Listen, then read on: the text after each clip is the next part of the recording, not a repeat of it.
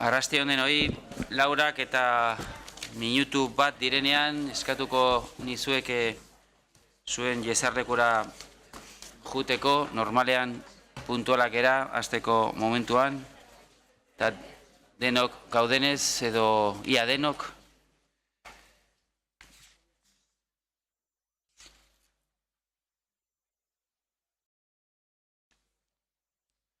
Hasiko ginateke, lehenik eta behin, eta beti egiten dudan moduan, gurekin dauden auzokidenganako mezu garbi bat.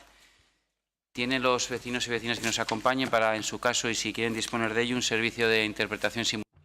Aldi bereko interpretazio zerbitzu bat daukazue, eta entzungailuak behar izan ezkero, sarreran eskuinetara daukazue, aldi bereko interpretazioa entzuteko. Egingo genioke aurre, erretarako 17. puntuan, Getxoko Udalbatzak 2017ko urtarrilaren 25ean egindako aurreko ohiko osoko bilkuraren akta onesteko proposamena dugu. Inork ez du iradokizunik aurkeztu, etortzeko dago Paula, bai? Falta, bueno, orduan, esaten dugu ez dela etorriko, justifikatuta dagoela bere falta nola izateko. Mila esker, 18. puntura pasatzen gera, bozeramaileen batzordearen akordiaren berri ematea, urtarrilaren 27 holokaustoaren nazioarteko eguna.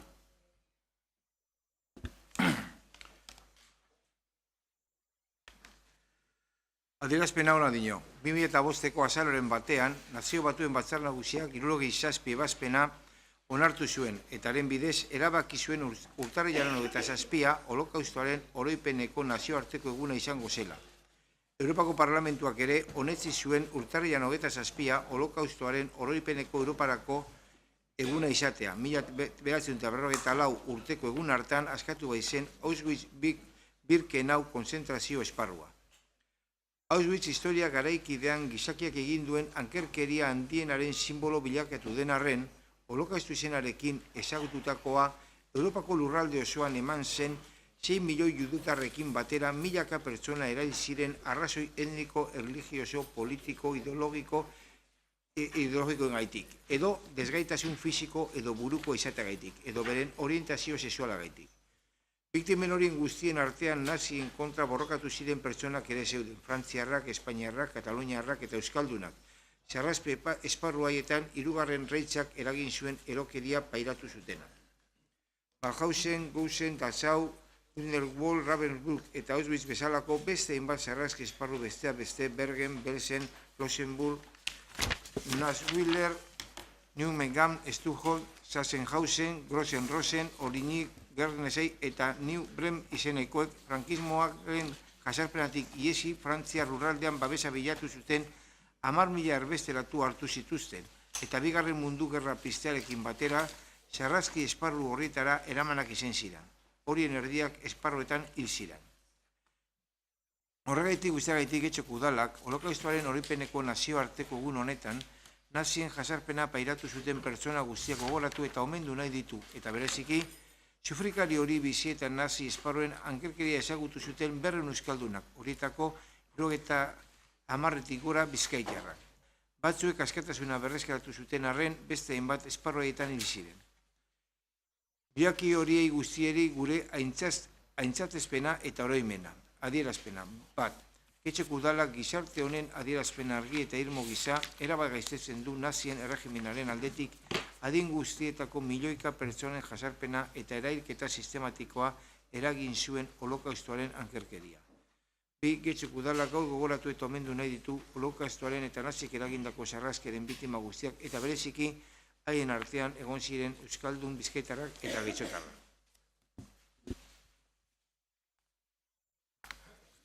Eskerrik asko, idazkari jauna, inork ez baldin edu itxaskatzen, Oier Iturralde.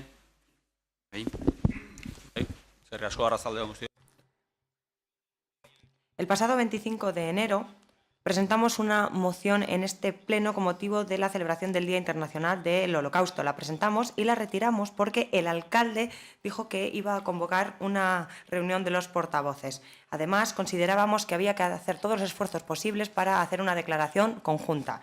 Sin embargo, el alcalde hizo esa convocatoria para el 30 de enero y, por lo tanto, esa declaración institucional no coincidió con el Día Internacional del Holocausto. Por lo tanto, consideramos que los intentos por parte del alcalde no fueron suficientes para que la declaración del Ayuntamiento coincidiera con el aniversario del Holocausto.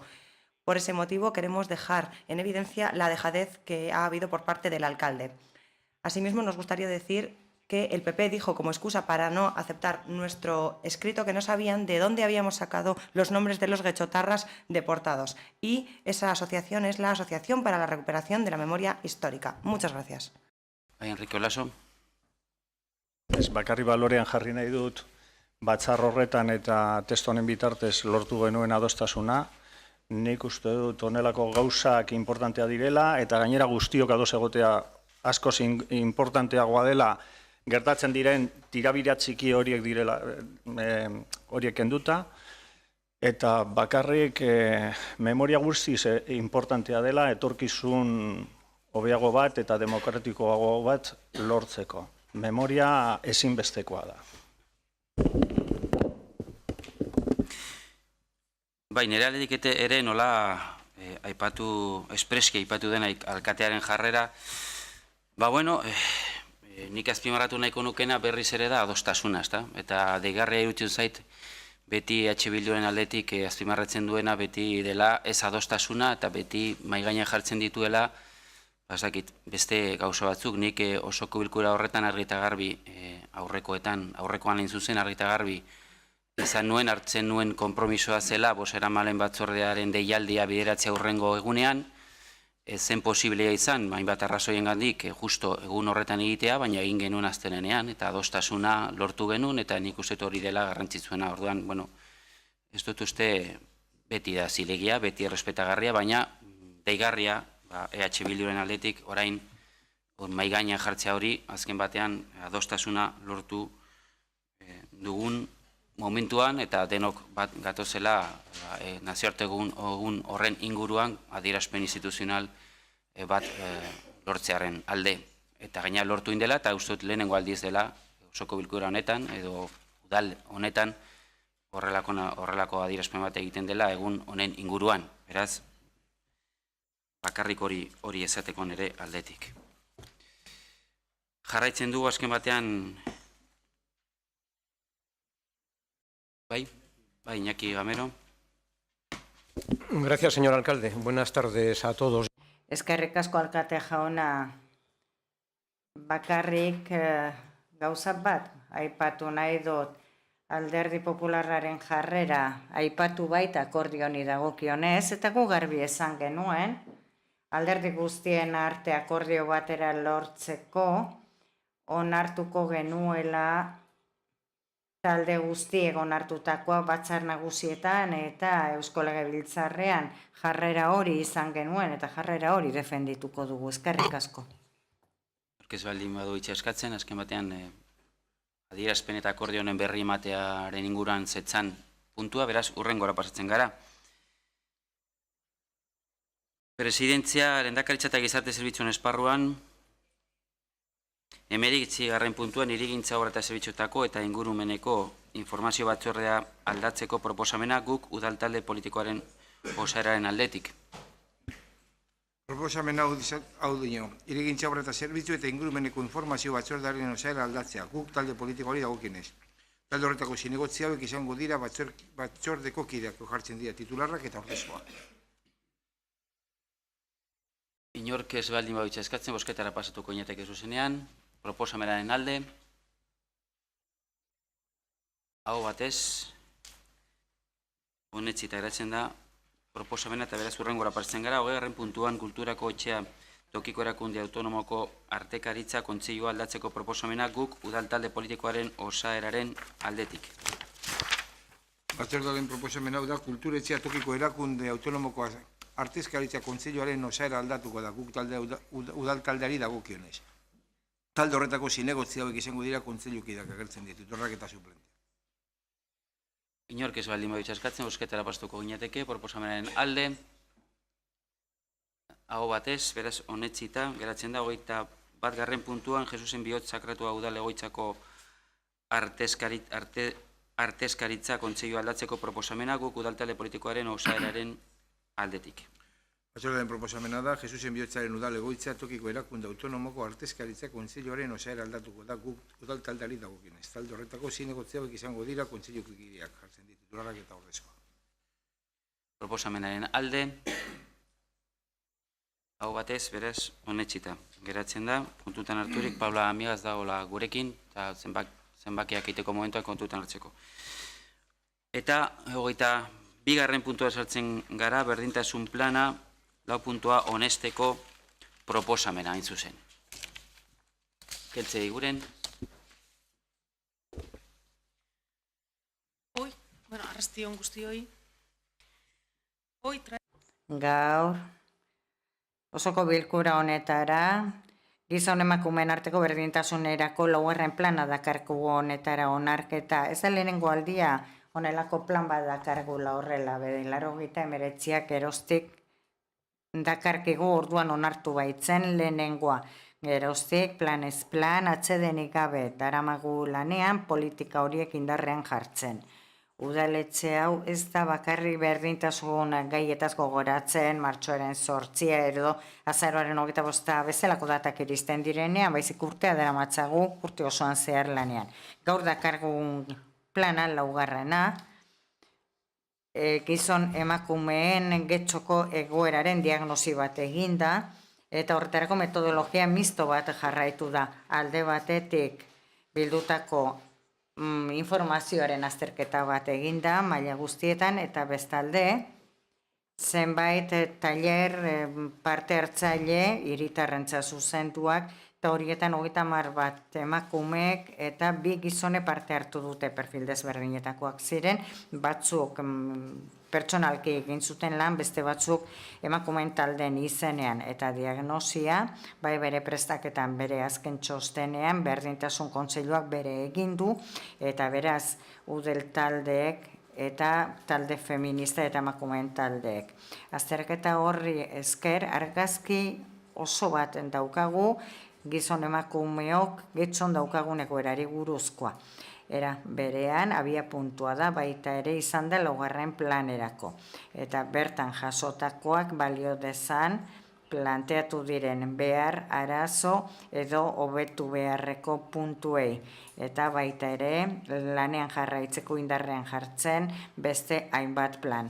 Aipatutako metodologia horrekin, talde motorearen bilera nitzekin, udal talde teknikoarekin, erakunde autonomoekin, eta baita ere berdintasun kontseiluarekin batera, idatzi da gizon emakumeen arteko berdintasunerako 4. plana. Eta txostena emakundera pasatu zen, bere txostena egintzezan, eta emakundek egindako aldaketa proposamenak sartu dira. Datozen 4 urteetarako plan honek izanen nahi du ibilbidea zeharkako berdintasun politiketarako, horretarako 4 ardatz dauzka. Alde batetik, gizon emakumeen berdintasunerako gobernantza, empoderamentua, bigarrena, gizon emakumeen parte hartze sozio politikorako, eta 4. bioindarkeriarik gabeko emakumeen bizitza, ardaz bakoitzak 2 programa ditu aldi berean.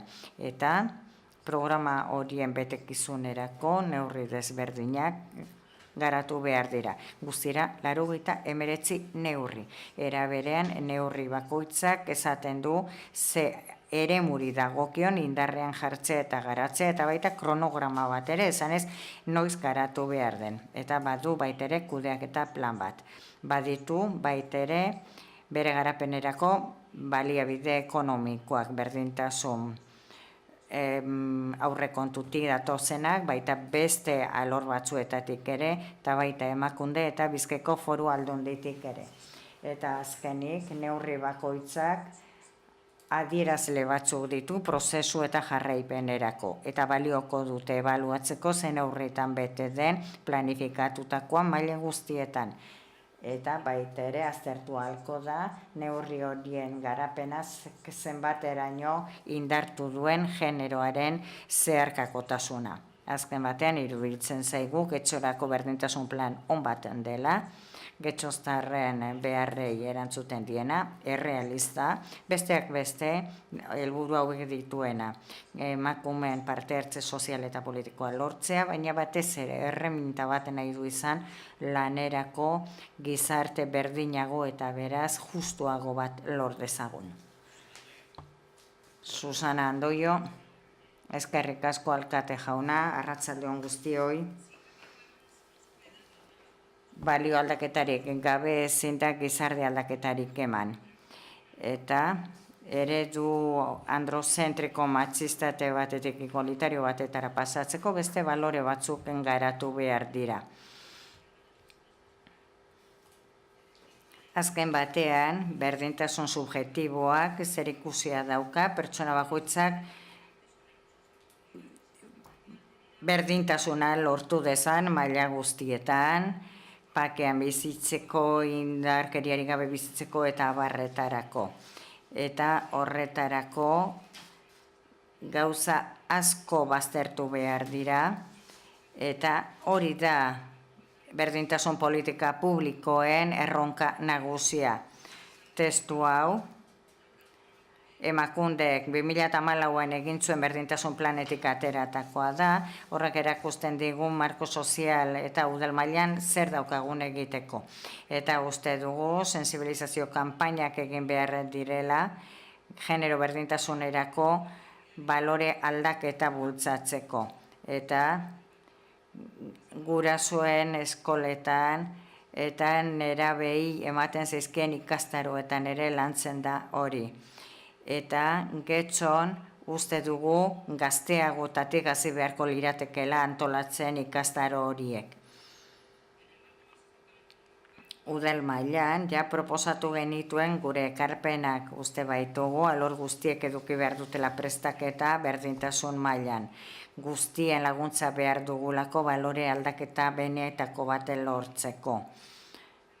Emakumeen etxeari buruzko eztabaidaren bidez aprobetxatu nahi dugu egiteko emakume guztiei parte har dezaten eta prestaketa eta informazioa oso beharrezkoak baitira. Hirugarren berdintasun plana bukatuko dugu bere edukiaren bieren bakarrik beteta, baina guketik pentsatu behar dugu baikor laugarren plan honek helburu guztiak beteko dituela. Eta bukatzen denean, balore batzuk beharrezkoak abandonatu eta beste batzuk geure eginda bukatuko dugula. Gobernu talde hau animatzen dugu, gure aldeako apustu egin dezan ez gaitezen diskriminatuak izan, guketik alde bozkatuko dugu. Nere Jabo Errubia. Kaixo, arrastion. Buenas tardes. Hainbat izan dira EH Bilduren aldetik plana osatu eta hobetzeko egindako ekarpenak, eta horietako batzuk postasunez esan dezakegu onartu egin direla, beste batzuk aldiz ez esartzea erabaki da. Ezin diogu baiezkoa ez den beste erantzun bat eman plan honi. Uste dugu berdintasunaren aldeko lan hau alderri honetan egiten jarraitzeko tresna egokia izan daitekeela. Baina ondotzu dakigu ere paperak dena aguantatzen duela. Eta bertan egin diren hainbat lan lerro aurrera ateratzeko baliabide gehiago beharko direla. Nahi badugu behintzat horiek guztiak gauzatzea azken finean.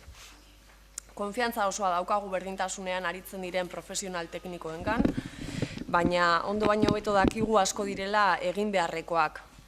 Barne zein kanpora begira. Bide horrek eman beharreko fruituak jaso nahi baditugu behintzat. Horregatik ezinbestekoa iruditzen zaigu berdintasun arloa baliabide gehiago hornitzea, giza baliabide gehiagoaz hain zuzen. Bestalde, jendartean berdintasun lan hori egiten jarraitzeko ezinbestekoa iruditzen zaigu ere, herria beharrezko ekipamenduarekin hornitzea.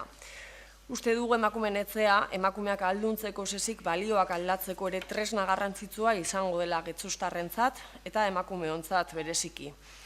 Horregatik gogoz azpimarratu nahi dugu gertatzen ari den emakumeen etzaren prozesu partartzailearen ostean ere jasotako fruituek jarraipena eta urratsak beharko dituztela. Azkenik etzon ere emakumeen etxe bat izateko. Horrez gain, honi gehitu genituzkeen beste neurri batzuk burura datozkigu. Esan dugun bezala, plana egokia izan daiteke, baina nola ez, EH Bildutek ere beste ideia batzuk eta bestelako neurri batzuk ere txertatzea gustatu zaigu eta edo bintzat asmo hori eduki dugu. Hirigintza alorrean, gure hiri antolamendua genero ikuspegitik lantzeko organo berezituaren eratzea, edo zaintzaren alorrean prekarizatuak eta erabat feminizatuak dauden lanbehatukia martzan jartza ere bestelako neurri batzuk izan zitezkeen plan horretan zertatu daitezkeenak. Horiek besteak beste, EH Bilduren ustez alor guztietan jarri beharreko politika feministaren adierazgarri batzuk baino ez dira. Datozen hilabete zein urteetan aldarrikatzen eta lantzen jarraituko dugunak. Izan ere, patriarkatuaren indarra egitura instituzionaletan zein jendartean bertan erdigunetik igatu eta bazter batean utzi artelan handia dago egiteko, desagertzera kondenatu arte azken finean. Behingoz feminismoa berdintasuna erdigunean kokatzeko, hau da eskubideen berdintasuna lortzeko. Faltan botatzen dugu nola ez, plan integralago bat izatea zeinen politika guztietan, arlo guztietan, politika feminista ere erdian egongo den. Beraz, horrez gain eta bukatzeko, esatea planaren jarraipena egingo dugula datozen urteotan, datozen hilabetetan, eta bertan jasotakoa artez eta denboretan egiten dela ziurtatzeko ahalegina egingo dugula. Eskerrik asko. Mila esker. Beste norbaitek?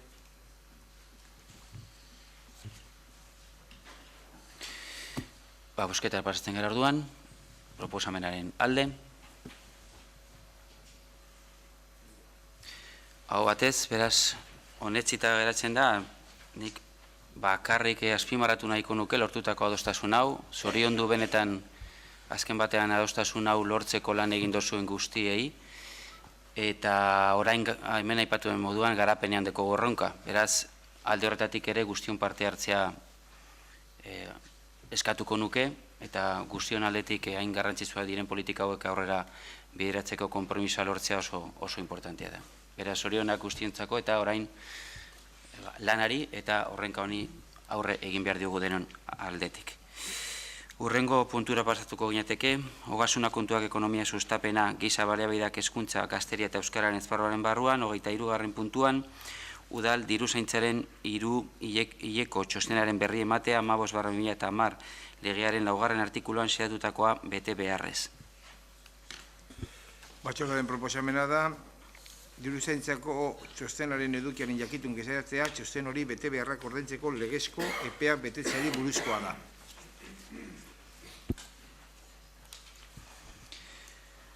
Hurrengora bazten gara, inork ez baldin badutxe eskatzen, 24. puntuan, hainbat dekretuaren berri ematea transferentzien bidez aurrekontuak aldatzeari buruzkoak.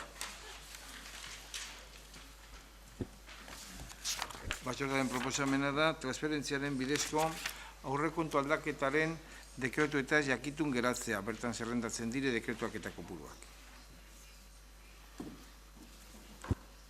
Hurrengo puntura pasatuko ginateke, hirigintza obrak eta zerbitzuak eta ingurumenaren esparruan, 25. puntuain zuzen, 28. dekoetxe banak eta arloan diseinatutako eraikinentzat zenbakia bat egindako xehetasunezko azterketa behin betiko honesteko proposamena.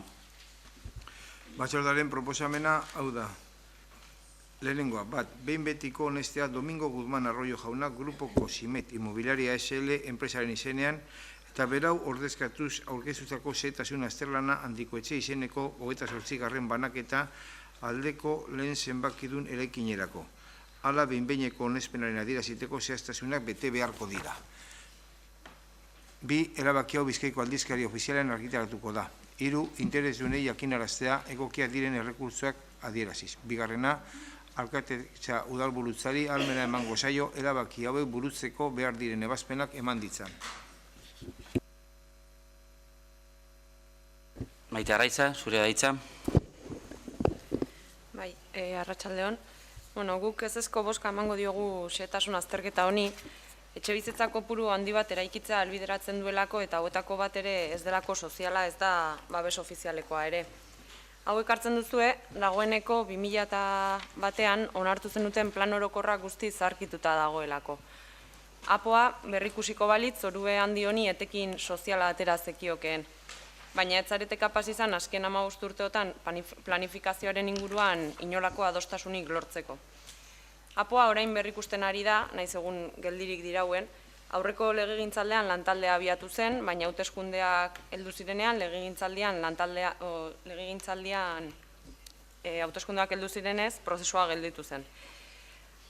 Hau, jakin bazen ekiten arren, etzen duten irailean amaitzen zen kontratua berrizteko deialdirik egin. Honela, 2016ko ekainean aurkeztu zenuten lehiaketara berrikuspena idazteko pliegoen testua, eta printzipioz, optimistak izan da, talde idazle berria irailean jarriko zen martxa.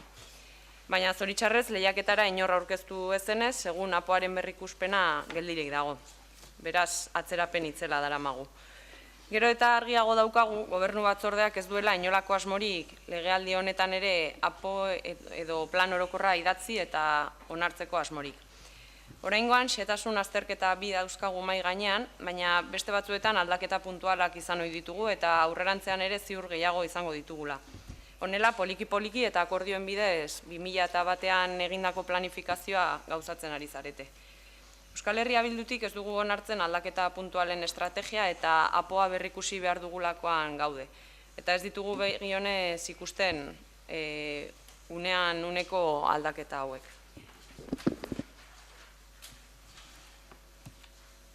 Beste norbaitek? Beraz, bozketara pasatuko gineteke, proposamenaren alde,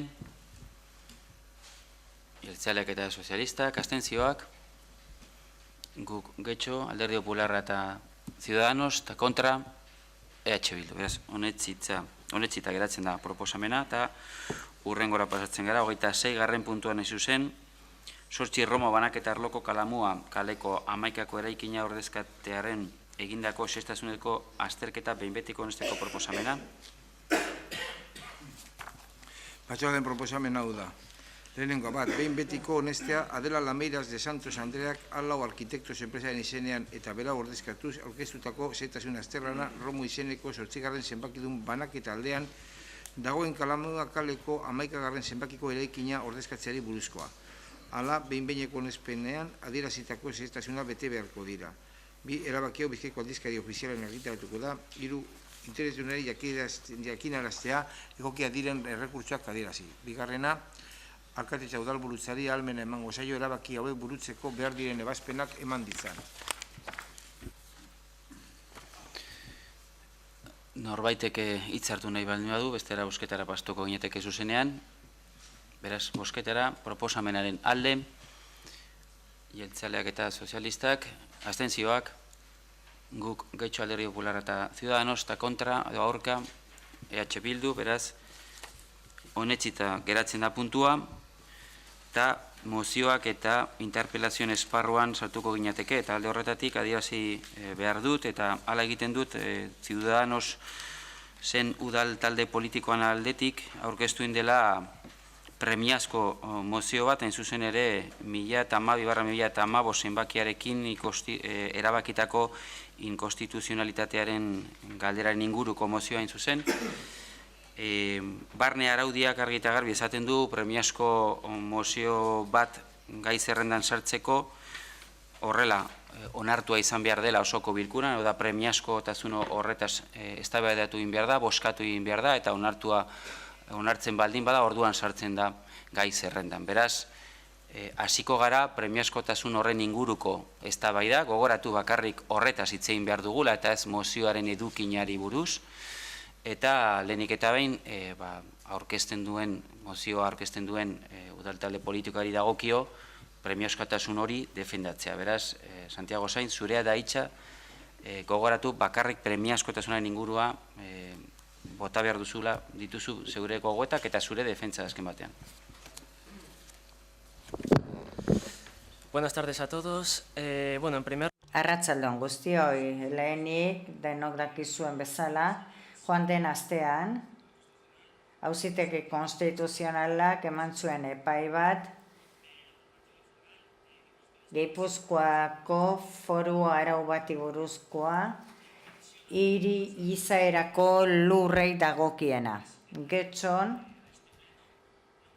ekarri dut pleno honetara bidea prestatu dezagun,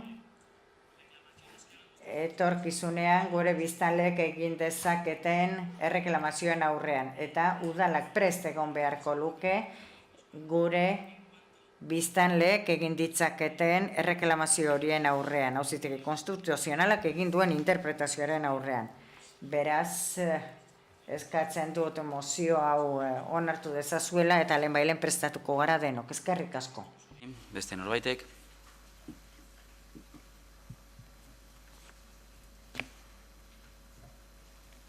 Kolditurre. Bai, arratsaldeon guztioi, Okar Espanabil sententzia otsailaren 16koa da. Holanda.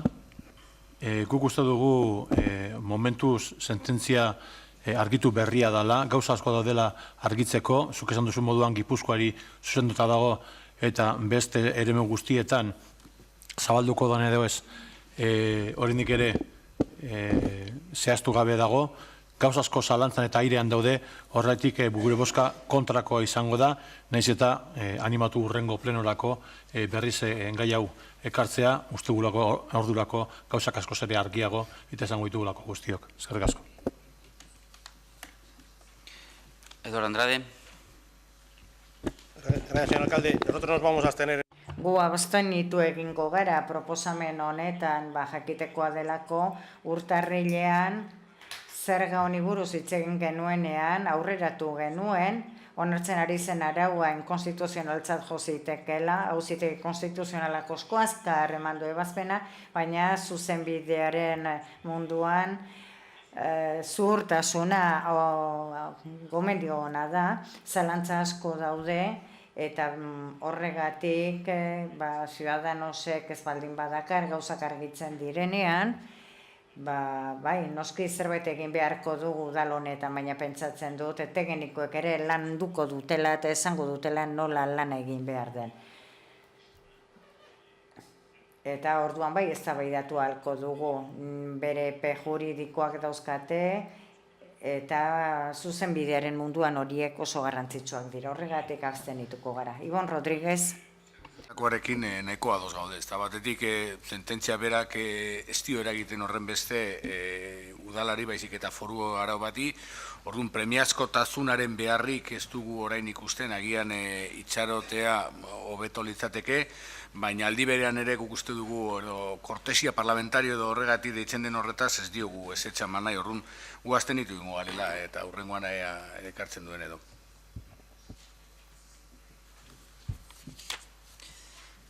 Bai.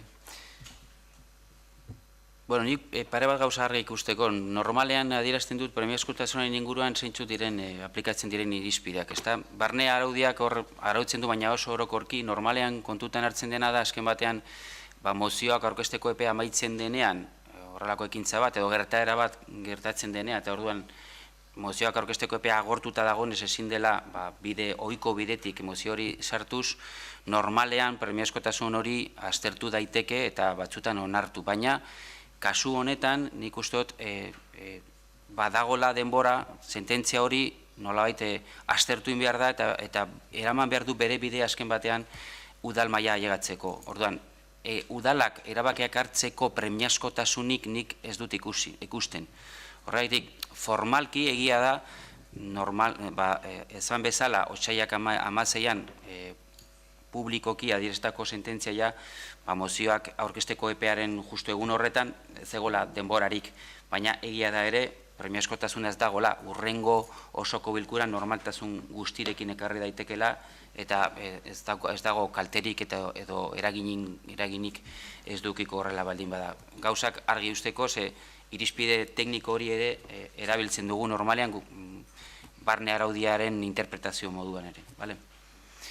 Beraz, bosketara pasatuko ginateke premiazkotasunaren alde, Ciudadanos udaltalde politiko abstentzioak, guk getxo EH Bilduk eta Alderdi Popularrak eta kontra jeltzaleak eta sozialistak beraz bertan bera geratzen da premiazkotasun hori eta ez da gai zerrendan sartzen. Hasiko ginateke beraz gai zerrendan dagoen lehenengo mozioarekin, hain zuzen ere Alderdi Popularrak aurkeztutakoarekin, Gabriel Ramos Urangaren kalean semaforo bat jartzeko eskakizunaren inguruko mozioarekin. Raquel González. Muy buenas tardes a Arratsaldeon guztioi. Talde popularrak mozio bat dakar semaforo bat jar dadin Gabriel Ramos Uranga kalean. Gabriel Ramos Uranga kalean neurrizko zirkulazioa egon ohi da zebrabide goratu asko daude bertan eta priori ez dago zirkulazioa arazo larririk. Alabaina, 57. zenbakiaren parean zentro okupazional badako dokudea lantegi batua fundazioak kudeatutakoa hots Bizkaian desgaitasuna duten pertsonei lan egiteko aukerak sortzeaz arduratzen den irabazi asmorik gabeko erakunde pribatua. Lantegi batuak erakundeko zentro horretako erabiltzaileak urtean daramatzate sakagailua daukan semaforo bat eskatzen zentroaren aurrean dagoen zebrabiderako. Udal honek beti eman diezezko erantzuna dagoeneko zebrabide goratu asko daudelako eta ez dagoelako zirkulazio askori lehenengo paragrafoan azaldu bezala. Hala ere, zentro horretan desgaitasuna eta sensibilitate berezia dituzten 30 pertsonak egiten dute lan eta zerbitzu okupazionalean diharduten 100 pertsonek hartzen duten parte horietariko asko ez dira lasai sentitzen kalea gurutzatzean babesten dituen semaforo bat ez badago. Herritar horietarako kalea gurutzatzea beldurraren aurkako borroketen gabea da eta sakagailua daukan semaforo simple bat baino ez dute eskatzen beren lantokira sartzean zein irteten erabiltzeko. Gainera hori erabiltzeko beharrek egin ezean leku zirkulazio okupatzeko. Udal talde popularreko kideok urtea daramatzagu eskaera hori erantzumena saiatzen, baina ez dugu lortu hori dela eta udalbatzan sensibilitate berria dituzten indar politikoak eta beste teknikari batzu sartu direla aprobetxatuz mozio dakarrago. Horregatik guztiagatik etxoko udal talde popularrak erabaki proposamen hau dakar. Lehenengo alikarinen sakagailua daukan semaforoa jartzea Gabriel Ramos Uranga kalean lantegi batua zentroaren parean. Bigarrena mozio udaleko edabideetan jakinaraztea. Esan bezala lantegi batuaken zentroa daukagu herrian eta erabiltzaile asko daude, botoidun semaforo bat jarriko bagenie eta aurrekontua badaukagu horretarako. Beraz, jarri edo ez jarri, borondate politikoa baino ez da. Gaian ahaztu daiteke modu askotan, baina benetan denok dakigu. Ez daukala komplikazio gehiagorik. Jartzen dugu semaforoa edo ez dugu jartzen, besterik ez dago, eskerrik asko. Enrique Laso. Bakarri da, guk aztertu dugula, galdetu egin dugu, begiratu dugu lekua, ikusten dugu dela zentro hasi zela 2011an edo, eurek eskatu zutela birritan, txosten bat egin zela, eta galdetu dugu eta eurek mantentzen dute beharra. Astuta eduki dabe, gaia, batzutan honelako gauzak astu egiten dira, baina mantentzen dute beharra horregatik baiezko bozkoa emango diogu honi. Esker. Beste norbaitek, bai, Maite Arraiza. Bai, guk ere baiezko bozka emango diogu gaur Alderdi Popularrak aurkezten duen mozioari, are gehiago lantegi batuko erabiltzaileek sakagailua daukan semaforo baten beharra dutelaren eskaera dagoenean. Hala ere, horrelako aldaketa mugikortasun plan osoago baten parte izan behar luke, getxok eskatzen duen errealitatetik abiatuz eta hau kontuan hartuz. Noski, mugikortasunari eta hau hobetzeari dagozkion aldaketa zehatzak beharrezkoak dira getxon, eta plan hau egin bitartean, erantzun egoki bat eman behar diogu sortzen diren arazoei. Baina ezin dugu ahaztu horrelakoek mugikortasun plan oso baten beharra dutela. Guztion artean osatu beharko dugun plan bat. Esker, beste norbaitek. Santiago Sainz.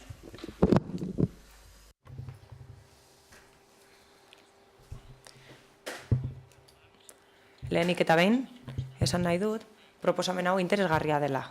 Eta hasiera batean babestuko dugu eta baiezkoa emango diogu. Bestalde, esan nahi dugu, ez dela beharrezkoa indar berriak eta alderdi berriak aipatzea.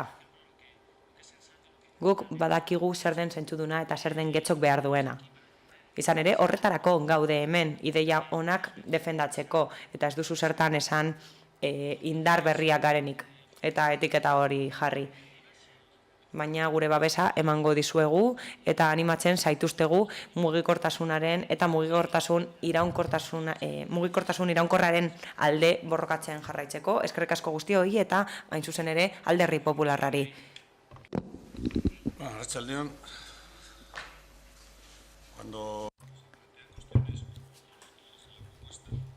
Proposamenean jasotako gauzak proposatzen direnean,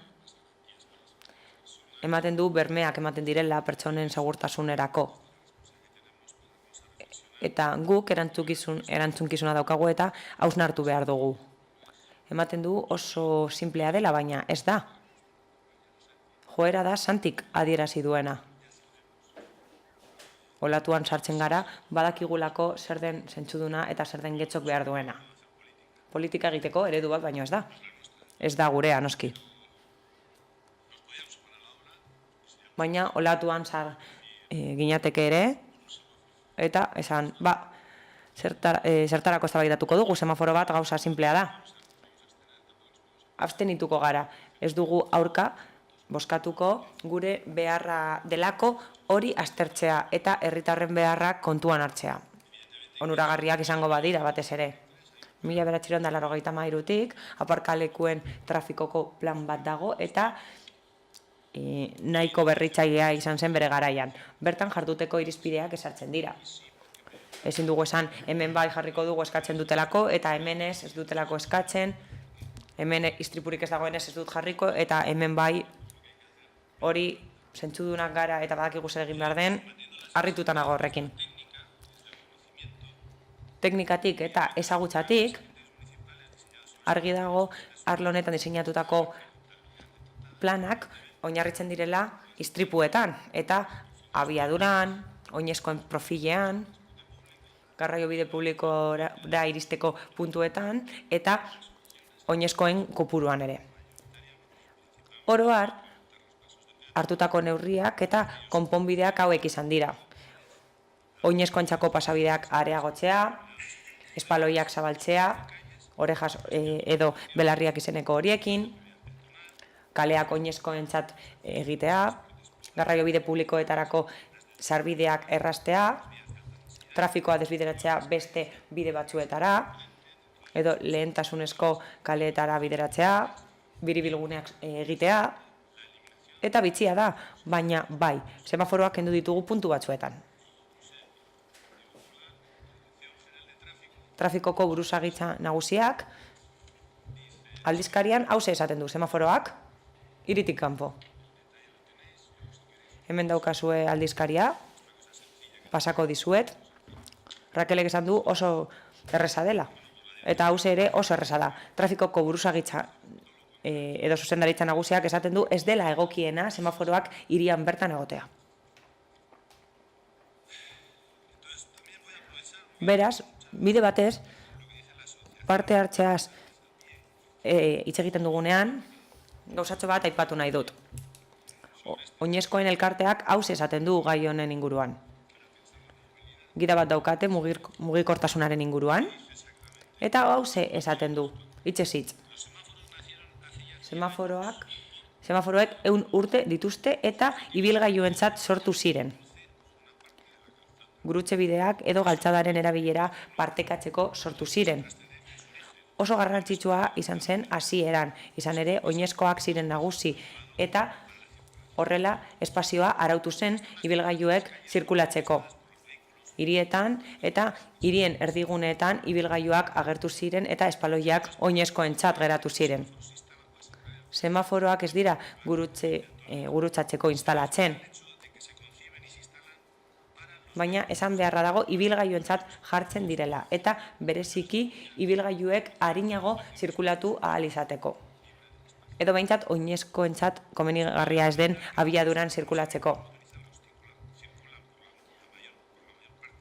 Motordun ibilgailu gehienek hiritartean zirkulatzen dute eta hori dela eta beharrezkoa da semaforo batzuk jartzea, baina galdetu behar dugu. Zergatik da beharrezkoa leku batzuetan semaforoa jartzea eta besteetan ez? Zergatik besteetan pasabideak baino ez dira jartzen? Kontua da, semaforoa trafiko handiarekin lotuta dagoela. eta hori arriskutsutzat hartzen da. Horretarako ez dago beste konponbiderik. Zentzu horretan, semaforoetan pentsatzea oinezkoen konfiantzan pentsatzea da, eta oinezkoek dituzten behar juridikoak ere. Izan ere, abiadura errespetatzen bada eta kaleetan ezarritako mugak errespetatzen badira, askotan pasabideak jartzearekin nahikoa izango zen. Horregatik, semaforoak jartzea edo ez, erabaki daitekeen zerbait da. Izan ere, arrisku hori hor egongo da. Beste norbaitek. Raquel González.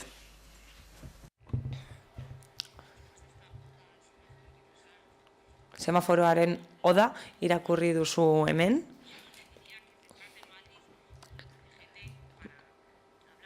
Madril eta trafikoko zuzendaritza nagusia aipatu dituzu. Eta ematen du Santa Maria de Getxo dela hiriaren erdigunea. Zuk esan duzu zuzendaritzak esaten duela ez direla erdigunean egon behar. Baina Santa Maria de Getxo pixka bat urrun dago erdigunetik. Argi dago azterlanetan oinarritzen zaretela eta txostenetan. Eta bulegotik ateratzen ez basarete eta kaleetatik ez basoazte argi dago erantzuna ezeskoa izango dela. Baina hemen gaudenok, 4 egun izan dituzte, galdetu dute eta ikusi dituzte zeintzuk diren pertsona horien beharrak, baina oso zaila da bertara hurbiltzen ez bazara eta galdera egiten ez baduzue. Trafikoko zuzendaritza nagusiak Madrilen ezetxe esaten badu, hemen ere hori aplika daiteke. Nik uste dut ez dela hain zaila. Ez dut semaforoen araua ezartzeko, hau da, eskatzen duen guztiari esango diogu baiet semaforo bat jarriko dugula, baina zentro honetaz ari gara. Eta ez da bakarrik trafikoa arautzeko. Zentroaren berezitasunak hartu behar dira kontuan. Ezetz bozkatuko baduzue, ez dugu eztabaidatzen jarraituko. Enrique Olaso, barkatu. Bai, eskerrik asko. Bakarrik esateko, egon daitekela ados, esan duzun guztiarekin, irizpide orokorlez, hau da, irizpide orokorrekin egon algara ados. Baina gero behar zehatzak agertzen dira, berak esan du oso argi. Eta behar zehatzak batzutan, bete eta erantzun behar dira era berezi baten. Nik uste dut kasu honetan behar zehatz agertzen dela. Bertan agertzen da, horren inguruan agertzen da beste semaforo bat ere botoiduna. Ez dakit ezagutzen duzuen, aparkalekutik batzokira doana. Ezta?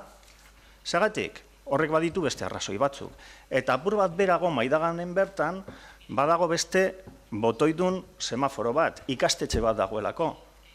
Hau da, zuk esan dago irizpideekin egon alda, guztiz ados, eta 2 edo 3 semaforo hauek mantendu.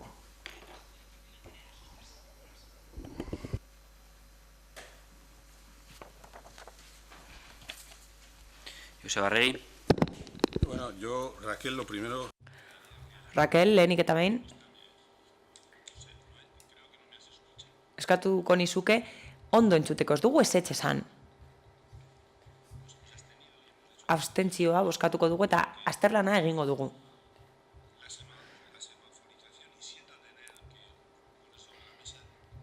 Sentitzen dut hemen nireak ez diren gaiak aipatzea. Semaforoak arrazoi batengatik jarri behar dira. Eraginkortasunaren ikuspuntutik aztertu behar dira eta gizartea eta ekonomia kontuan hartu behar dira horretarako, gatazkak eta esperientzia aplikatu behar dira.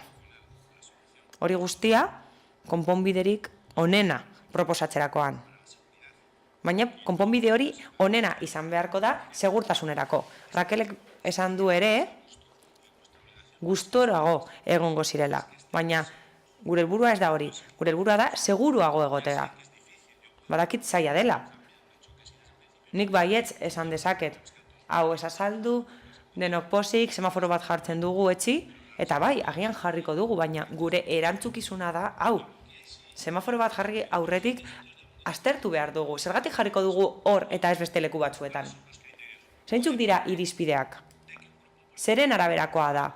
Alderdi popularrak edo alderdi politiko batek mozio bat ekartzearen araberakoa izango da semaforoak jartzeko erabakiak hartzen diren edo ez? Behar espezifikoak daudela badakigu eta ados gaude. Baliteke beharrezkoa izatea sakagailudun semaforo bat jarri behar izatea. Eta jarri behar bada, jarriko dugu, argi dago. Hori da esan nahi nuena. Eta semaforoak ez dira hiritik kanpo egongo. Ez dira hiriaren kanpoan jarriko baizik eta hiriaren erdigunetik kanpo. Aurrekoan zuhurtzia handiagoz jokatu zenuten, baina orain urrunago joan zarete. Orain esaten duzue semaforo bat jarri behar dela, eta ez segurtasuna sustatu.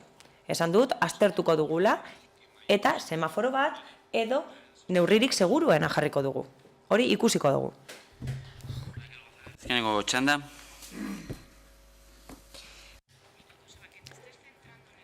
Joseba, bakarrik semaforoaz ari zara, eta ez semaforoaren inguruaz. Eta hori da mozioan aipatu nahi duguna. Zergatik lantegi batuaren zentro batean? Bertan pertsona ezgaituak daude, eta horregatik nahi dugu semaforo bat jarri hor. Semaforo bat eskatzen ari dira, segurtasun arrazoiengatik. Baina segurtasun psikologikoko arrazoiengatik. Eta zuk beste gauza batzuk aipatzen dituzu.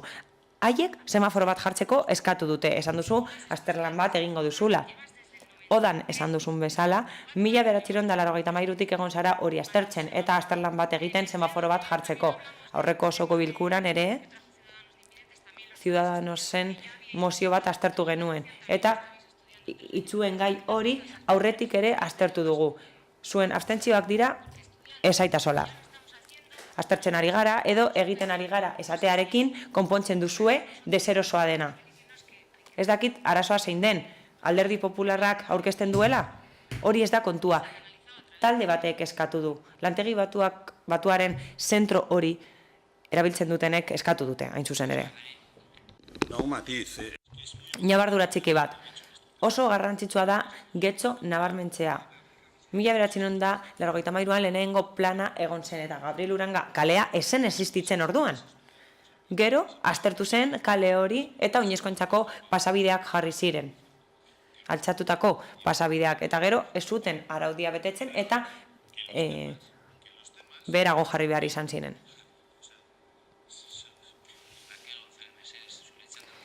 Duzuna esateko... Sin más, me quedo con la idea.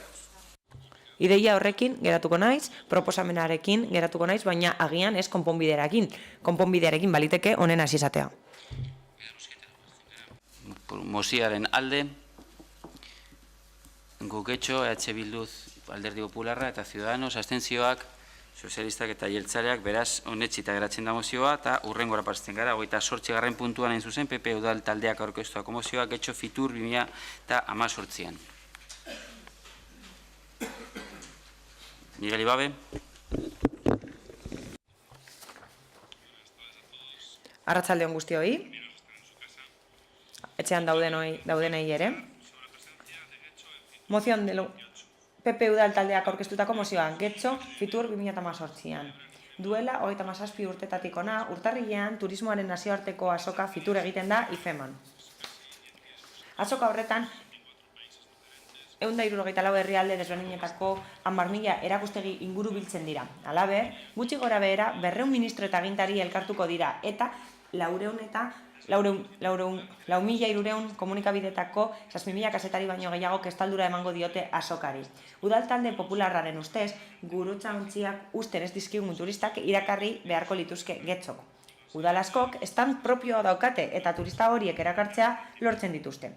Udalerri bakoitzaren tratu berezi eta espezifikoarekin.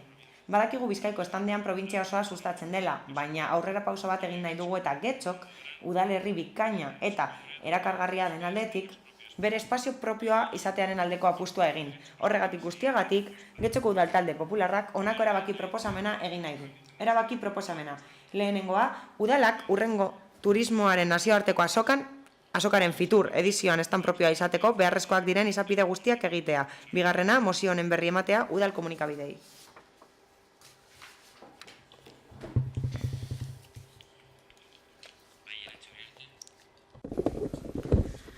Arratsaldeon. Getxoko turismo arlotik asko eskertzen dugu zuek luzatutako proposamena, baina estrategia promozionala, komertziala, efizientzia eta efikazia arrazoia diralata ezin dugu onartu. Promozio estrategi moduan, segun eta norengana jotzen dugun, Basque Country, Euskadi, Bilbao, Bizkaia edota Getxo markapean joango gara. Orain arte egiten egon gara moduan, Eusko Jaurlaritzagaz bat lanean eta legislatura barrio base garenetik oinakarren estuago aldundiagaz. Oso arrogagoz, hainona diran markapean joateagaz, marka horren zatia gara eta marka hori osotu egiten dugu. Barriro dinot, lekua edo erderaz destino edota zein marka, Basque Country, Bay of Biscay, Basque Land, Bilbao, UNESCO, Getxo erabiliko doguz, segun eta nora goazen edo nordan gure interlokutorea. Pertsona informazio eta abarretan limiterik ez dagoan gaur egungo gizartean, udalerriko mugetara lotu egiten bagara turismoaren munduan oso txarto jardungo dugu. Turistak ez daki non hasten dan edo non amaitzen dan Getxo. Ez daki non dagoan barinatzeko ondartzan Sopela eta Getxoren arteko muga, eta bardin deutzo. Alkarregaz leku edo destino osotuagoa egiten dugu, aberatsagoa, handiagoak gara eta baliabide gehiago daukaguz. Getxo gara, kosta gara, ondarea gara, arkitektura ondarea, ondare kulturala, ondare industriala, naturala, gastronomia, kirola, ongizatea, inobazioa gara, tradizioa gara. Baina Bilbo metropolia be bagara, Bilboren ondartza gara eta bertan lo egiten daben turisten ondartza be bagara. Bilbotik jatorkuz bai udaletxetik antolatzen duguzan ekintzetan parte hartzera edo bertoko enpresek antolatzen dabezenetara parte hartzera. Eta Bilbo dinoa moduan inguruko beste hainbat herrietatik datorkuz. Bilbotik 20 minututara... Irantxu pixka eta ez dira jutea eskatuko nizuke, ez dela interpretazio zerbitzua igual arrazoekin... Bai, arrazoi daukaz, bai. Bilbotik 20 minututara gagoz, pentsatu eizu. Parisen edo Londresen zagoz. Bertoko metroan sartu, 20 minutuko bidea egin. Eta orain dino ez dozu auzoa aldatu be egin. Kotxea hartu, ordu beteko bidea egin, Donostin gagoz. 45 minutu, Gasteizen. Hartu eizu kotxean Madrilen. Orain dino uritik urten barik. Bilboren urteira gara, bai Abra itsasadarrera, bai Bay of Biscayra, Euskal Kostaldea gara. Emondako arrazoien gaitik promozio estrategia moduan, Getxo lez fiturrera joateak ez deusku aparteko ezaren moten. Izatez, kentzen deusku. Getxo ez da uartea, Getxo kontestu baten barruan dago eta doa. Aurrerago esandako kontestua. Fiturren egiten den estanen adjudikazioan ikusita, galduta SRS-ean geratuko ginen. Mobile Home enpresa baten ondoan, edo esaterako Murtziako estanaren ondoan. Kontekstu barik, uartea. Fiturren presentzia handiagoa daukagu eta bizibilitate handiagoa Euskadi estanaren barruan. Euskadi guztiagaz bat, Euskal Kostaldeagaz, Kot Baskegaz. Alkarregaz joan da Euskadi aberastuta geratzen da, eta Getxo osagarriz beterik, sinergiaz beterik eta berorrek aprobetsatuta. Era honetan etekin handiagoa ateratzen deutzagu. Eskerrik asko. Esker, beste norbaitek. Ibon Rodríguez. Bai, arratzaldeon. Aprobetsatu nahiko nuke tarte hau esateko, askotan gobernu taldeak esaten duela, ardoraz jokatzen duela, oposiziokoek ere arduraz jokatzen dugu norbait, bai proposamenak egite ditugunean eta proposamenei erantzunak ematen dizkiogunean. Eta kasu honetan ezeskoa emango diogu. Solasaldi luzetsuan eukan prestauta, ez du gehiena irakurriko, azken finean irantzuk esan dituen arrazoiak nahiko arrazoia diela, hau da, galdetu barko genioke gure buruari zer nolako inbertsio egin barko genuke fiturren estanba jartzeko eta Mexiko, Tailandia edo Islas Feroeren estandekin parean pizkat burua apur bat altzateko, ezta? Hori izango litzateke, eta beste ikuspegi bat joko bagenio, hau da, marketing ikuspegi batetik hartuko bagenu, agian logikoago izango litzateke merkatua identifikatu eta nahi baldin baduzuen momentu honetan Madril izan daiteke merkatua, eta beste egun batean, beste toki batean, Getxori zuzendutako ekintza berezi bat prestatu. Baina ez dugu uste Fiturren eta Fitur bezalako azoka erraldoian dirua zautzeak emango liguken nahi genituzken emaitzak. Beraz, ezetz borobila emango diogu honi. Eskerrik asko. Eskerrik asko zuri, beste norbaitek. Ike Prada, zurea hitza. Eskerrik asko. Bueno, en guk Getxo esta propuesta... Guk Getxon zalantzan ditugu proposamenaren inguruan, baina errespetatzen dugu, noski. Zalantzak ditugu komenigarria den edo ez. Denok ezagutzen dugu gure burua. Eta badakigu zeintzuk diren herrialdearen ezaugarriak.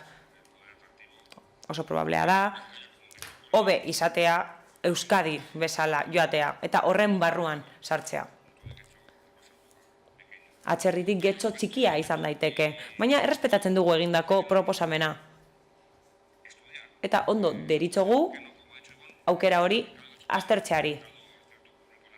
Baliteke Getxoko merkatua estatu mailan interesgarria izatea. Ez dugu uste lehentasunezko inbertsio bat denik, baina uste dugu Barakaldo edo Bilbao, edo Santurtzi bezalako lekuak ere egon direla Fiturren. Bizkaiko kostaldea egon da ere Fiturren, eta ez dakit horrek zein eragin daukan. Tokiko dimentsioa izan dezake, baina bueno, abstentzioa bozkatuko dugu proposamena errespetatzen dugulako, eta ez daukagulako oso argi benetan komenigarria den edo ez. Zergatik ez? Aztertu dezakegu, bai. Baina argi daukagu ez dugula uste lehentasunezko inbertsioa denik.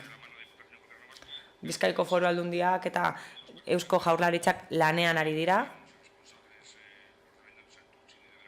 baina Fiturren antolakuntza ikusita ez dut uste ardurabako batzuk direnik Santurtzikoak edo Barakaldokoak. Beraz aukera hori aztertzea ondo iruditzen zait. Miguel Ibabe. Eskerrik asko alkate jauna. Ez nuen imaginatzen hori entzungo nuenik osoko bilkura honetan. Ez nuen espero zuk esatea Getxo gara, Bilbo gara. Esan duzu Bilboko auzo bat garela. Gutxi gora bera hori esan duzu, 20 minututan auzo berean gaudela oraindik, Donostiragoaz ordu beteko bidaian, eta horrela ikus dezakegu zein den zuen etorkizuneko proiektua. Hau da, zuen iritziz Bilboko auzo bat gara, eta oso tristea da zuek hori pentsatzea. Kikek aipatutako stand guztiak daude Fiturren, eta hor dago Bizkaia, hor dago Euskadi Turismo, eta bertako markak, Barakaldoko udala, Santurtzikoa, eta hor egon beharko zen Getxoko udala. Alkateak, Imanol Landak, 2014an, Fiturren egon zenean, Getxo iragarri zuen bertan, eta Ignaziorekin egon zen bertan. Bertan, elkarrizketa batean esan zuen turismoa funtsezkoa zela, eta oso motore garrantzitsua zela Getxon. Izan ere, Getxok itsasora begiratzen du. Benetan, EAJak ez badu sinisten Getxok indarra duela eta potentziala daukala turismoa garatzeko, eta alkateak orduan esan zuen bezala motore bat izateko, ez baduzue hori sinisten, proiektu horretan sartuta jarraituko dugu. Hau da, herrialde edo nazioaren proiektu horretan. Eta Getxo begiratzen jarraituko duzue, itsasora ateratzen den leku hori bezala ikusiko duzue. Bilboko hondartzatzat hartuko duzue Getxo. Eta hondaretzat, gastronomiatzat eta kiroltzat hartuko duzue Getxo. Azken finean, Getxo Bilboko auzo bat dela pentsatzen badugu, hori da lortuko duguna, zuek egiten duzuena. Hau da, gero eta gehiago izango da Bilboko auzo bat, udalerri bat izan beharrean. Eta hemen gauza asko aipatu ditugu, saltokiak, eta bar. Eta hori ez da sustatzen. Agian, interesatzen zaigulako Bilboko auzo bat izaten jarraitzea. Momentuz hori da guztia. Eskerrik asko. Irantzun, mesedez. Arratsaldeon osta bere. Bueno, nik azteko, Migueleri esan, ez dugula uste Getxo Bilboko hausune bat danik, ez da, argi daukagu. Baina argi daukaguna, alkarregaz lan egiten dugula, esan genke, egunero. Alde batetik dinozu, Santurtzi eta Barakaldo Fiturrera doazela, bai, egia da, Fiturrera doaz, baina Euskadiren estan barruan, itxin dutze, aparte joateari, itxi egin dutze. Arrazoi berbera gaitik, galduta geratzen zirelako, SRS-ean, eta bertan bera itxi dutze erabaki horreri. Dinozu, edo lan lortu dutxut, Bizkaia eta Arababe doazela, bai, egia da, badoaz, Euskadi barruan, ez dabe aparteko estani jartzen. Bizkaio kostera bai jartzen dau aparteko estana Expo Bakazionesen, baina ez Fiturren. Eta gero uste dut, igual ez dakit ondo lortu dut kikeri edo, baina esan dozu Bizkaiako ez da, edo ez dut klarua agertu, ez dut lortu, benetan ez dut ondo lortu, baina Bizkaia Euskal Kostaldea Euskadi estanaren barruan be badago arlo guztietan. Eta zan dut dena, Santurtzi eta, ez doaz ja Fiturrera aparte. Enpresak bai, enpresak badoaz, euren produktuak promozionatu behar da bezalako, eta izatez eskatzen duzkuenean instituzioekaz bat doaz. Guk jartzen dugu askotan harremanetan beste enpresa batzukaz, beste herri batzukaz, euren produktua saldu ahal izateko. Eta bueno, eta egiten dugu, Getxo moduan, egiten dugu ekintzak, promozionalak, marketing inguruan, publiko objektiboa begiratu, eta egiten dugu ekintzak. Hemen daukadaz, zerrendatuta egiten diran gauza guztiak, segun eta nogaz komunikatzen gagoza momentu horretan. Produktu berezia, euren gana enfokatuta. Ezin dutxagu gauza berbera saldu, frantses bateri, aleman bateri, edo Burgos, Madrileko edo Andaluziako bateri. Segun eta nogaz egagozan berbetan, horren gana zuzentzen dugu kanpainaren edukia, eta begiratzen dugu zein dan formaturik egokiena. Egiten dugu. Eta Getxo turistikoa dana, ziurtatzen deutzut, sinisten dugula. Benetan. Mi esker. Miguel Ibabe. Eskerrik asko Algata jana. Irantzu, azalpen horretan, ados zaude gurekin ematen du, baina ez duzue aitortuko. Ados zaudetela esan duzue, baina ez duzue aitortuko. Badakigu Bizkaia estan horren barruan probintzia osoa promozionatzen dela. Baina guk eskatzen dugu Getxok bere espazioa izateko. 9C06 horretan, Santurtzi eta Barakaldo daude. Hau da, esparru orokor horren barruan daude Santurtzi eta Barakaldo. Eta horregatik, guk eskatzen dugu Getxo horrela ere egoteko. Estando horren barruan. Ni turista bat naiz, turoperadore bat, edo nor. Eta Fiturrera sartzen naiz. Ikusiko dut zer daukan Getxok. Ezaguna egiten zait. Getxoren inguruan zerbait entzun dut. Eta Fiturren orrialdean sartuko naiz. Eta ikusiko dut non dagoen Getxo ezagutu nahi dudalako, eta ikusi nahi dut nolakoa den Getxo, horri buruz hitz egiten entzun dudalako.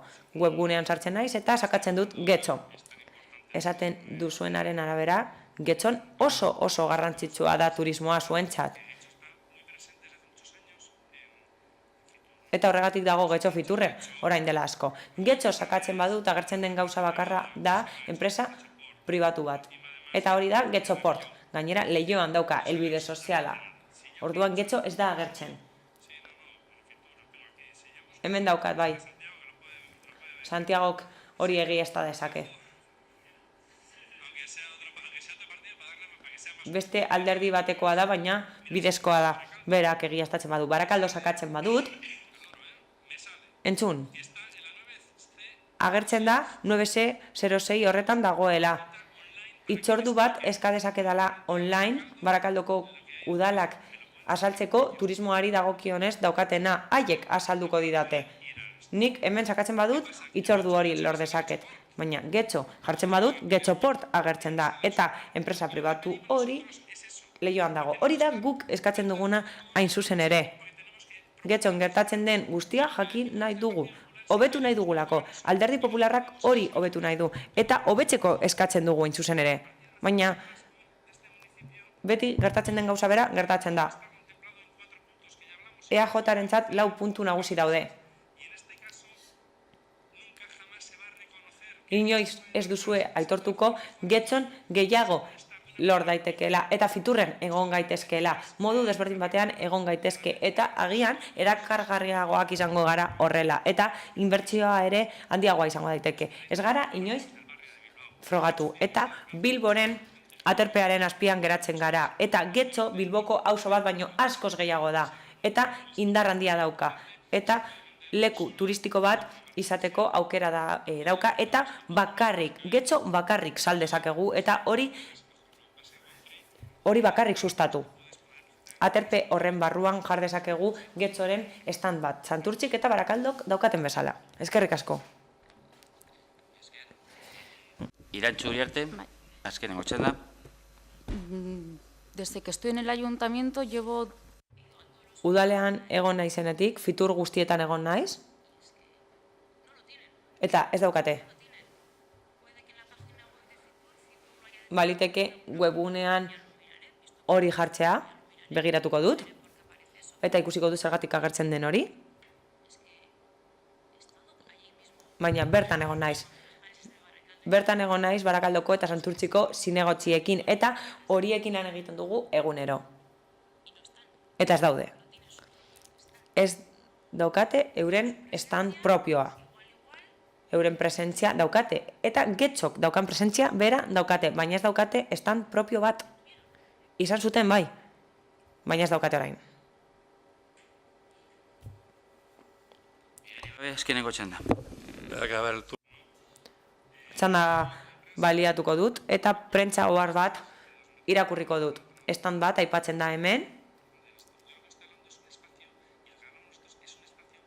Nik aipatzen dut espazio propio bat, eta hori da guk nahi duguna. Eta webgunean bilatzen badut Barakaldo, agertzen da hitzordu bat eskatzeko aukera.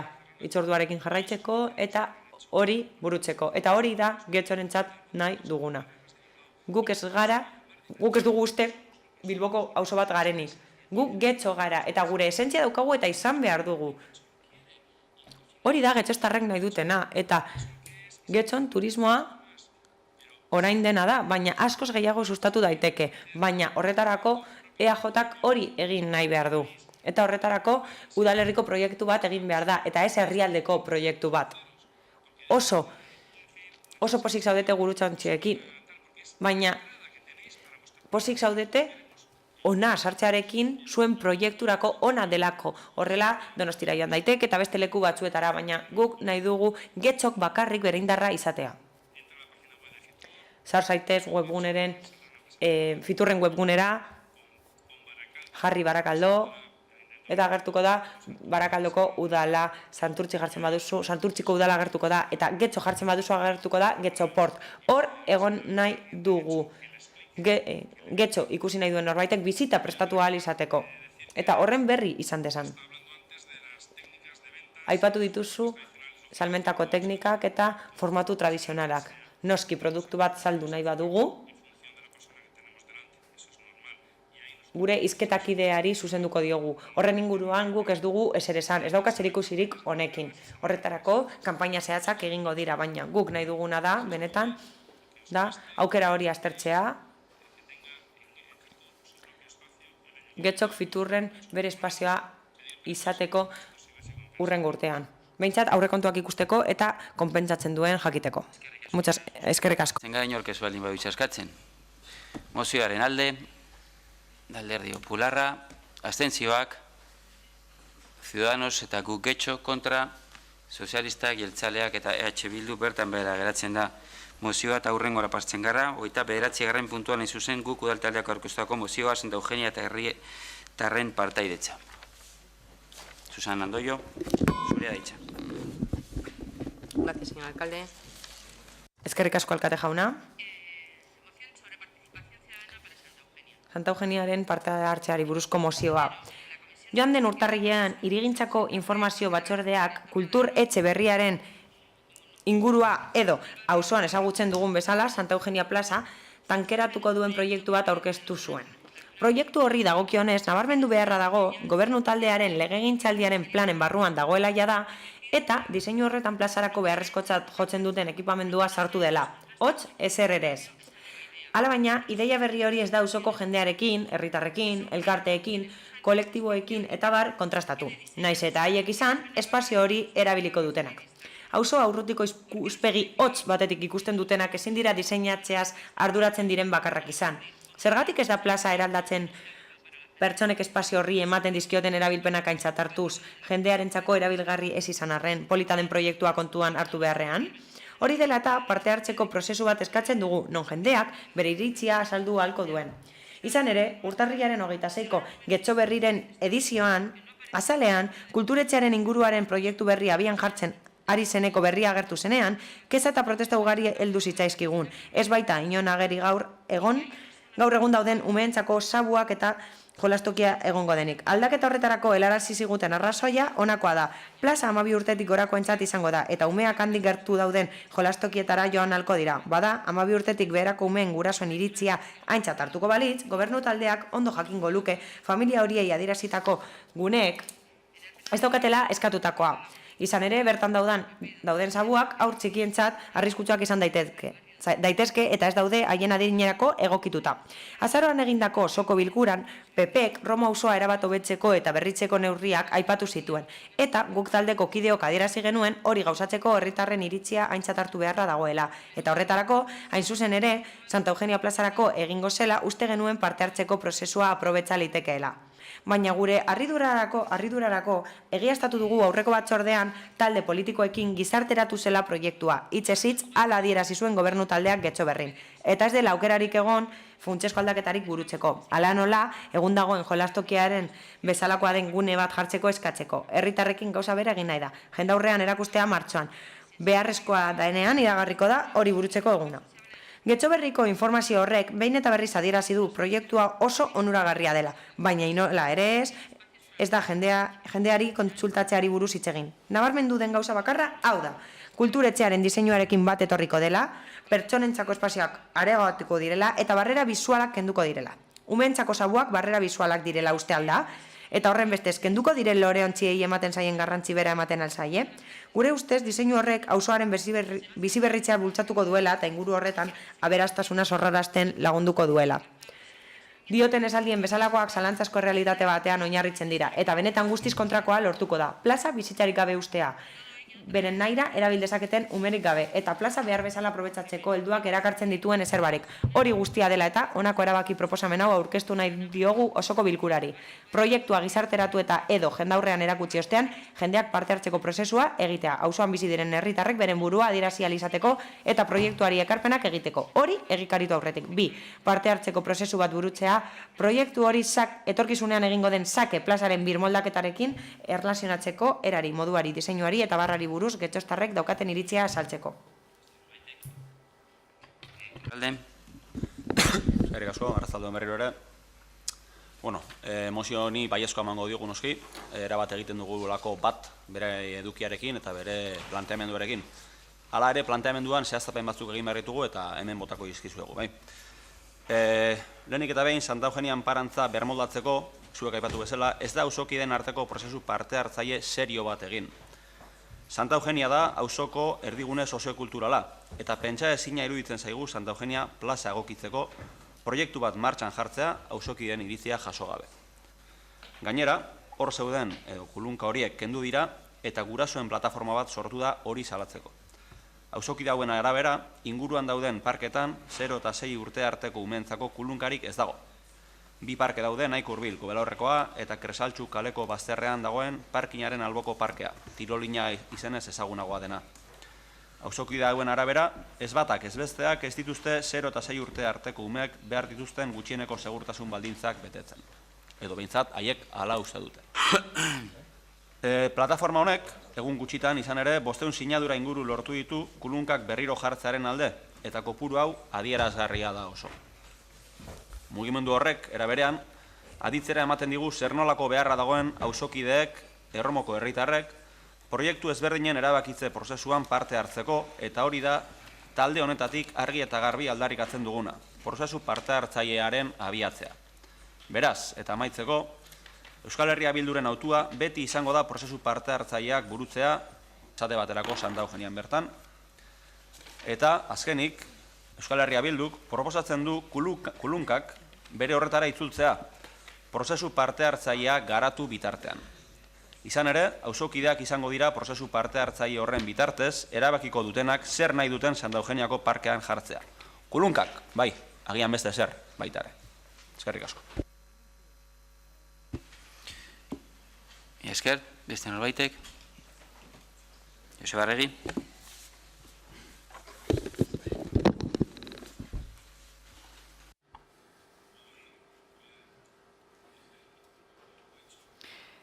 Guk getxo kongi dioen bezala, mozioan esaten dugu, erakusketa bat egiten dugula martxoan, parte hartze prozesua abiatu eta hiritarrek espazio honi buruz dituzten iradokizunak jasotzeko. Beraz, hau ez dator ezertara, baina, proposatutako diseinu arkitektonikoak, enparantzak dauzkan baldintzak kontuan izan da, bi kale albe banatan, azpian parkin bat, igogailu bat eta bi rampa, erantzun behar dio ekipamentu soziokulturala martxan jartzeari erantzun behar dio. Eta ekipamentu horrek transito berriak izango ditu, erabiltzaileak direla, inguruko auzokideak direla, bertatik igaroko direnak, eta bar. Eta diseinuak zera proposatzen du egokitzea, erabiltzen diren erabileretara, alegia. Proposamena da enparantza bat, aukera emango duena denboran espazioan erabilera desberdinak eduki ditzan. Proposamena, hirigintza batzordean esan genuen, plazaren, teknaliak egindako konfort ambientalari buruzko txostenaren ondoren eginda plana. Eta baita, enparantza erabiltzen duten pertsonen pertzepzioa kontutan hartuta. Eta baita ere, elkarrizketak egin zitzaizken pertsona erabiltzailei eta roleplay bat egin zen galdeketen bidez, ingurumen psikologa batek eginak. Ez dut ze informazio bereketa egin den elkarten bidez, ez nahi ni horretan sartuko prozesu oso luze bat izan zen, eta jasotzat ematen dugu guk. Azterketa eginda eta proposamen tekniko eginda, orain, balorazio eta ekarpenak bildu behar dira, eta martxoan hasiko dugu, eta horrela dago programatua, erakusketa bat parte hartzea sustatzeko, eta bertan ezagutzera emango da nolako izango den enparantza berria, eta pertsona gonbidatuko ditugu aditzera eman ditzaten, beraien ardurak, nahiak eta bar espazio berri horretarako. Erakusketa horrek gonbidatuko ditu pertsonak parte hartzera, eta espazio publiko horretan nola egon pentsa dezaten. Horregatik, proposamena gurearen ondoren datorren ezkera, ez gara kontra jarriko, bat datorrelako. Noski, testuaren lehenengo orrialdean ez gatoz bat, ez delako errealitatera egokitzen. Gainera, agian hemen ondorio batzuk ateratzen dira, agian parte hartzetik ondorio estatuko ez direnak, abstenitu egingo gara. Andrade jauna? Barkatu, mikrofonoa ez dauka piztuta. Barkatu, mikrofonoa ez dauka piztuta. Ez diogu entzuten. Bai, guk eta EH Bildurekin bat nator, parte hartze prozesurik ez delako bete, eta alkate eta gobernu taldeak getxostar guztia Erromoko biztanlei barre egiten die, Erromoko kulturretxearen kontura. lehenik egunkarian atera zen gobernu talde jakitera emanez, erreforma bat egingo zuela plazan, inori ezer esan gabe, bere proiektua korreoan aurkeztu zuen. Gero batzordera etorri zen, eta teknikoekin batera, ja konturatu zirenean, ezer nolako akats larriak zeuden enparantza horretan, eta enparantza horrek bi arazo dauzka nagusi. Bata, rampan umeak erori daitezkera, eta proiektu honetan hori ez da zuzentzen, eta garajeetarako eskailerak izugarri zikinak egoten dira asteburuetan, da ez da konpontzen. Ez dira konpontzen dauden arazoak eta gainera berriak sortzen dira. Eta lehenengo kolumpioak kendu dituzue, eta getxoztarrok kendu egin dituzue zuek. Orube bat egin behar zenuten, berriro karpak eta karpatxoa jartzeko, eta bitxia da, eraikin erraldoi bat daukagu, behian zona bat daukana jarduerak burutzeko, eta zuek orain, karpa jarne dituzue kanpoan, eta esan egiten duzue kanpoan karpak jarri behar dituzuela. Zertarako egin dugu kultur orduan.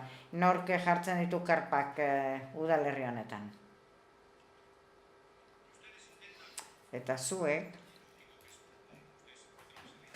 eta horregatik diot barre egiten duzuela, rektifikatu partez, batzordean esan zen nuen, prozesu parte hartzaile bat egingo dugu, hori lehenago egin behar zen, egindako zerbaitekin etorri zineten, nik esan izuen zenbait gauza aldatu behar zirela, eta esan zeidaten ez aldatuta eginda dago proiektua, agian zuaitzen bat, loretxoren bat egin daiteke.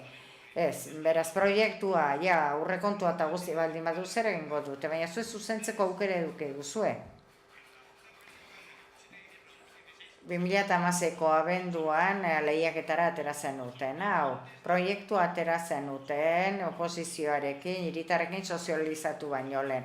Zuek 0.000 eurorekin atera zenuten lehiaketara proiektua, eta besteok ez genekien ezer, eta hutsegite bat egin zenuten, eta proiektu hori gaizki atera zenuten, eta 17ko otsailaren 7an, mobilizazio politiko bat martxan zegoenean, taldeok esan genuelako ez geundela ados, karpekin, ereduarekin, kolumpioak erreteratzearekin, zuek esaten dizue, teknikoa kontratua gaizki eginda dagoela, auzotarrak sinadurak biltzen, Romo mobilizatua, eta zuek akordioa bertan bera utzi partez, eta esan partez utxe egin dut, prozesua eteten dut, eta itxaroten dut, hiritarren ezagutu arte eta bar, ez, otsailaren 7an, goizeko 10ako gutxitan ez den duzuen gaizki dago proiektua, eta berriro 2 minutura lehiaketara ateratzen duzue. Oposaketa guztia eta zuberren aurrean zeneukate lehenean, zue berriro lehiaketara ateratzen duten. Konturatu izan zineten kontra jendea mobilizatzen ari zela, baina lere bosta sola izan zizuen. Hurrengo minutuan berriro lehiaketara ateratzen dutelako. Abenduan, mobilizazioa, baina, erromokoak mobilizatzen ari dira, igual kolumpioa jarri behar ditugu, agian komunak igual zerbait egin behar dugu. Ez, berdin dio. Koma batean utxe egin dugu, jarri koma eta guaz aurrera berriro. Ez, horregatik diot, barre egiten diozue erromotarrei. Martxoan, proiektua ez lehitatuta dagoenean, zer, poster bat ikustera joango dira, jakiteko zer egingo duzuen, zer, zuei bat jartzeko, guk idatziz egin genituen gure proposamena, kolumpioa genituela arazorie konpondu, eta ezin da, proiektuan ez daudelako jasota, aldaketa txikia baino ezin dira egin. Horregatik diot, gai honetan, erromotarrei barre egiten diezue. Santiago Sain. Un poco por poner los puntos sobre las sillas. Gauzak zehaztearren, eta bestean ekarpena labur biltzeko, Joseba Arregik esan du martxoan prozesu parte hartzaile bat jarriko dela abian. Halere, Talde Popularreko zinegotziak esan duen bezala, prozesu parte hartzaile bat egitea lehiaketara obrak atera ondoren, ja argitaratu da baita ere, ze banaketa antolaketa izango duen plazak, ja aurre ikusita dago, ja ze forma edukiko duen, eta gero auzotarrak etortzea esanez, ze itxura nahiko luketen, pixka bat arraroa da. Agian prozesu parte hartzaileak, lehiaketa atera baino askoz lehenago atera beharko lirateke. Gukek esaten zuen, Lazaren asko aretako Xake plazarena adibidez, eta lehiaketara atera baino lehen az dezagun prozesu parte hartzaile bat. Zeren, oposizioko taldeok behintzat ulertzen dugun, eran prozesu parte hartzailea. Biztanle horiek biziko dutelako egunez egun, biziko direlako inguru horietan, eta beraz, beraiei galdetu behar diegu, proiektua lizitaziora atera baino lehen. Horregatik baita ere mozionen alde egingo dugu. Eskerrik asko. Joseba, bai, Susana Andoio.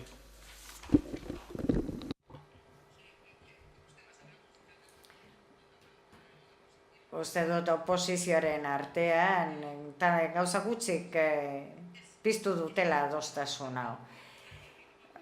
Bai, hemen esan den bezala lizitazioa eta gero parte hartzea.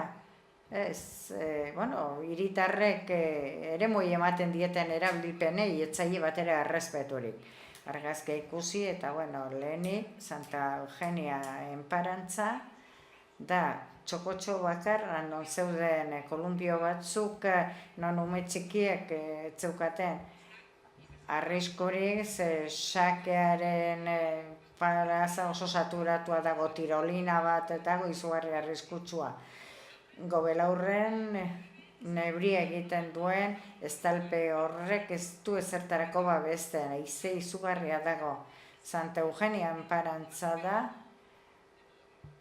Romo guztian jende gehien biltzen den tokia bitxia da. Esaten duzu badagoela azterketa bat. Aurre ikusi dituena, ingurumen beharrak eta abar. Aterpetxoa jarri duzuen horretan, eskatzen da jendea arratsaldean eguzki izpia apurrak hartzera. Ez dakit Joseba ongi ulertu dizudan esan duzunean.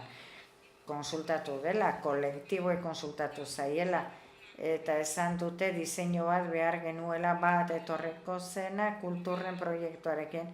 Uste dut kaleko jendeak beste gauza batzurekin kezkatuta egoten direla. Eta azkenean denok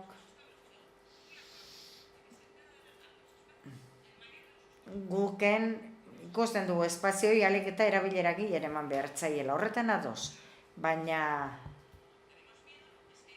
beldur gara, enparantza bat geratuko zaigola utxik, momentu jakin batutarako baleoko duena, karpa bajarreko dela, lurra zuloz beteta edukiko duguna, eta guk uste dugu errespeto pixka bat erabilpenei.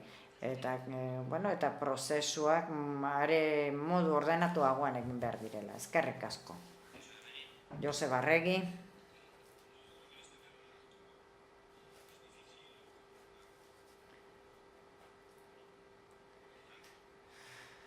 Zaila nola den konektatzea, hitzekin ere jokatzen dugulako. Enparantza bat da. Eta erabilpen askotarako diseinu jakin bat behar da, eta hori prozesu parte hartzaile batean ez dugu esango. Teknikoek programa guk erabaki ondoren, orduan teknikoek ingo dute diseinua, baina hemen programa erantzuten dio egin dugun zuzkidurari. Eta arazo gehiago daude, parkina, diseinu asko baldintzatzen duena, eta hor daude, erabilko duten elkarteak ze Talde Popularra berriro ikusi dut, bai, karpa bat egongo da, bai, karpa jarduerak egongo direla, espazio horretan, elkarteek eta jaien batzordeak eskatuta eta jende gehiago ez dituta aipatuko. Eta jendearen joan etorria ere ziurtatu behar du. Ezin dugu beste bateko diseinu bat behar. Baldintzatuta dago, eta baldintzatutako diseinu horrekin behar emana nahi zaizkion erabilpenak aintzat hartu behar dira. Urkizun badaukate, mantzeko ezaugarriak dituen beste enparantza bat. Etzail horren beste gustatzen, baina existitzen dago belaurrekoaz gain. Nik ez dizkio berari hainbeste itokin ikusi, eta Santa Eugeniako bulebarra.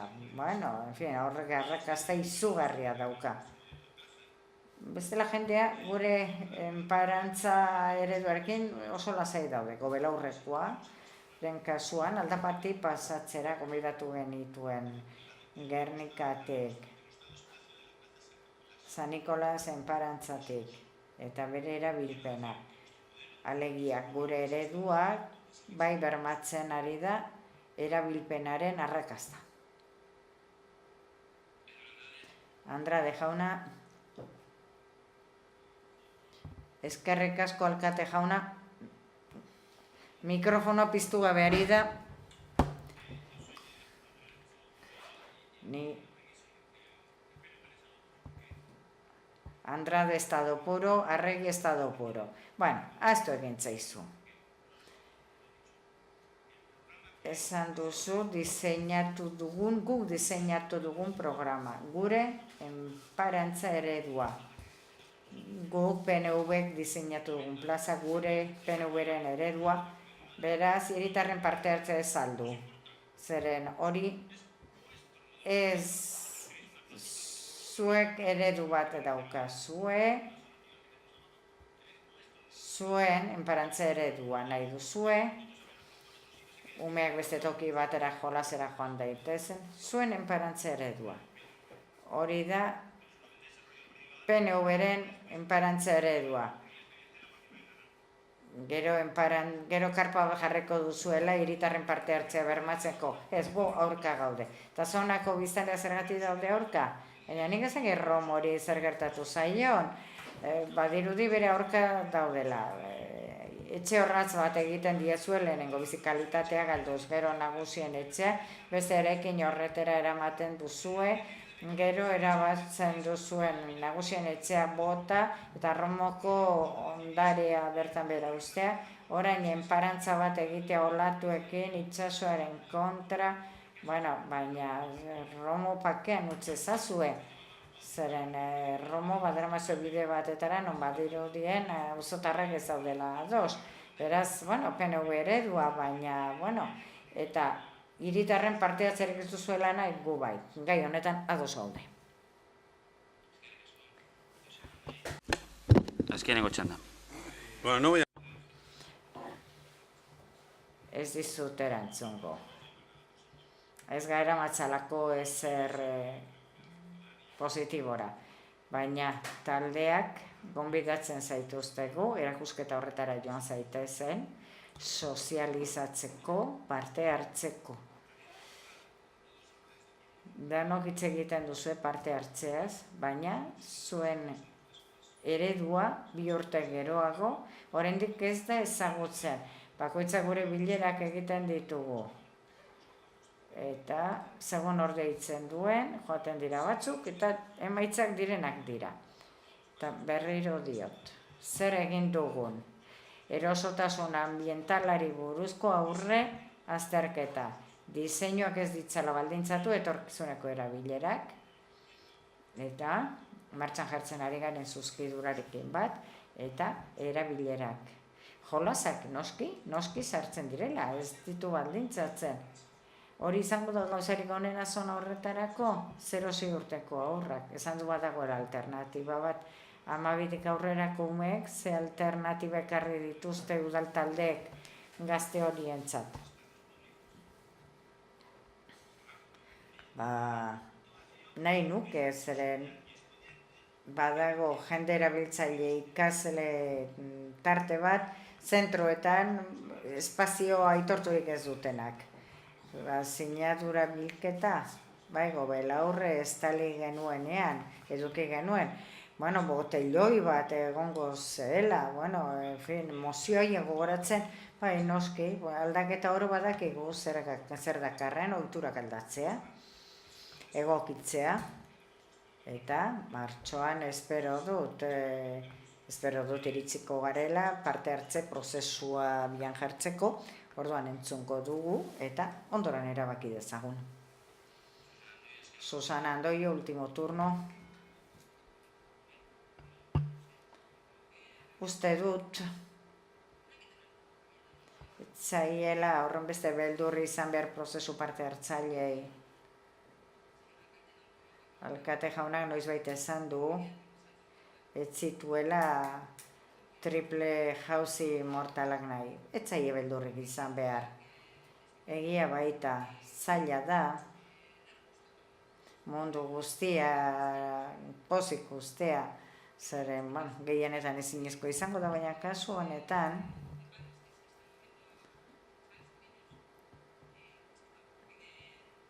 mobilizatu diren guraso horiek ez dute eskatzen ez da ere ezakize kolumpio zona, ez ukaten arekin ekoa zuten, eta gainera esaten ziguten ume txikientzako seguruak diren kolumpioak uste duzona guztian 3 daudela, eta 2 Xake plazatik gertukoan daude, eta barrikada jarri behar duzu, txikitsuak errapatu ez ditzaten. Benetan uste dut, ez zaiela, beldurrik izan behar, hiritarrei iritzi ematen utzi behar zaiela.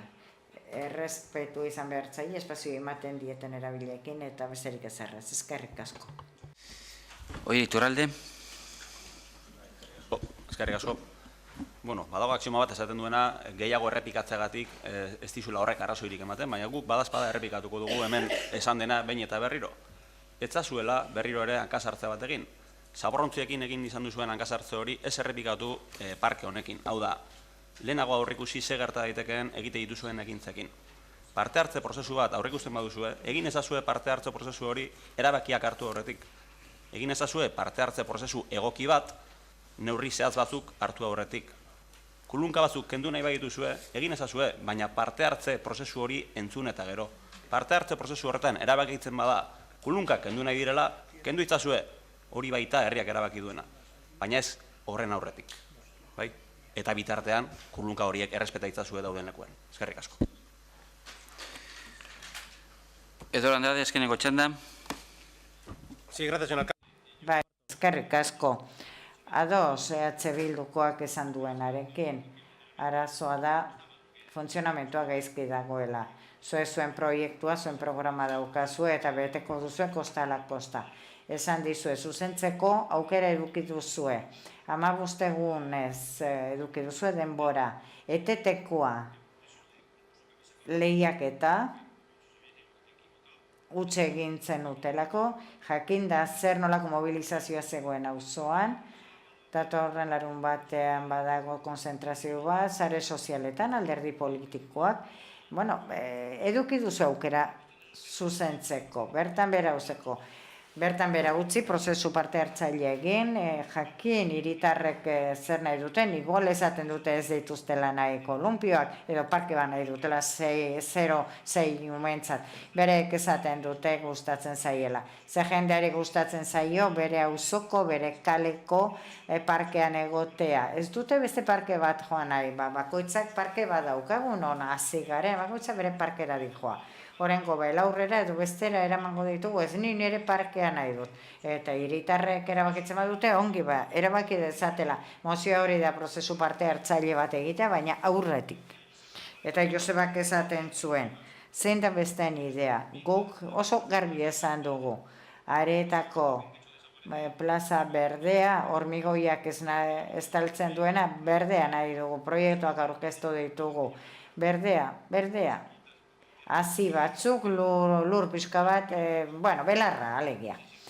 Eta Romon, jabana horiek kendu eta nahikoa da. Ez da olaturik egin behar, romok ez du horrelakorik nahi. Bueno, oso beste gauza bat egin nahi duzela oso ondo. Ez daukagula proposamenik komunak, milaka proposamen ekarri ditugu kolumpion instalazioak hobetzeko, dauden tokian kentzea ez, prozesu parte hartzaileak aurretik egin behar dira. Señor Andrade jauna. Denbora errespetatzeagatik. Beraz, bosketara pastzen gara, inork ez baldin badu txanda gehiago eskatzen, mozioaren alde beraz, Guketxo, EH Bildu, Ciudadanos eta Alderdi Popularra, abstentzioak, sozialistak eta jeltzaleak onetsita. Geratzen da, mozioa eta hurrengora pasatzen gara. 30. puntuan, guk udaltaldeak arkoiztuako mozioa zoru klausulen berri Getxostarrei eman. Enrique Olaso, zurea da. Eskerrik asko. Getxostarrei zoru klausei buruzko aholkularitza emateko mozioa. Guk Getxo udaltaldeak jarraian jasotako mozio aurkeztuko dio osoko bilkurari. Eztabaidatu eta honetz desan al badagokio honako zioekin bat etorriz. Zioen azalpena. 2016 abenduaren 21 egun zoriontsua izan zen banku erakundeen abusu eta gardentasuna faltagatik ukitutako herritar guztiontzat. Europar Batasuneko Justizia Auzitegiak epaitza eman zuen eta adierazi zuen abusuzko zoru klausulak betez bidegabe kobratutako zenbatekoa osorik itzuli behar zela. Ez soilik 2013an urtetik aurrera kobratutako zenbatekoa auzitegi gorenak ebatzi bezala. Europar Batasuneko Justizia Auzitegiaren epaiaren ostean egoera zirudienez oso argia zen.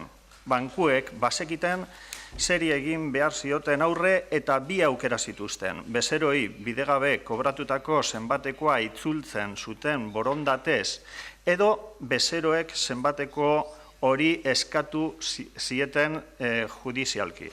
Eskatuko zieten judizialki. Herrialde normal baten, bankuek legea beteko lukete berehala. Baina gurea ez da herrialde normala eta horregatik egun horietan aztertu zen azken aukera bankuek borondatez legea betetzearena izan zen. Bankuen ez betetze hori orokorra izan zen eta oraindik ere bada. Erakundeek legezkotasunaren naiz kontsumitzaileen eskubideen defentsan esfortzu berezia egitea eskatzen duena. Horren aurrean, Alderdi Popularraren gobernuak eluke bat 2017 errege lege dekreto eman izan beharko. Errege dekretu horren ezaugarri aipagarri bakarra, zuru klausulen abusuari lotutako banku eta erakundeen prozesu kosten araubidea leuntzen duela da. Argi dago, hori kontsumitzaileen kalterako dela eta seguru asko bankuen jarduen aldia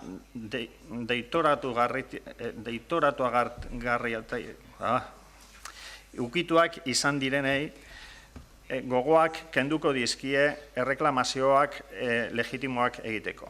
Gure buruz, Getxoko udalak, Getxotarren gandik gertuen dagoen administrazioa izan aldetik, ezin daiteke geldi geratu abuso horren aurrean. Kontsumitzaileen alde jarri behar da eta ez bankuaren alde. Horren bestez, premiazko da herritarrei aholkularitza emateko ezoizko zerbitzua ezartzea. Bankuari bidegabe ordaindutako dirua berreskuratzeko jarri beharko urratzen berri emate aldera. Aholkularitza horren alaber, hipoteka gastuak erreklamatzeko aukera hartu beharko du barne. Hori guztia dela eta honako erabaki proposamen hau aurkeztu nahi dio osoko bilkurari. Getxoko udalak aholkularitza emateko ezoizko zerbitzu ezartzea ustez kaltetuak izan direnei haien hipotekak zoru klausulak dituen jakinarazteko eta hala badagokio etxebizitzaren hipoteka sinatu zuen erakundeari bidegabe ordaindutako dirua. Hipoteka gastua barne berreskuratzeko jarraitu beharreko urratzen berri emate aldera.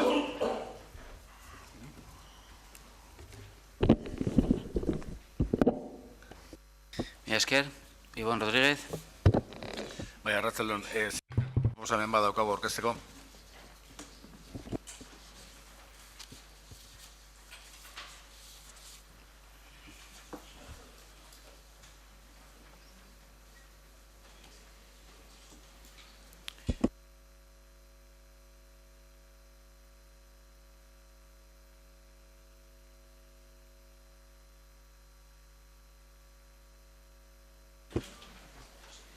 Diskriminazio garbia, Ibon. Barkatu zitu ekarri kopia nahiko, baina, bueno, aztiro irakurriku be horre itzultzaile jaso dezerren. Ordezkatzeko zeharkapen bada, eta Getxoko udaletxeko osoko bilkurak gobernu batzordea premiatzen du kontsumitzailearentzako informazio udal bulego zerbitzu erabiliz, kontsumo zuzenbide gaietan aholkatzen jarrai dezan, eta konkretuki hipoteka produktuetan. Kontsumo biderekin, elkarlanean, zoru klausula, hipoteka, eratze gastuak eta abar. Gainera, horretarako beharrezkoak izan daitezken baliabide ekonomiko zein materialak aztertuko ditu. Informazio kanpaina espezifikoa bultzatuko du. Getxostar guztiek, udaletzeak, gai honekin erlazionaturik esleitzen dituen baliabideen berri izan dezaten. Informazio hau indarrean dagoen araudiari egokituta egongo da beti. Bigarrenez, Getxoko udaletzeko osoko bilkurak gobernu batzordea premiatzen du kontsumitzailearentzako informazio udal bulegoa zerbitzuaren bitartez, zoru klausulak eta hipoteka gastuak direla eta eska daitezken zenbatekoen estimazioa errastera zerbitzua erabiltzen duten afektatu guztiei.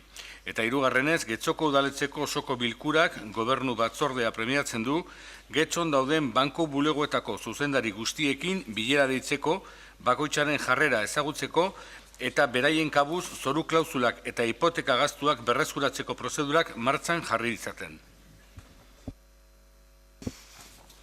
Guk Getxori dagokio onartzea ala ez Bildutik bideratutako zeharkako proposamen hori, zuek erabakitzen duzue, onartzen baldin baduzuen zuen mozioan ala ez? Zuek ez duzu aurkeztu behar ezer? Bai, baina lehenengo pausuz Bueno, aurretik hitz egin dugu honetaz, eta ez dakit orain hitz egin alden, edo ez. Bai, bakarrik esango dut onartuko dugula. Onartzen duzu eta beraz, geratzen da zuen mozioa, eurak aurkeztuako testuaren arabera. Hori zen. Konforme. Horrela geratzen da beraz mozioa eta jarraitzen dugu eztabaidarekin, Koldo Iturbe. Bai, eta hitz egin dugunaren arabera, eta esan beharren gaude, hau egiten dela, zuek lehenengo mozioan, hasierako mozioan aipatzen duzuena egiten dela Getxon, kontsumobideren irizpidei jarraituz bertako kontsumitzaileen bulegoak hori egiten duela, horrez gain horrelako mozio bat aurkeztu egizala Bilboko udalean, eta guk orain zuei egingo dizuegun zeharkako zuzenketa honen bitartez, alderdi talde politiko guztiek onartu zuten aho batez guk hemen eskaintzen dugun testu hau. Guztiek. Alderdi politiko guztiek. Beraz, banatuko dizuete gure proposamena.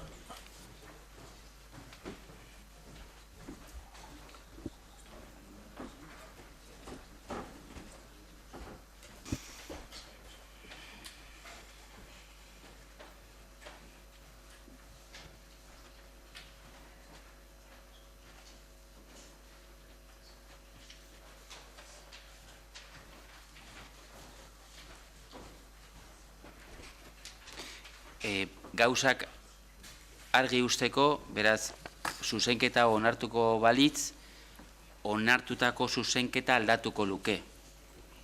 Esta sería la enmienda de lo ya enmendado, por así.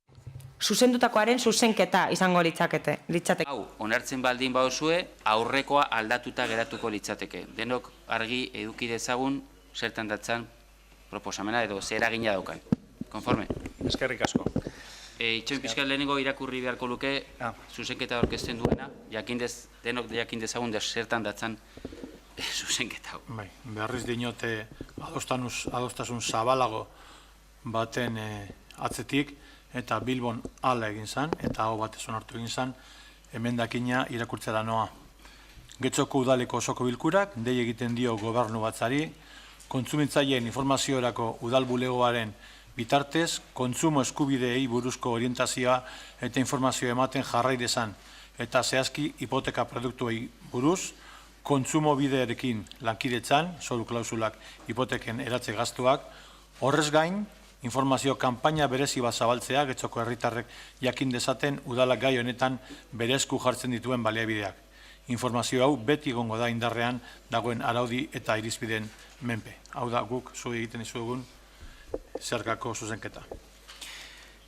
Eta zuen eskutan dago onartzea, ala ez? Guk getxo... Eskerrik asko, dinamika apur bat jarraitzea kosta egiten zait, parkatu. Goizean hitz egin dugu apur bat honetaz, lehenengo baten ez dugu onartzen proposamen hau. Konforme, beraz, mozioa horrela geratzen da, eta jarraitzen dugu eztabaidarekin. Beste norbaitek? Eduardo Andrade. Sí, después de este lío de mociones, enmiendas y... Mozioen eta postmozioen li honekin jarraitu. Iturbek egindako proposamenarekin adosago geunten, erosago sentitzen ginen, ados gaude zerbait egin behar dela, informazio emateko gai honetan, eta berriro diot, gukek onartu ez duen proposamena onartu ez denez abstenitu egingo gara. Esker, nahi duzu hitzartu? Bai, Enrique Olaso. Enrico. Lehenengo eta behin, asmoa esango dut. Batzar honetan hasi gara adostasun piloekin, gure asmoa izan da eta bada orain ere batasuna eta adostasuna alik eta hundienak izatea. Eta zer egin horretan ibili gara, guk aurkeztu genuen mozio bat, atzo, jaso genuen EH Bildu proposamena, zuena ere, eskertu nahi dizuegu proposamen biak, parkatu, bai, guztioi. Eta zertan ibili gara? Gu saiatu gara, bitarte horretan amankomuna den zeo zer adosten. Baina ezaugarri batzuk mantenduta, edo guk oinarrizkoak ikusten ditugun ezaugarri batzuk. Eta gainera, egina izan dugu beste gauza bat. Batzar honetan, egin den moduan, alik eta akordio zabalena lortu. Horregatik, atzo bertan, landu genuen testo bat, hariniketan, ni ustez testo oso egokia da EH Bilduk aurkeztu duena, eta pasatu egin genien talde guztiei.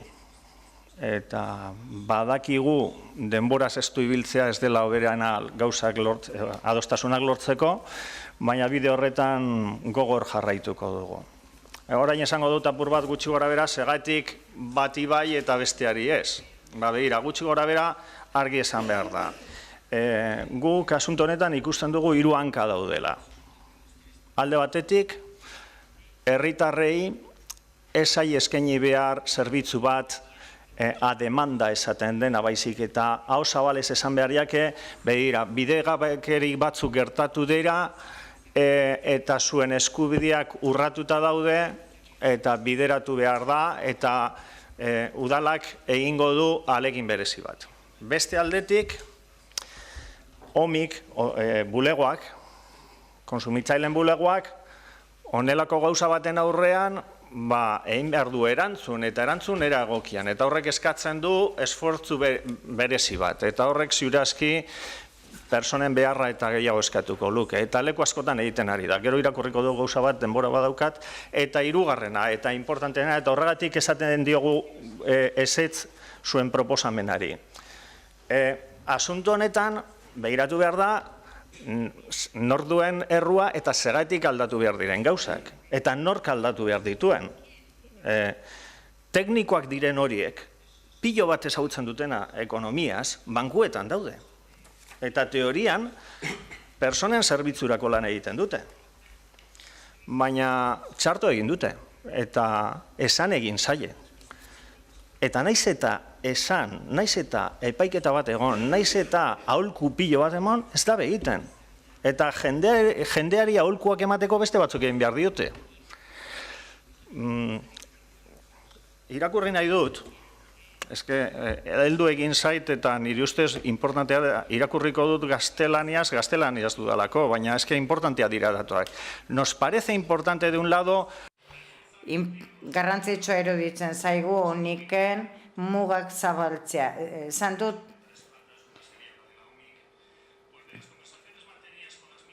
horiekin eduketako elkarrizketatik garbi daukagu, erantzun beharreko gaiek, kontuan izan da atorren hilabetetan, ezingo dutela eman behar den zerbitzua. Eskari asko iritziko da, aginte judiziala, urgentzia plan bat garatzen ari da, ikusi dezakegu plan hori. Lur zoru klausulen eskariei erantzuteko Bilboko udalak sendotu egin zuen, horri buruz hitz egin da, eta hori bai jasotzen duzu Barakaldoko udalak, auzitegi gorenaren ebazpena ezagutu eta gero hilabete batean 450 konsulta atenditu ditu gai honetan. Edo Durangoko mankomunitatea plan berezi bat jarri duen abian, erontako erreklamazioi erantzuteko. Bueno, informazio guzti hori eskura daukagu garbidako, gai hain zela garrantzitsua eta udalari exigitzen dio behar bezala erantzuteko gai izatea eta erabiltzaileen kantitatea igoko da.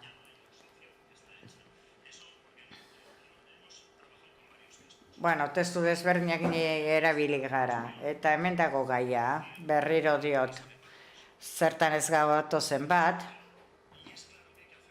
garbi dago, dei egin behartzaiela, entitate mailei dei egin behartzaile bereziki. Teknikoen jakintzaz asko hitz egin da hemen, baina teknikoen jakintzak batzutan balio du, baina beste batzuetan balio du, baina ze interesetarako. Ze interesetarako, kontuz. Ez da bizatik galdu behar, kontsumitzaile erabiltzaileek erreklamatu behar baldin badute, bankuen gardentasun eta abar gaindituz jardun beharko luketela. Baliabide publiko asko erabili dira, ez zenbait banku salbatzeko, baizik justizia administraziorako, eta udalen zenbait prestakuntzatarako. Alegia, bankuek orain arte eduki duten jokamoldea penagarria da, teknikoak dira, baina modu penagarrien jardun dute pertsonen interesen kontra. Pertsonentzat eta sektore publikoarentzat, ez bakarri pertsonentzat. Hanka hau, beraien erantzunkizunetik kentzea ezerrez egitea alor horretan, uste dugu ezinezkoa dela. Eta horregatik, udaletxetik, deitu beharko litzateke hitz egiten hasi esaten horrek eskatzen gaituela herrialde honen kultura ekonomikoak aldatu behar duela. 6 minutu agortu dituzu eta 5 minutu ziren. Malgotasunez jokatu dute. Eskerrik asko. Beste norbaitek, Koldo Iturbe. Eskatu nik oso. Bueno, azteko eta argi usteko, inork ez duela egiten bankuetzeak txarto egindako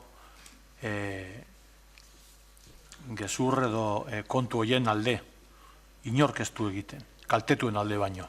Eta horrela jardun egin gara eta jardun egingo dugu, hemetik aurrera baita ere. Gutxiengo baten atzetik ibili gara, Bilbon lortu dana, ez dakigu zergaitik hemenez, Bilbon lortu zana, eta guztiok adostu genuen, Bilbon, alderdi guztiek, hemen uste dut bakarrik han ordezkatuta ez dagoen Ciudadanos dala, baina beste guztiok han gaude ordezkatuta, eta guztiok adostu genuen, gitxienezko bat, hau aurrera egin dezan. Eta egiten da, getxon egiten da. Eta hemen daude, bertako kontsumitzaileen bulegoan banatu egiten diren ereduak eta informazioa. Kontsumobidetik datorren informazio zuzena. Are gehiago, txosten edo paper hauetik gain, aholkularitza behar bada, hor dago kontsumobide, hor dago nora joateko bidea. Web orrialdean informazioa baita ere, kontsumobiden, gurean baita ere, omiken ematen den informazioa, formazio batekin, bertan dagoen pertsonarena, urkoa hor dago baita ere, elkartea laguntza ematen diona, aholkularitza ematen diona, omikeri baita ere. Beraz, nik uste dut erantzuten ari garela. Eta erantzuteaz gain, eta horretan bai onartu beharko nuke behar bada zuek aipatutakoaren gauzaren bat, jentea behar bada ez daki edo ez dauka horren berri. Eta horretara, nahiz eta gure proposamena zuek ez onartu, horretan sartuko gara.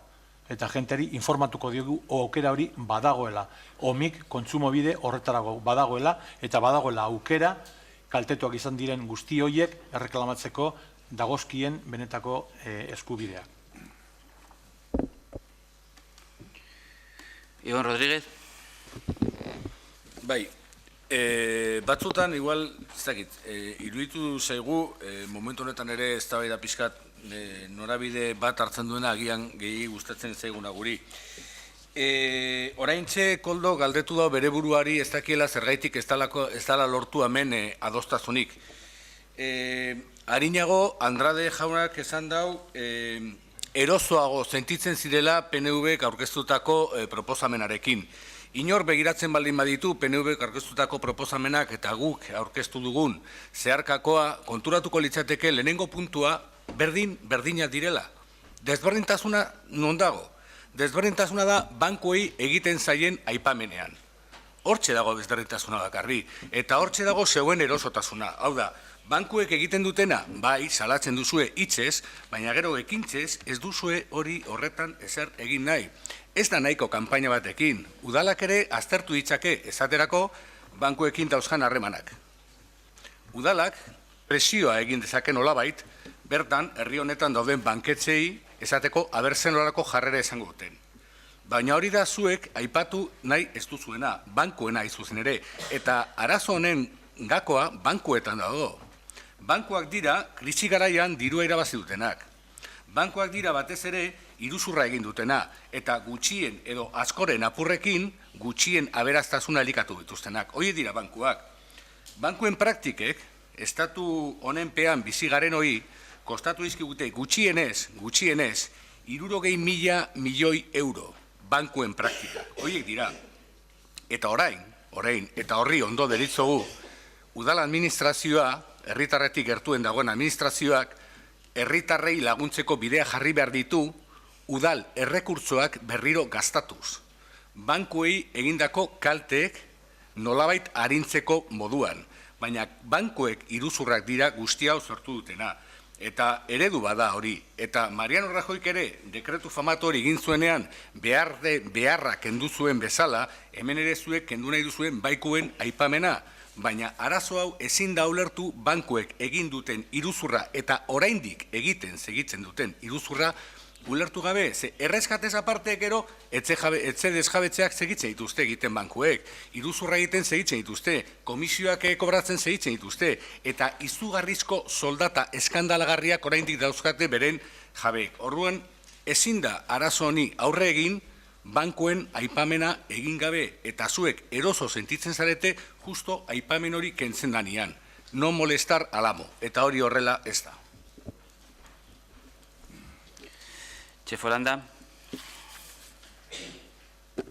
Bueno, yo creo que...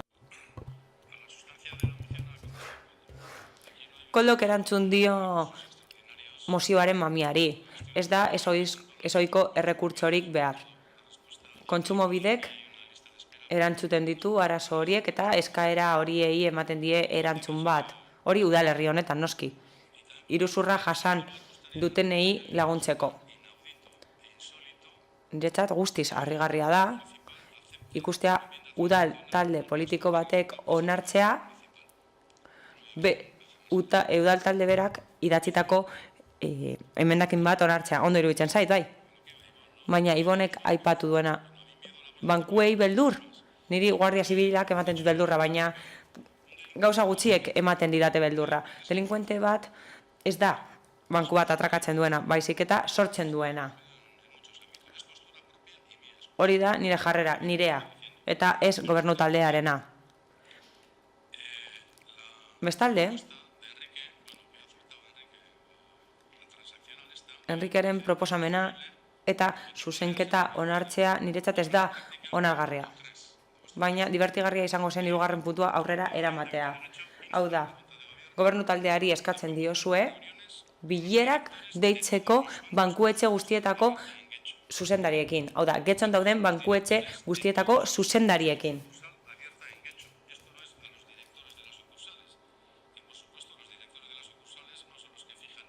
Noski dago, haiek ez dituztela lurzoru klausulak esartzen. Beraz, hau irakurtzean, zuzendariak aipatzen dituzuenean, beste batzuk etortzen dira nire burura. Francisco González, Botín Andrea, eta bar. Deitzea eta eskatzea bilera bat egiteko, horien jarrerak ezagutzeko. Nik ez ditut horiek deitu behar, euren jarrera zein den jakiteko. Lan hori ezin dugu egin. Izan ere, gure eskumenak gainditzen ditu, eta ez luke zentzurik izango. Niretzat ez da bat ere aplikagarria. Hori da esan nahi dudan guztia. Muchas gracias. Eduardo Andrade. Gracias, señor alcalde. Eskerrik asko, alkate jauna. Alderdi Popularraren jokabidea definitzeko. Adostasunera heldu nahi badugu etorkizunean, eta alderdi honekin ados egon nahi baduzue, ezin duzue alderdi popularra erasotu 3. puntuan. Zuk nire alderdia kritikatzen duzu paragrafo horretan, beraz, paragrafoak entzen ez baduzue, ezin dut hori onetzi, eta gainera, gezurra da esaten dena, eta ez da egia esaten lurzoru klausuloen inguruan. Ni ados nago, oso arazo larria da, bai. Judizialki epaiak eman dira, badakigu zer egin behar den, gainbalioari dagokionez, eta bide bakarra dago. Herritarrei informazioa eman behar zaie, eta hori ezinbestekoa da, jakin behar dute doako zerbitzu bat dagoela, euren eskubideak ezagu ditzaten, eta txefok esan duen bezala, komunikazio arazo bat egon da, puntu batzuk kenduko zirela pentsatzen nuen, eta ez dira kendu. Beraz, mantentzen badira, txefok esan duen bezala, niretzat ez da egokia izango. Hori da gure jarrera, eta horregatik abstentzioa izango da gure bozka. Santiago Sainz. Lehenik eta behin.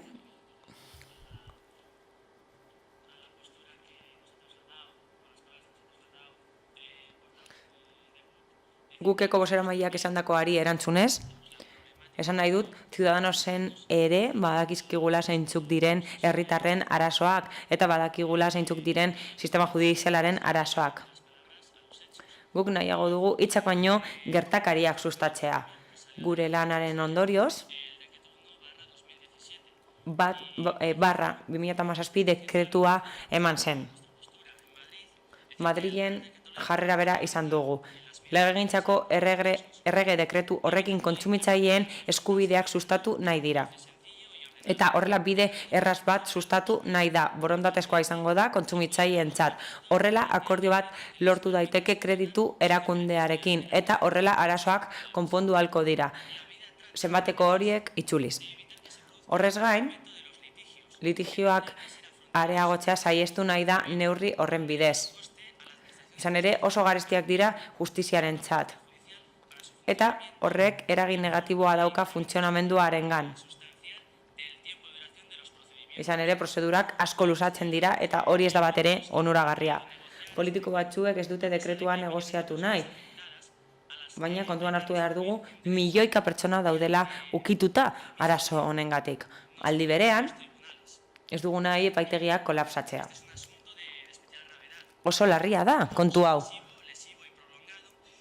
Gehiegikeria ikus daiteke eta milioika pertsonek jasan dute arazo hau. Judizialki arazoak egon dira eta akats asko egon dira. Espainiarentzat Europatik datorrena ona da. Arbitrajea erraza izan behar du erabiltzaileantzat.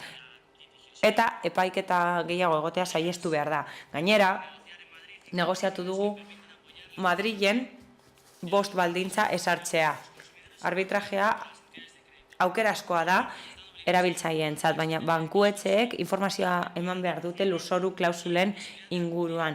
Esan behar dute prozedura doakoa dela eta bankuetxe guztietan egin ahalko dela prozedura. Dirutan egingo da kobroa. Eta horregatik guztiagatik, Ciudadanosen ekarpenari esker,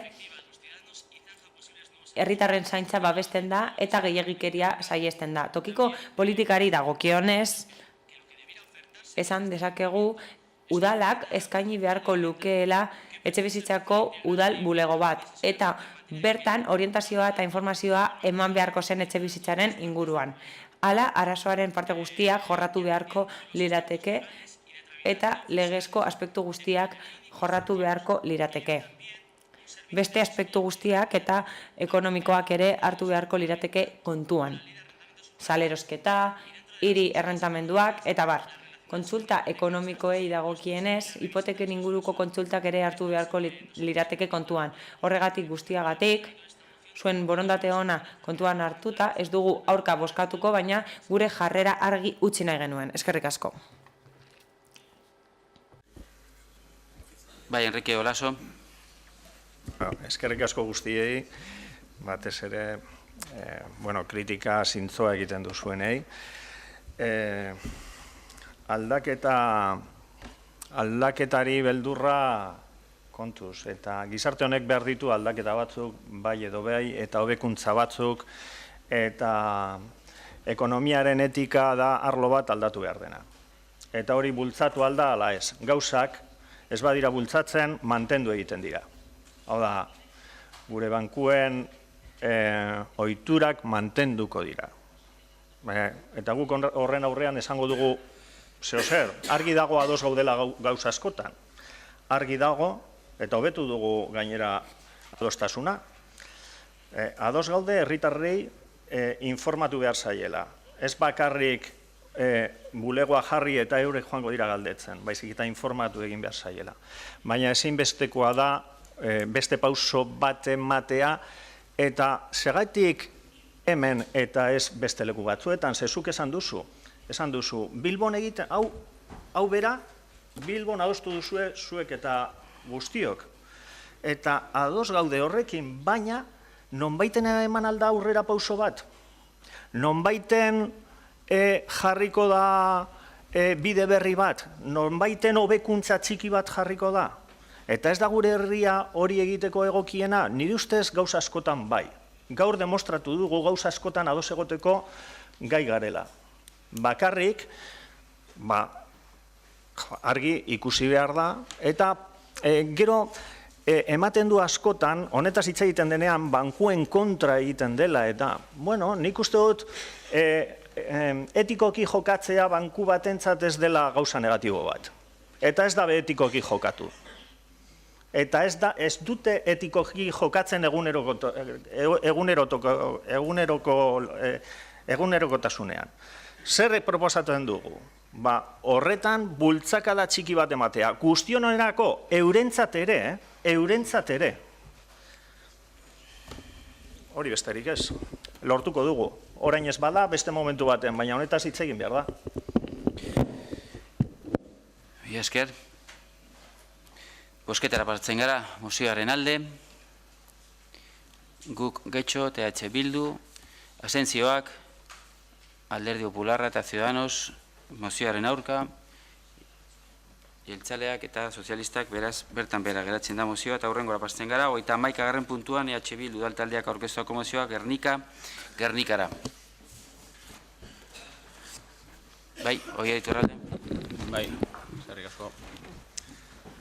Bueno, 1937ko maiatzetik ekainera bitartean, Pablo Picasso margolari eta artistak Gernika margolana sortu zuen. Lan honek, egun batzuk lehenago, Euskal Herritarren gune kutxun eta esanguratsuenetakoa zen Gernika, Kondor Legio naziak Frankoren agindupean jasandako bombardaketa eta sarraskia salatzen du. Beraz, aurten 80 urte betetzen dira, bai bombardaketatik, baita honen aurkako garrasi artistikoa sortu zenetik ere. Urte hurren hau, Gernika Lumo, zein Euskal Herritarren beste eskaera eta garrasi bat zabaltzeko ere une egokia ikusten dugu. Gernika margolana, Gernika Lumon kokatu dadia behin betikoz. Margolana, 1957an sortu zen, eta Parisko erakusketa unibertsalean kokatu zuten. Arraz geroztik, mundu guztian ezaguna bilakatu da. Giza eskubideen, zapalkuntza, gerraren eta herritarren aurkako jasarpena ozenki salatzen duelako. Aipatutako artelanak ez du zentzurik Gernika eta bere historiari lotua ez baldin badago. Ure izan baitzen margolari ezaguna gertatuaren izugarrikeria salatzera eraman zuena. Horren jakitun, Gernika eta Euskal Herriak behin baino gehiagotan aldarrikatu izan du, aipatutako margolana Madrilgo Reina Sofia Museoan egon ordez, Gernika Lumon bertan egotea dela egokia. Behin baino gehiagotan, eskari hau luzatu arren, Madrilgo gobernu ezberdinek, bereziki garraio eta mantentze arrazoi teknikoak aipatuz, Gernika bere etxera ekartzera ukatu egin izan dira. Gaur egun, garraio eta mantenurako beharrezkoak diren baldintzak guztiak betetzeko arazorik ez dute Euskal instituzioek, eta ez da sinesgarria egiten argudiategi hori mai gaineratzea. Beste behin ere, Madrileko gobernuak dituen interes ekonomiko zein politikoak daude Gernika Euskal Herrira ez ekartzeko arrazoi nagusien artean. Sufrimendu guztian aitortza egingo duen memoria historiko bat eraikitzea ezinbestekoa den honetan, beste behin ere, margolan honek bombardaketa jasan behar izan zuen Gernika herrian kokatua, bere indarra eta salaketaren sakontasuna biderkatu egiten duela aldarrikatu nahi dugu. Eta ezinbestean Gernikak Gernika Lumon egon behar duela. Ondorioz, honako mozio hau aurkezten dugu Getxoko osoko udalbatzan bertan eztabaidatu eta onartu dadin. Lehenengo puntuan, udal honek Gernikako herriaren aurka 1957an egindako sarraskian oinarritutako Picassoren Gernika margolanaren kokapenik egokiena Gernika Lumo dela adierazten du. Gertaera historikoa, artelana eta herria bera uztartzea funtsezkoa dela adierazten du udal honek. Ondorioz, Gernika Lumora ekartzeko eskaera formala luzatzen dio Espainiako gobernuari eta kultura ministeritzari. Bigarrenik, udal honek Eusko Jaurlaritzari dei egiten dio Picassoren Gernika margolana Gernika Lumon kokatu ahal izateko beharrezkoak diren urrats instituzionalak eman ditzan. Baita ere, margolan hori Gernika Lumon kokatzeko beharrezkoak diren azpiegitura eta egokitzapen lanetan laguntzeko ere. Hirugarrenik, udal honek bere egiten du Picassok margolanarekin mundu guztira zabaldu nahi izan zuen salaketa. Alegia, herrien zein giza eskubideen aurkako zapalketa, gerra eta genozidioaren salaketarik osenenarekin. Eta azkenik, udal honek erabaki honen berri emango die Eusko Jaurlaritzari, Espainiako gobernu eta kultura ministeritzari. Eskerrik asko, beste norbaitek. Enrique Olaso. Eskerrik asko, 3 gauza bakarrik baiezko bozka emango diogu, eta beste 2 edo 3 aipamen. Alde batetik, faltan botatzen dugu nork eskatu zuen Gernika kuadro margostea, Errepublika gobernuak eskatu zuen, aurkeztu izan zen, leku konkretu baten, leku askotan, mundutik pasatu da. Bigarren gauza, Gernika margoa simbolo moduan eta kuadro bera gu ulertzen dugu ez dela inorena eta da guztiona. Eta ez da Gernikarrena, baita da gurea, mundu osoarena, universala da. Eta hori aldarrikatu behar da. Eta hirugarrena, gure herriak memoria behar du. Eta margo kuadro horren aurrean hoberena da isiltzea. Eta gogoratzea segaitik margostu izan zen. eskatu zuena, zergaitik eskatu zuen, eta ikusi behar diogu etorkizunari isiltasun horren ikuspegitik.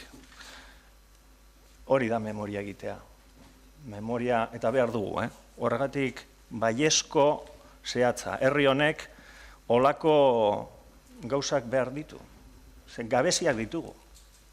Biktimen testigantzak behar ditugu, eta behar ditugu honelako kuadroak mantentzea. Esker. Bai. Teresa Escalante, zure haitza. Eskerrik asko. Arratsalde on guztioi. Bien. El traslado no de Picassoren Gernika ona ekartzea ez da borondate politikozko arazo bat. Izan ere, arazo teknikoak dira. Eta beste gauza bat, esatea gure ustez ez da egokia eta teoria horiek ez dira objektiboak. Izan ere, adituek gai hau aztertu dute eta uste dute arrisku larriak daudela hori garraiatzen bada. Izan ere, otsailaren 17an, Abiran, MoMaren arduraduna, esan zuen ez duela uste egokia denik hori Museo del Pradora eramateko. Izan ere, asko jasan du jadanik kuadroak. Horregatik, guztiagatik uste dugu ez dagoela justifikatuta Gernika ona ekartzea. Askatasuna adierazten du eta hori adierazten du guztiontzat. Eta gerraren kritika egiten du, baina hori guztiontzat. Uste dut horrela mito faltsuak elikatzen direla. Gukeko zinegotziak esan duen bezala, Errepublikako gobernuak eskatu zuen kuadroa. Bigarren, Errepublikako gobernuak eskatu zuen hori Pariseko erakusketa unibertsalean erakusteko. Eta Errepublikako gobernuaren esentzia gisa hartu nahi zuten kuadro hori. Ondaren nazionalaren ikur gisa. MoMan berreraiki zuten eta gero Reina Sofiara ekarri zuten. Autoreak nahi zuen El Prado museora eramatea. Eta hori idatziz dago jasota. Gaur egun, Reina Sofia museoan dago, arte garaikideko obra bat delako eta museoen politikak hori esartzen duelako. Zuen azalpenetan espiritu nazionala ikusten da. Baina kontuan hartu behar dugu, kuadro horretan Errepublikako pertsona askoren memoria jasota dagoela. Gernika erabiltzen duzue herri honen memoria adierazteko. Baina ez duzue historiaren kontaketa kontuan hartzen. Eta esan dudan bezala, demokraziaren, askatasunaren eta errepublikaren defentsaren alde borrokatzeko eskatu zen hori margotzeko. Eta ez zen bakarrik euskal izaera edo euskaldunak defendatzeko egin. Izan ere, kuadroaren zirriborroetan ikusten da, Picassok masakre hori salatu nahi zuela kuadroaren bidez. Picassorentzat adibide hori, hau da, Gernikako bombardaketa oso ideia ona izan zen Espainiako gerra zibila irudikatzeko. Espainiako herritar guztien, errepublikar guztien memoriaren simboloa izan zen. Ez bakarrik euskaldun ona. Izan ere, askatasuna defendatu duten guztien ikurra izan da. Eta horregatik bozkatuko dugu mozio honen aurka. Gure jarrera oso urrun dagoelako zuen jarreratik.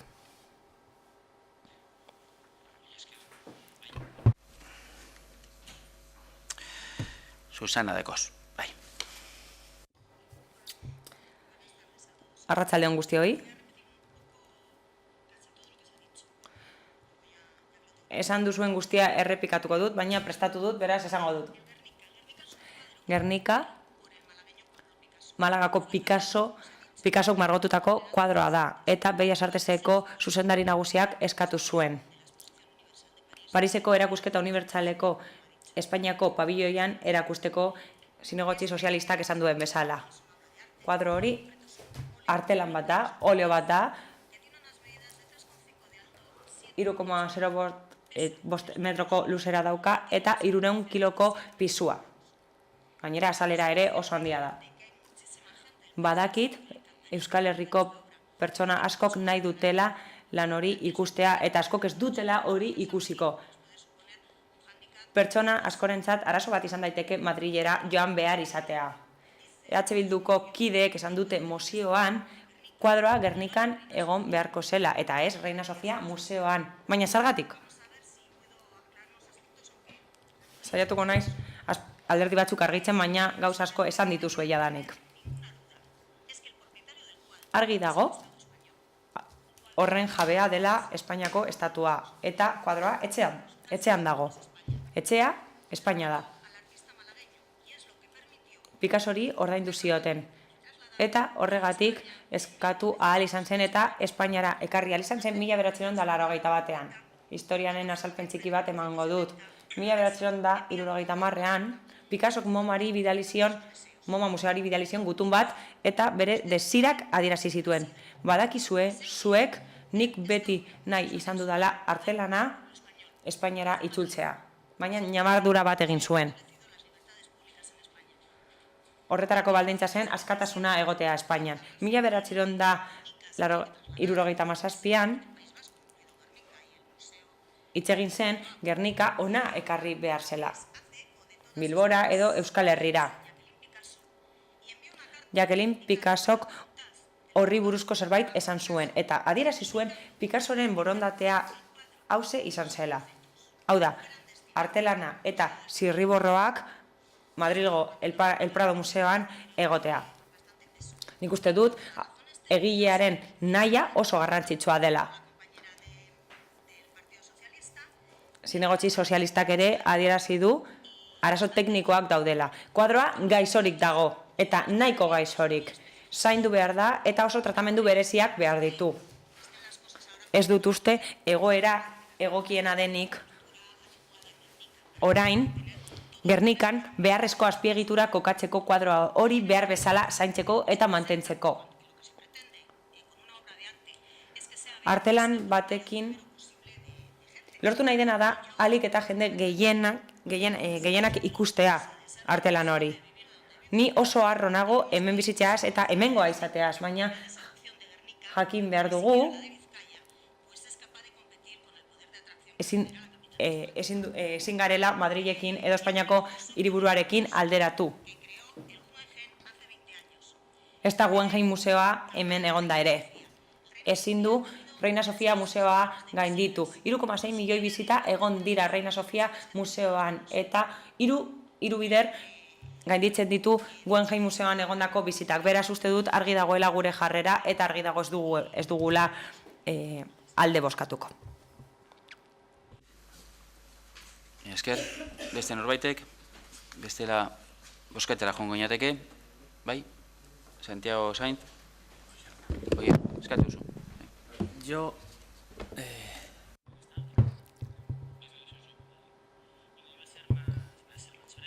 Labur hitz egingo dut eta objektiboa izango naiz. Mozio honek gure eskumenak gainditzen ditu, udal bezala. Ez da gure herritarrei eragiten dien gai bat, horregatik abstentzioa izango da gure bozka. Zure da hitza. Bai, eskerrik asko, mozioaren mezua argia da. Gernika kuadroa, Picasso pintatu zuen, Gernika herria bera eta Gernikan altzamendu frankistak eragin zuen sarraskia kontuan izan zuelarik. Orain esatea, baldintza teknikoek ez dutela ahalbidetzen bere sorterrira nolabait itzultzea, ezaidu inundik inora iruditzen arrazoi nahikoa. Baldintzak ez baldin badude, baldintza horiek bete ezar egiten dira, sortu egiten dira, interesa baldin badago. Benetako interesa baldin badago. Interesa baldin badago, interes dunari, beste ez noski. Alderdi sozialistari edo alderdi popularrari edo ez dakit ciudadanosen postura zein den horrekiko, ez duelako esan, baina argi dago interesik ez daukazuela, baina interesa baldin daukanak, baldintzak sortzeko konpromiso hartu behar du eta hori da bere erantzukizuna. Eta hori da hemen aldarrikatzen ari garena.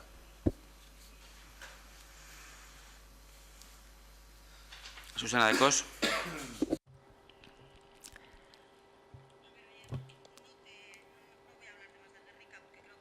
Ez dut Gernikaren inguruan gehiago hitz egingo. Gernika ez zen bakarrik Gernikan gertatutakoa dela eta margotu. Bera, zuek egin duzuen gauza bera, egingo dut, Fiturren mozioan egin duzuen gauza bera, egingo dugu. Ez dugu uste errentagarria denik. Uste dugu horretarako behar den gastua errentagarria izango denik. Hori da gure jarrera. Eskerrik asko. Eskerrik asko. Ez azkeneko aipamena, dinot, precisamente Gernika da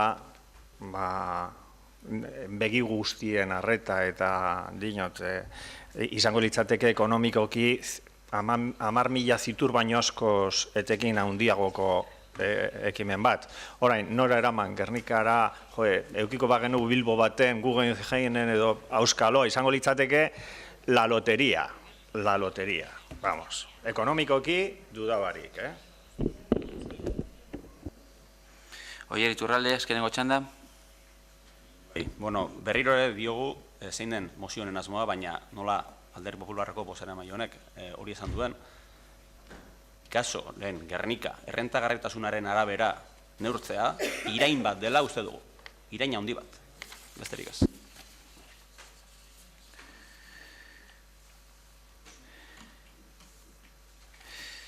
Bosketara pasatzen gera, inork ez baldin baditza eskatzen. Mozioaren alde,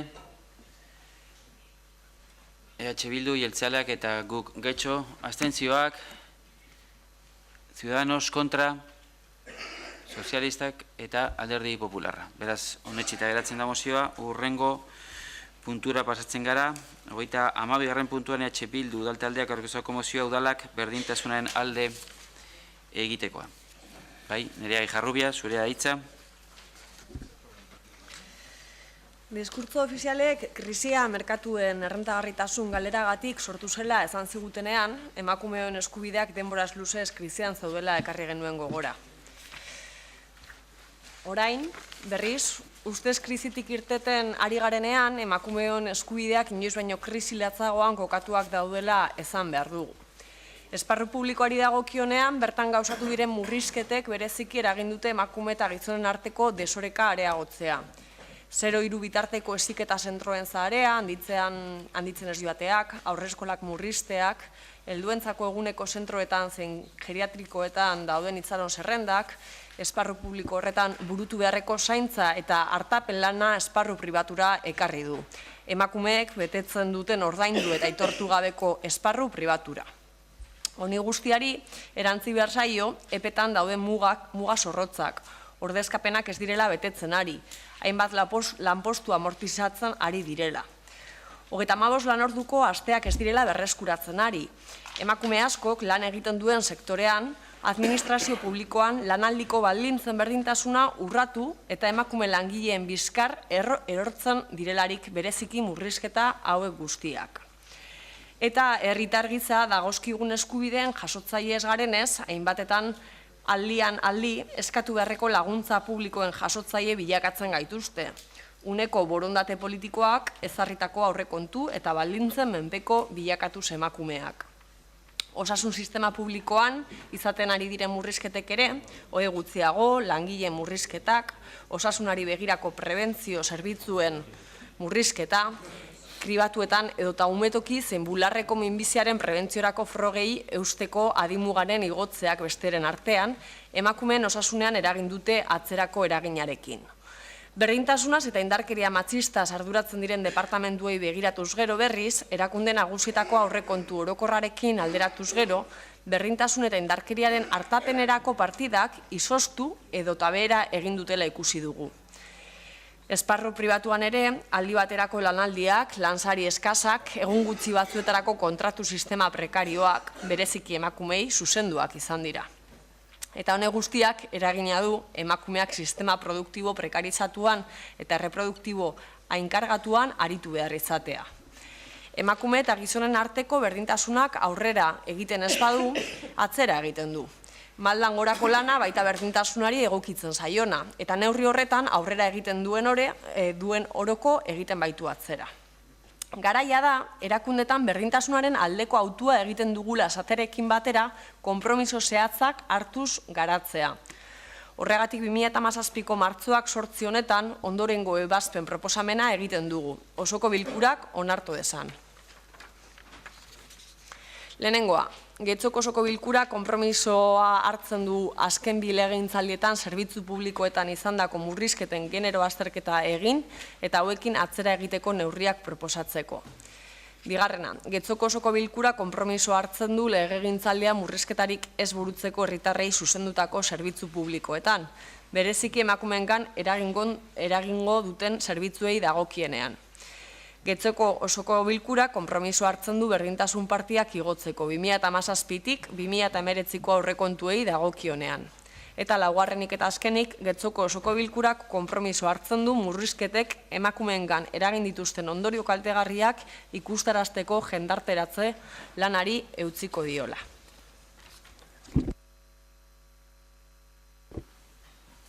Mila esker, Susana Andoio. Eskerrik asko. Oso zaila da, ados ez egote Bilduk aurkeztu digun mozioarekin, ados gaude mozioaren argudioekin, eta gainera egunerokotasun osoko gaia da. Horrela 2011an Unibertsitate batek liburu bat egin zuen Toledokoak, El derecho de la economía de las mujeres ante el género. Eta liburuak besteak beste aztertzen zituen ze diskriminazio egoeratan egon diren emakumeak bizitzako alor desberdinetan azpimarratuz bereziki emakumeen borruka tratu berdintasunaren aldekoa eta erabaki ahalmenaren aldekoa. Espainiako egoera demografikoa orain 20 urte Europak zeukanaren antzekoa da. Eta horrela emakumea lan merkatuan sartzeak ekarri du seme-alaba gutxiago izatea. Eta honek bere kalteak dakarzkio gizarteari. Seme-alaben zainketa emakumeen esku uzten den ezkero gehienetan, arazoak daude konziliatzeko familiaren zainketa lanbide arrakastatsu batekin. Eta emakumeak irabazten duenak gizonaren azpitik eta familia arrazoiengatik emakumeak uzten du bere lanbidea seme-alabak zaintzeko. Aipatu artikuluan garbi uzten da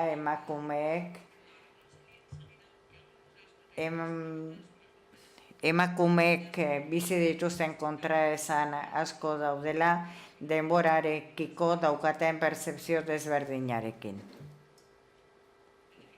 Hitz batean, erabat ados, mozio honen sarrerarekin eta baita egiten diren proposamenekin ere. Garbi dago, hobetzen ez dena okertu egiten dela, zeren pertsona askoren buruan, emakumeon soldaten kontua ez da familia kontu bat, baizik osagarri bat. Mozioaren edukiarekin bat gaude, baina denodak egon bezala, udalaren bete behar maila ez da honekiko bete-betekoa, eta horrela Andradek gogoratuko duen bezala, 2017ko aurrekontuen negoziaketan oso ondo lotuta geratu behar da, azpikontratazioen maparekin, lanpostuen balorazioarekin tabar gertatu dena. Naiz eta Bildu eta gobernu taldearen artean hor akordioetara iritsi ziren. Eskerrik asko. Teresa Escalante. Eskerrik asko. Bien. Azteko, aitortzen dugu udal honek berdintasun politikekin daukan konpromesua eta hori neurgarria da, eta mozioari dagokionez planteatzen diren proposamen gehienak aurrekontu negoziaketarekin dute zerikusia, baina bat gatoz sakonean esaten denarekin, lan prekarizazioa ordaintzen ari dena nagusiki emakumea da, eta baita ere gutxitzen ari dira matxismoaren indarkeria jasaten ari da, eta udalak hiritarren gandik gertuen gauden garen erakundeak izanik prebentziorako eta desberdintasuna saiesteko diskriminazioaren kontrako burrukarako lehentasunezkoak baren arren, Gobernu zentralak trabak jartzen dizkigu erregimen lokalen legeak, udalei ahalmenak kentzen zien emakumeen sustapena.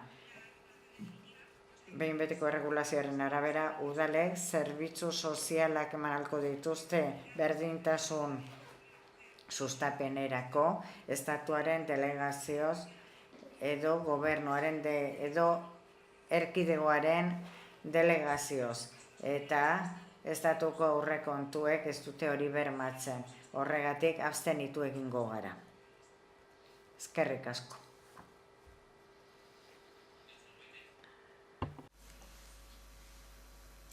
Bosketara partzen gara orduan.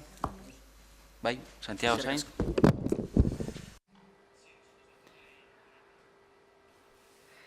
Bilduri esan behar diogu, naiz eta ados egon sakonean esaten denarekin, akordio proposamenean eskatzen ari direna, aurrekontu gaiak dira eta oraintxe bertan 2017an oraindik ez dago akordio bat. Eta animatzen ditugu akordio batera iristea gobernu taldearekin, egokia ikusten badute. Eta gu ez gara kontra azalduko, abstenitu egingo gara, eskerrik asko. Jarrubia zure daitza. Bai, eskerrik asko guztiei zuen erantzunengatik. Gaur, eta anekdotikoki, baina gaur da emakumeen eta gizonen arteko soldata berdintasunaren eguna. Oraindik ere olako egunak baldin badaude, gehien usten du zonlako jendartean bizigaren, oraindik. Mozio honen helburua izan da nola ez ekartzea gaia ona, eta zuen erantzunetan aipatu duzue badirela aurrekontu kontua. Nik uste dut aratago, guk uste dugu aratago doazen kontuak direla, da politika kontuak, ez? Hau da, ideia batzuk barneratzearen kontua. Izan ere, proposamen hau da modu bat diskurtso utzaletatik aratago joateko proposamena.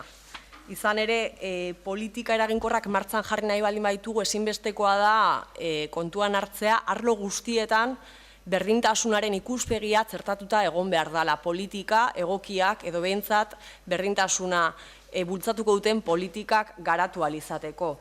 Eta berdintasun planean, hainbat konpromiso jasotzen badira ere, uste dugu feminismoa modu espezifikoan lantzetik, edo berdintasuna modu espezifikoan lantzetik, zeharkakotasunean indar gehiagorekin ere landu behar dela. Horregatik gure proposamena. Eta bai ikusten dugulako, eta lehen aipatu dugun bezala, eta egitearren ere referentzia planari, ze gaur ere ona ekarri da, planaren proposamenaren onarpena, esatea ez, nolabait haurtzaindegi zerbitzu bat eskaintzen da berdintasun zerbitzuak eskaintzen dituen jarduetarako, baina ez udalaren zail ezberdinek egiten dituzten jarduera guztietarako. Eta horrek agerian usten du badirudi edo behintzat ematen du aditzera emakume bakarrik interesatzen zaizkigula berdintasun kontuak, eta ez interesatzen zaizkigu ere kirol gaiak, lan gaiak, eta inkluso arraroa iruditu daiteken arren parte hartze dinamikak ere interesatzen zaizkigu. Beraz, hor litzateke ere modu bat berdintasun horretara edo behintzat urratz batzuk ematera eramango gintuen politika, benetako politika, berdintasunera doan politika. Eta hori izan da azken finean funtza, mozio honen funtza, eta modu bat eragiteko eta esateko bai, ondo dago modu espezifikoan lantzearena berdintasuna, baina zeharkakotasun horretan, arlo guztietan, ikuspegi hori bermatu beharra dago benetan jendartean, benetako aldaketak eragin nahi baditugu. Bestela jarraituko dugu erreproduzitzen sistemak sistema patriarkal honek usten dizkigun edo esartzen dizkigun zapalkuntzak. Besterik gabe, eskerrik asko.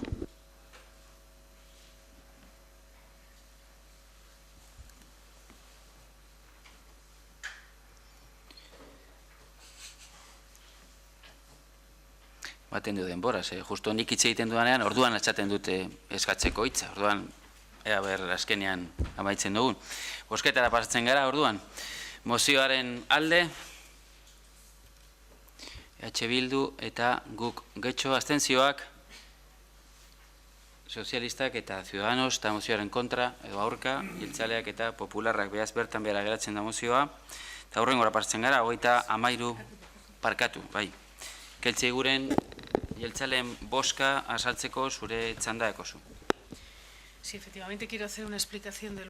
Bai, botu azalpen bat egin nahi dut. Gure botuak kontrakoa izan da, arrazoi desberdinen gatik uste dugu, lehenengo akordio proposamena ez dago, erteten dela udal eremuti, bigarrenean hezkuntzan, lan alorrean, osasun sisteman egondako mozketak aipatzen dira, eta bapatean ez gatoz hoiekin bat. Dena den aipatutako eremu guztiak ez dira udal eskuduntzakoak, eta beraz ezin dugu errebizatu udal bezala eskuduntzarik ez daukagun zerbaitetan. Bigarrenik konpromiso eskatzen zaio udalari ez mozketarik egiteko eragiten duten alorretan, eta abiapuntuak ezurra da EH Bilduk esaten du, mozketak egin direla politika sozialetan udal mailan diogu eta hori ez da egia. Are gehiago, azken 2 legegintzaldietan, berdintasun eremuari dagokionez, zerbitzu eta programa desberdinak sortu dira, lehen hezkuntzako 6. mailako entzat ikastaroak, genero prebentziorako esoko 3. mailan, edo aholkularitza sexologiko, edo doaneko haurtzaindegia, berdintasun eremuak egiten dituen ekitaldietarako, nereak esan duen bezala, edo arnazketa programa, edo zainketarako pertsonaen kontratazioa eta bar. Gainera ez dago inolako mozketak egiteko asmorik, konpromisu erabatekoa daukagulako berdintasunarekin. Eta hori 4.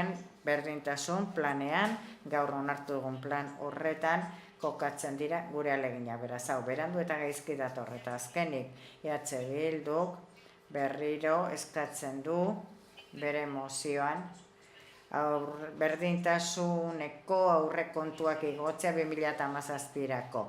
EH Bildu dakien bezala, aurrekontu gehikuntza bat eskatzeko modua ez da mozio bat aurkeztea. Hori, aurrekontuen eztabaidan aurkeztu beharko da. Eta horregatik bozkatu dugu ezetza. Susana de Cos. Txanda de Cosu. Voy a hacer nada yo.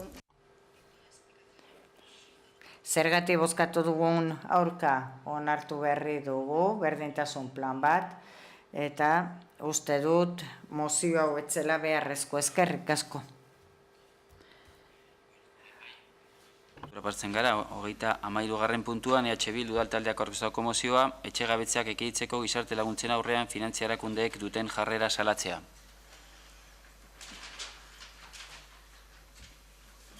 Nerea Jarrubia. Bai.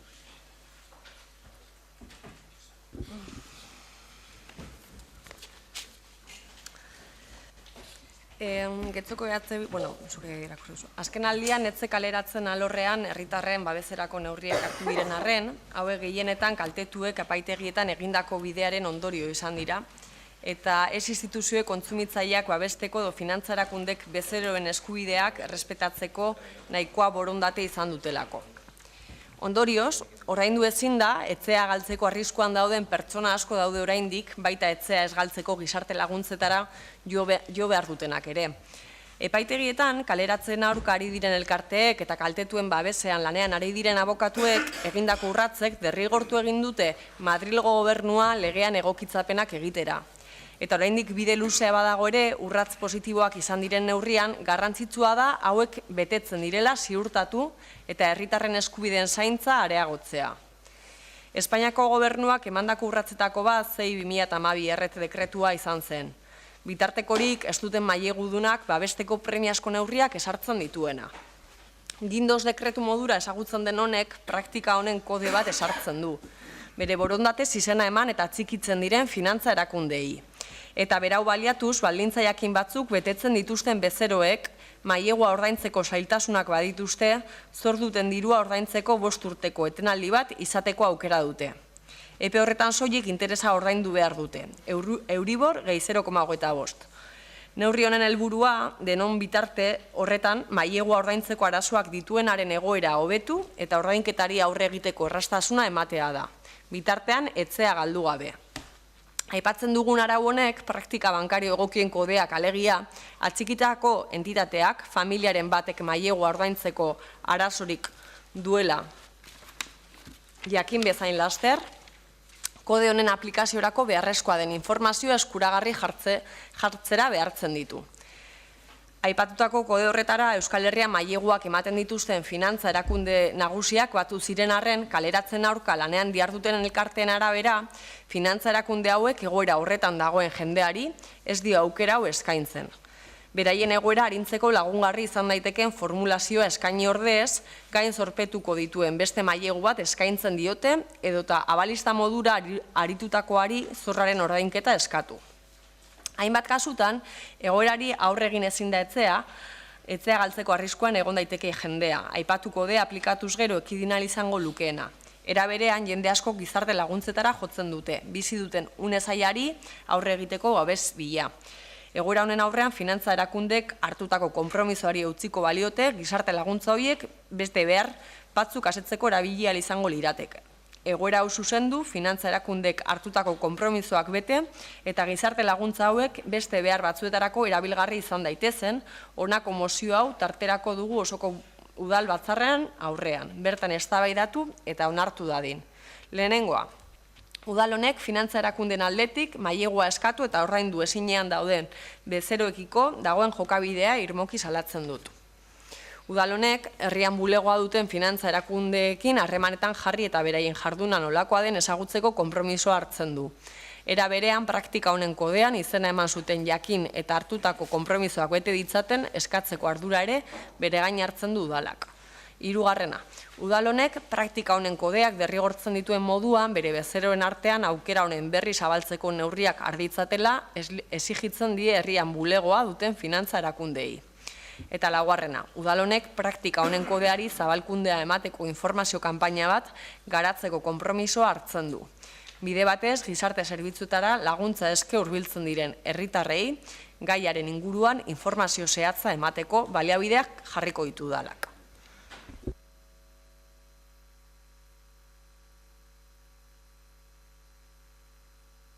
Mila esker, beste norbaitek.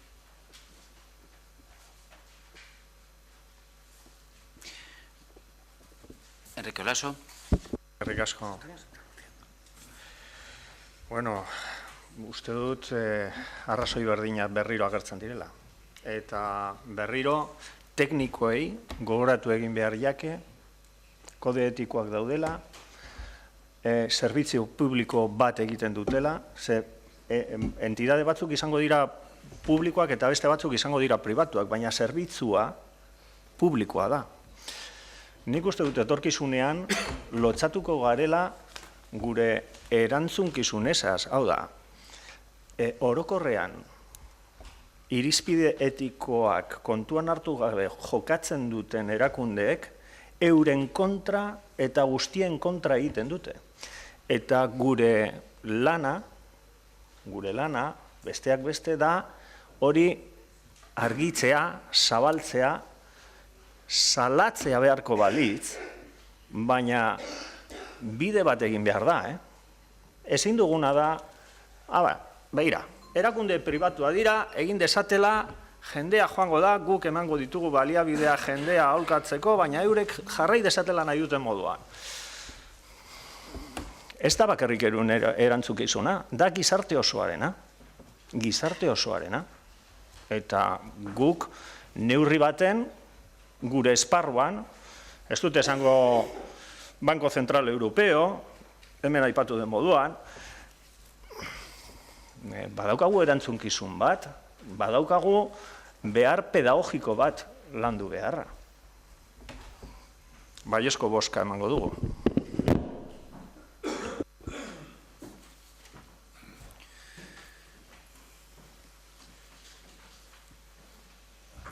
Beste norbaitek? Edo Andrade? Sí, gracias, señor alcalde. Nosotros... Bai, abstenitu egingo gara. Bilduren emozioa eskertu arren, ontzat ematen baita Alderdi Popularrak onartutako praktika honen kodea, baina uste dugu ez dela beharrezkoa momentu honetan gaur egun. Etxe gabetzen gaia ja bide maila juridiko instituzionalean ja markatuta dago, eta ez dugu uste beharrezkoa denik, ez baliabiderik, ez aleginik gehigarririk bideratzea dagoen eta aparte. Baina Alderdi Popularrak onartutako praktika honen kodea onartzea eskertzen dugu. Pasamos a la votación, si nadie pide la palabra. Sí. Aprobetxatuko dut. Bueno, besterik gabe oso ondo azaltzen da mozioan zeintzu diren gure arrazoiak hona ekartzeko.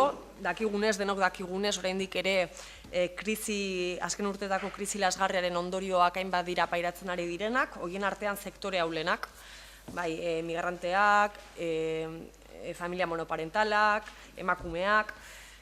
Mozioan adierazten den bezala, badira martzan jarri diren hainbat bitarteko, eta uste dugu bitarteko horiek ez direla erabiltzen ari erakunde finantziarioen aldetik. Hortaz, bide horretan uste dugu ezinbestekoa izan behar dela administrazioak hor egin behar duen bermatzaile lana, ziurtatzeko jarritako praktika honen kode hori benetan eramaten ari dela aurrera, eta noski, udala bada administrazio gertukoena herritarren gandik edo gertuen dagoen administrazioa. Hortik gure proposamena. Eta oso erraza da, baina kasu honetan ere egoera lasgarri horren erantzuleak hein handi batean baldin badira banketzeak, kasu honetan ere betearazi behar diegu banketze horiei, entidade finantziero horiei behintzat egin dezatela, martzan jar dezatela, kasu honetan kode hori.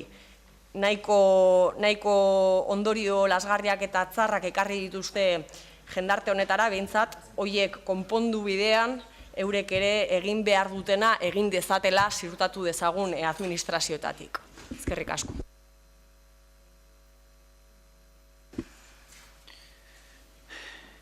Orain bai, bozketara pasten gara, mozioaren alde, Etxe Bildu, guk getxo abstentzioak, Alderdi Popularra, eta Ciudadanos, eta kontra, jeltzaleak eta sozialistak. Beraz, bertan bera geratzen da mozioa eta hurrengoa pasten gara. Bai, Elena Koria. Bai, arratsaldeon. Jeltzaleen eta...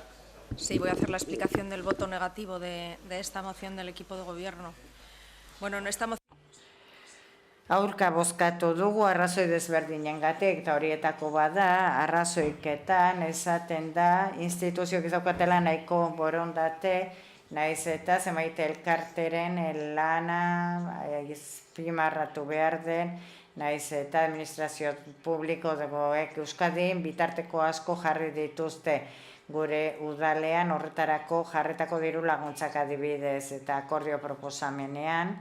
Udalaren eskumenetik kanpoko gaiak dira, ez dugu joan behar gure sukursaletara jakiteko ia praktika honen kodearekin bat egin zuten, hori publikoa da. Eta gure lanari dagokionez, ikusiko dugu iako praktika honen kode hori ja betetzen ari ote diren.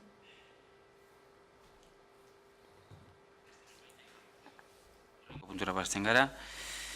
34. puntuan nahi zuzen, EH Bildu Udaltaldeak orsako mozioa, Garoña. Ibon Rodríguez, zurea hitza. Mozio zuzenean doa akordiotara. Orduan lehenengoa da, Getxoko Udalak estatuko gobernuari eskatzen dio, segurtasun nuklearreko kontseiluko osaketa ezartzen duen araubidea aldatu dezala bere kideak izaera politikoko esku sartzeetatik babesteko. Bere kideak lanbide adituak izan beharko dira. Eskarmentu handia izan beharko dute arlo honetan, eta aurrez ezin dute alderdi politiko edo gaiarekin zerikusia duten enpresekin loturarik izan. Eta era berean, Getxoko Udalak Segurtasun Nuklearreko Kontseiluko presidentea den Fernando Martínez kargugabetzea eskatzen du. Getxoko Udalak Eusko Jaurlaritzari dei egiten dio Segurtasun Nuklearreko Kontseiluan dituen kideak kargugabetu ditzala zentral nuklearrean behin betiko itxiera bermatzen ez den bitartean. Getxoko Udalak estatuko gobernuari eskatzen dio Garoñako zentral nuklearraren behin betiko itxiera eta bere eraizpena esan bidez uko eginez ura biltegi nuklear gisa erabiltzeari.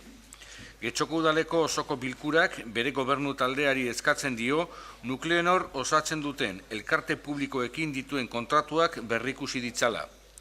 Getxoko Udaleko osoko bilkurak bere gobernu taldeari eskatzen dio bere eskura dauden bitarteko legal guztiak erabili ditzala hemendik aurrera Nuclenor osatzen duten enpresekin ez kontratatzeko. Getxoko Udaleko osoko bilkurak Getxoztarrak animatu nahi ditu Iberdrola eta Endesarekin harreman kontraktualak apurtzera eta bere energia beharra Garoñako zentral nuklearrarekin zerikusirik ez duen beste konpainia batekin asetzera. Mozio honetan adostutako industria, energia eta turismo ministro Espainiarrei helaraziko zaie, baita Alderdi Popularreko presidentea zen Iberdrola eta Endesako administrazio kontseiluei. Jeff Holanda. Eskerrik asko. Tenemos aquí una propuesta que no podré rechazar. Zeharkako emendakin bat daukagu eta ez dut uste ukatuko duzuenik.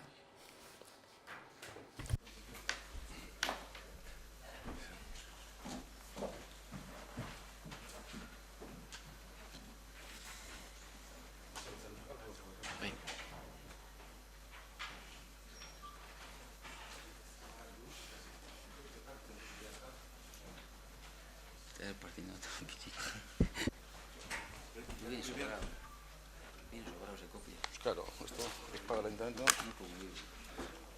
¿Esto ahora tengo que leer yo? Ah, bai. Irakurri behar duzu zuzenketa. Bueno, el texto es una transposición, vamos, una... Eusko Legebiltzarrean onartutakoaren egokitzapen bat da eta hauxe dio. Behean sinatzen duten talde politikoek indarrean den erregelamenduaren babesean erdibideko zuzenketa hau aurkezten diote Bilduk Garoñako zentral nuklearraren balizko berri errekitzeari buruzko mozioari. Getxoko Udalak exigitu egiten du Garoñako zentral nuklearra behin betiko ixtea eta berretsi egiten du haren instalazioetan biltegi nuklear bat irekitzearen aurkako bere posizioa. Getxoko Udalak eskatzen dio nola gobernu zentralari ala Nuclenorri bere alakin diezaietela zentrala eraisteko beharrezko izapideei.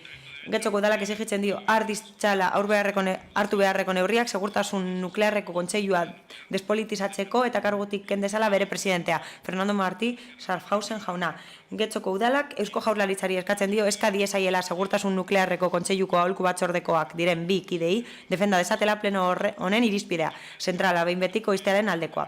5. Getxoko Udalak erabaki du 2017ko urtarrilaren 26an Eusko Legebiltzarrak onartutako eskaerari atxikitzea. Legebiltzarreko ganberako zerbitzu juridikoei eskatzea esen Espainiako gobernuak erabakitzen baldin badu Garoña berriz irekitzea, aste dezatela beharrezkoak izan daitezkeen instantzia judizial guztietara jotzeko aukerak, eta txosten bat ere egin dezatela hilabeteko epean aztertuko duena zer aukera juridiko administratibo izan daitezkeen edo zein eremu juridiko eta administratiboa botan jarduteko Garoña behin betiko ixteko. 6. Getxoko Udalak erabaki du eman daitezela beharrezko pausoak bermatze aldera haren bulegoei hornitzen zaien energia elektrikoa joan dadila iturri nuklear edo fosila jatorri berriztagarriko ez ordezkatzen. Hildo horretan, Udaleko zerbitzu teknikoei eskatzen zaie presta dezatela txosten tekniko bat proposamen honen bideragarritasunaz eta hori gauzatu ahal izateko komenigarritzat jotzen diren EPS. Halaber, Eusko Jaurlaritzari eskatzen zaio egin dezala antzeko azterlan bat trantsizio hori aurrera eramateko. Le corresponde a EH Bildu aceptar esta enmienda. Lortzeko galdera baiezkoa izango du. Beraz, eztabaidan sartzen gara mozioaren testu berri honen arabera. Bai, Kike Parada.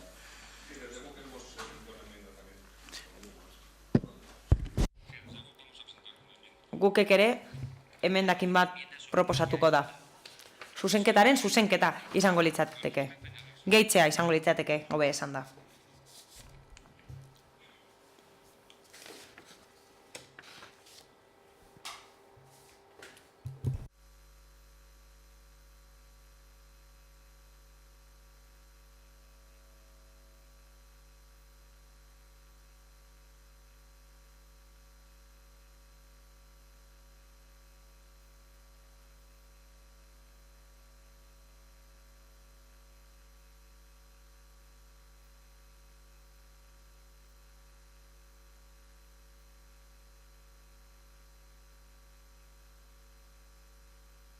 Para irakurri mesedez zuzenketa, denok entzun dezaten. Sí, bueno, procedo a dar lectura a la enmienda.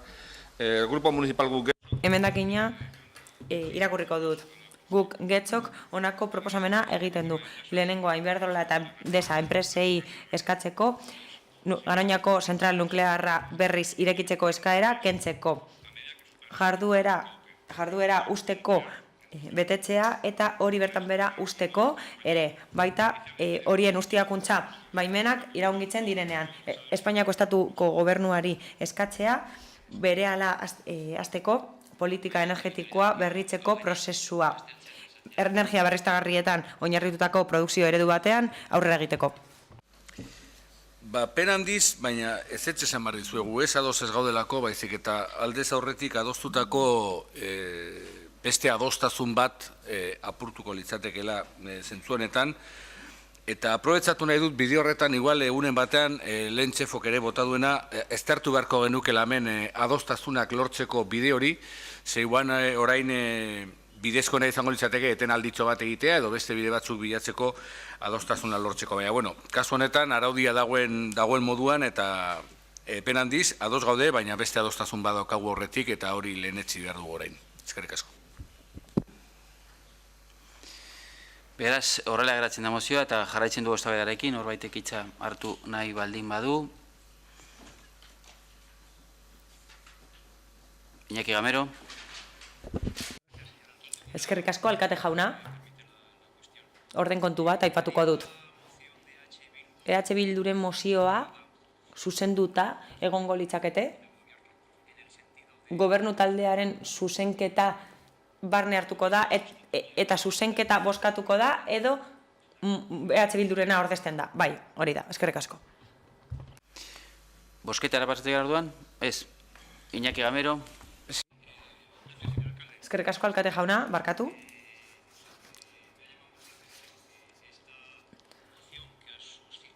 Harrigarria iruditu zait, zuzenketa asko egin direla, baina inork ez duela defendatu. Guk labur-labur azalduko dugu. Alderdi Popularrak ez dauka arazorik esateko, ez gaudela ados berriz irekitzearekin. Euskal Alderdi Popularrak hori esan du orain eta 2014an ere esan genuen hori. Naiz eta Alderdi Popularreko beste batzuek esan duten ados daudela. Euskadin ez gaude ados, Garoña berriz irekitzearekin. Hala ere, se le ha apagado el micro. Baina, esan nahi dugu guretzat, ez dakit nola esan, Getxostarren ohiko gauza bat dela hau. Getxostarrek eskatuko diogu legebiltzarrari araudiak aldatzeko. Segurtasun nuklearreko kontseiluari eskatuko diogu osaera aldatzeko. Estatuko legebiltzarrari eskatuko diogu karguak izendatzeko beste forma bat esartzeko. Eusko legebiltzarrari eskatuko diogu legeria aldatzeko. Eta EH Bilduk esan du Gasteizko herritarrei eskaera bat egin aldiogula Endesa eta Iberdrolarekin dituzten kontratuak bertan bera usteko. Getxon, elektrizitate konpainiekin sinatutako kontratuak bertan bera usteko edo aldatzeko eskaera bat egingo dugu, eta gainera EAJak zuzenketa bat egin du. Eta esan du, baietz, bai, berrikusiko dugu kontu hori zerbitzu teknikoekin, eta ikusiko dugu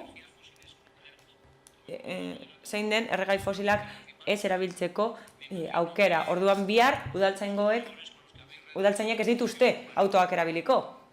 Ordenagailuak ez da.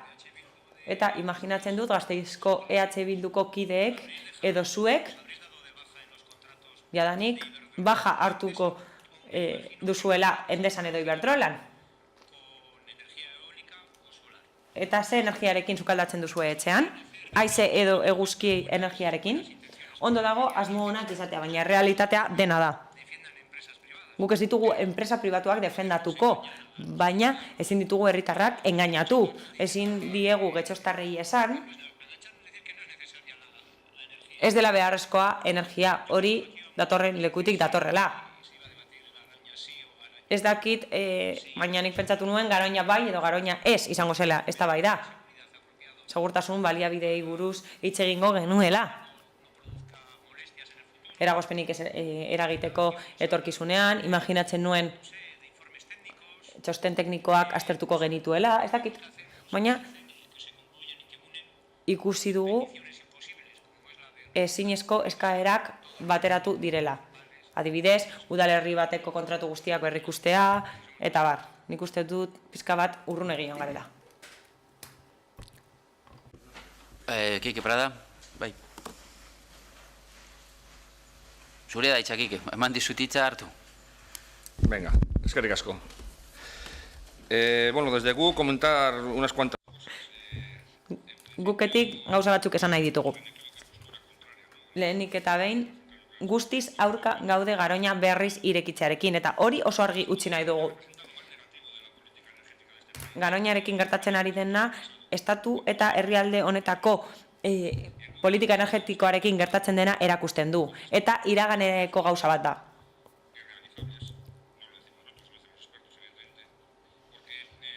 Adituek esaten dute esango dudana. Guk uste dugu mozioa eskasa dela. Uste dugu hitz egin ahalko genukeela politika energetikoaz, eta bar. Oraingo eredu energetikoaren aurka gaude, bi arrazoiengatik, izan ere nuklearrak babesten ditu eta gainera energia berriztagarriak zigortzen ditu. Bestalde, energia nuklearreko instalazio hauek oso arriskutsuak dira.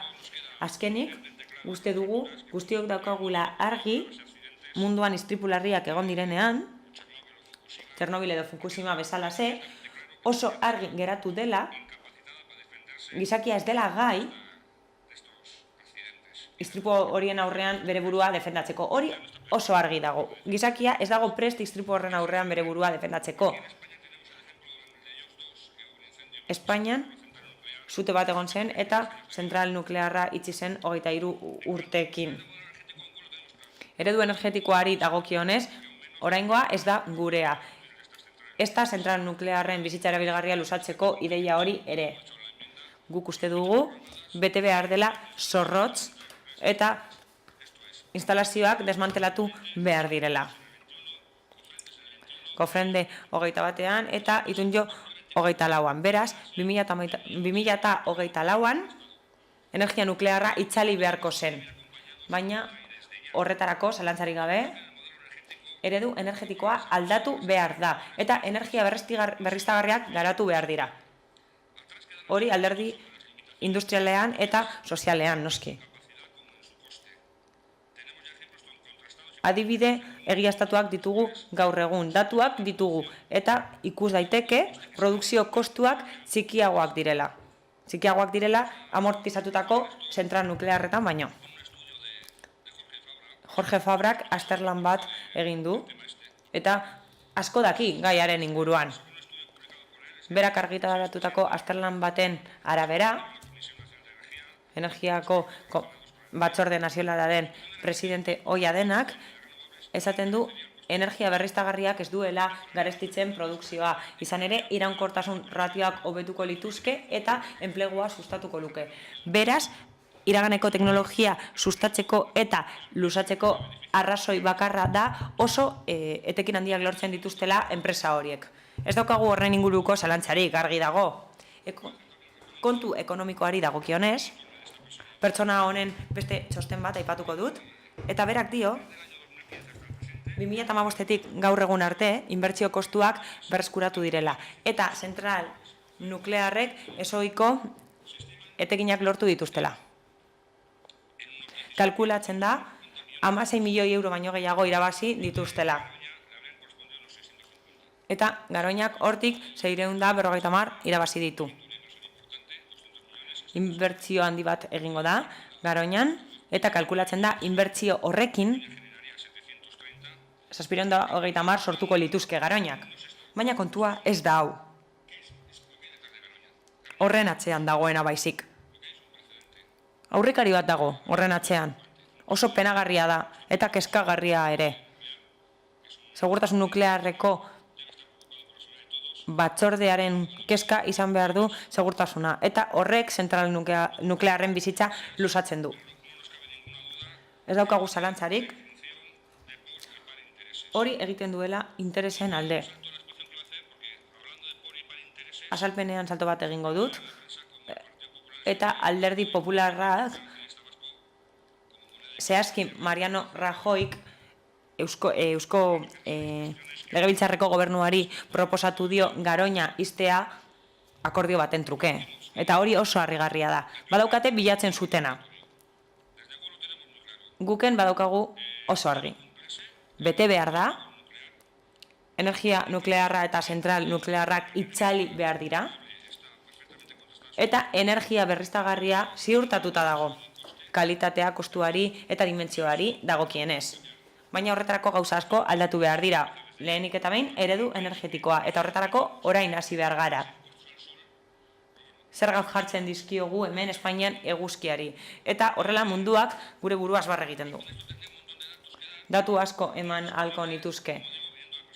Ez dut eztabaidatuko ikusita nork egin duen produkzioari dagokionez, Txile eta Mexikoko datuei dagokienez,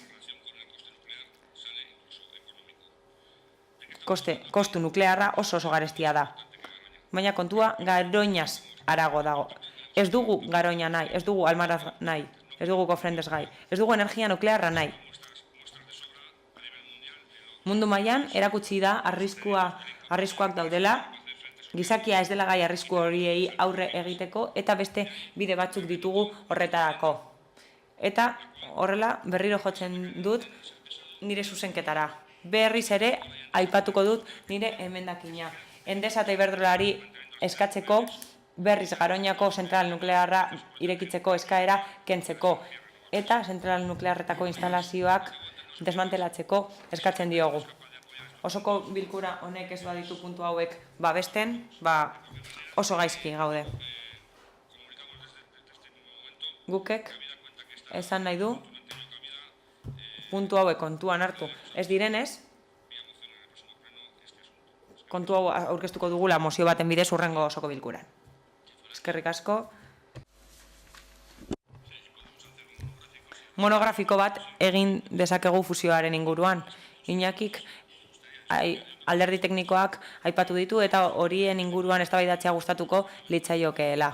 Harrituta nago Iñakiren hitzaldiarekin. Guztioi gogorarazi nahi dizuet, hauze kopia pega bat dela, edo egokitzapen bat dela. Eusko Legebiltzarrak akordio bat hartu du orain dela gutxi, eta aho batez bozkatu zuten baietz Alderdi Popularrak izan ezik. Elkarrekin Podemos barne, barkatu nire ignorantziagatik. Aho bateko akordioa izan zen, esan dudan bezala. Zuk esan duzu erantzunkizun eza daukagula proposamen batzuk babesten ditugunean, eta soilik simpatikoak izateagatik egiten dugula. Gauz asko esan aldituzue gobernu taldeari buruz, baina erantzukizuna badaukagu. Esan dezakezue izan ere zorrotzegia garela, baina ez erantzukizuna ez daukagula.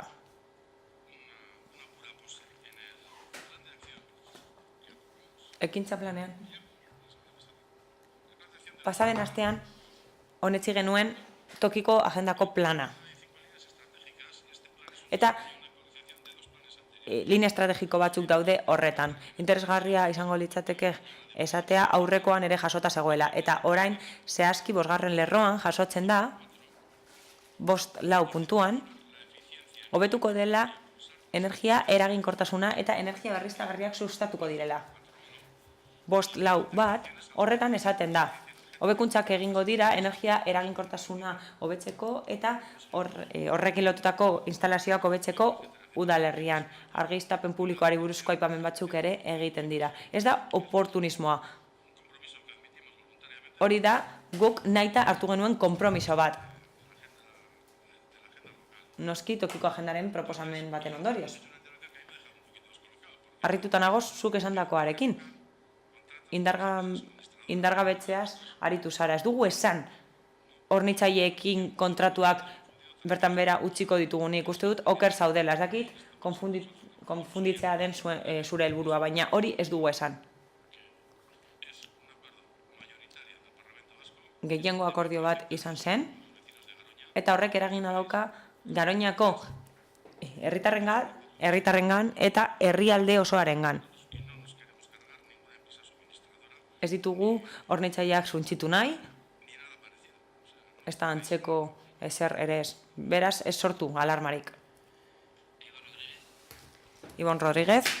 Hengo zehaztapen bai, egia da zehaztapentso bat Iñaki Gamerori, egia da gure mozioan, jatorrizko mozioan akatz bat dela, dagoela, eta Gasteiztarrak aipatzen duenean, Getxoztarrak esan nahi du, kontua da, eta nahi baduzue kontatuko dizuen nondi datorren, hasieran guk aurkeztutako mozioa da Gasteizen aurkeztu zan mozioa, irabazi eta Podemos taldearekin batera sinatutakoa, ondoren etorri zen Eusko Legebiltzarrean sinatutako akordioari, eta orduan akordioari baietza eman diogu adostasunaren alde. Baina gero, ez dakit, bota dituzu bata bestean atzetik gauza seriotasuna eskatu duzu, baina zure interbentzioa frivolitatez betea egon da.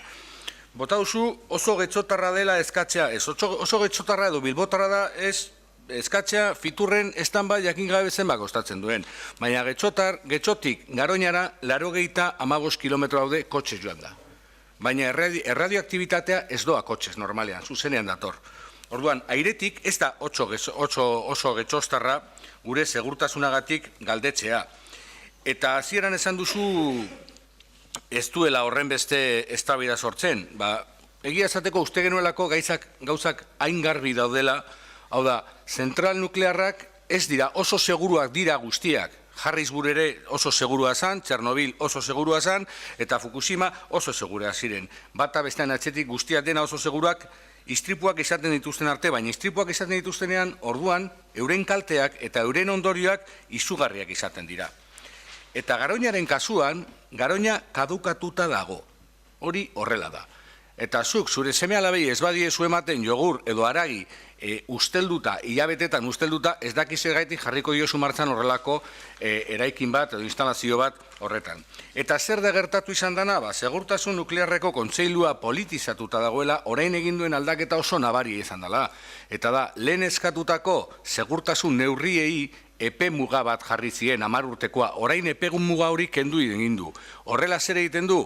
Hor egin beharreko inbertsioa errentagarritasuna izateko modua ematen dio. Baina gero hortaz aparte, galdetu zu aberretzean zer nolako energia erabiltzen dugu.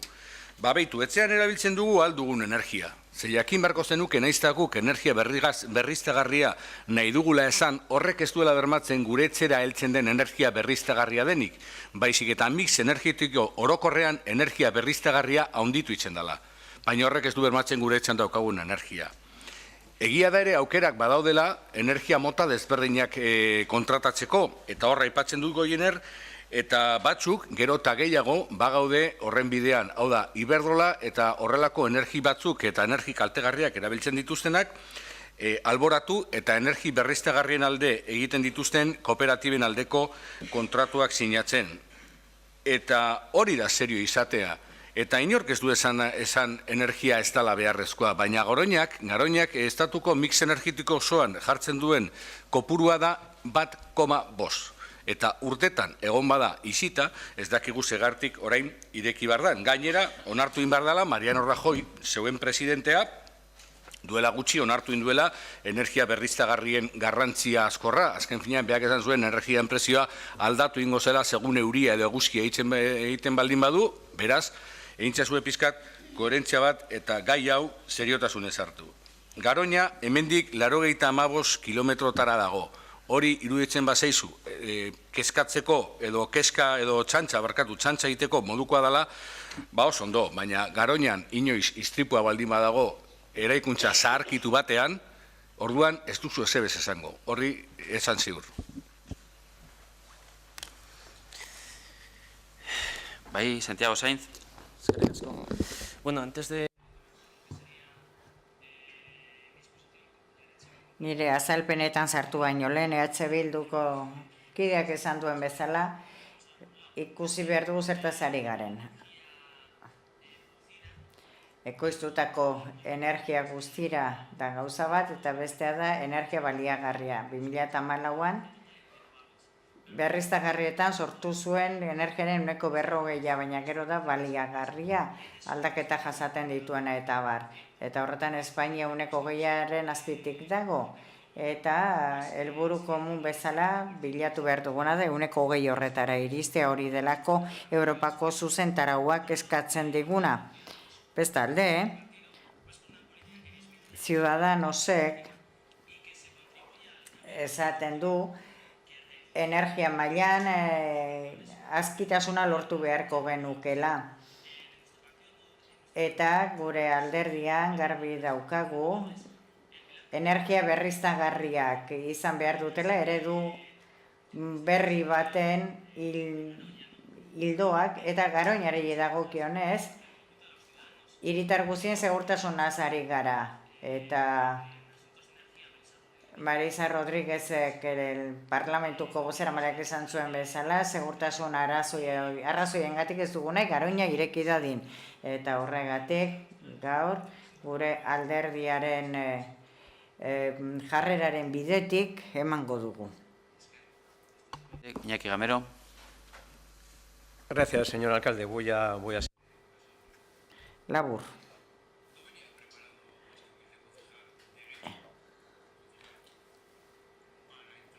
Ni zinegotzi izan da ez netorren eztabaida energetiko ideologiko batean sartzeko energia berriztagarriei buruz. Getxoko arazoak tratatzeko naiz ni zinegotzia. Eta honen nolabait gure hiritarrak ukitu ditzaken arren, batzutan kezkatuta geratzen naiz hemen ez dakit,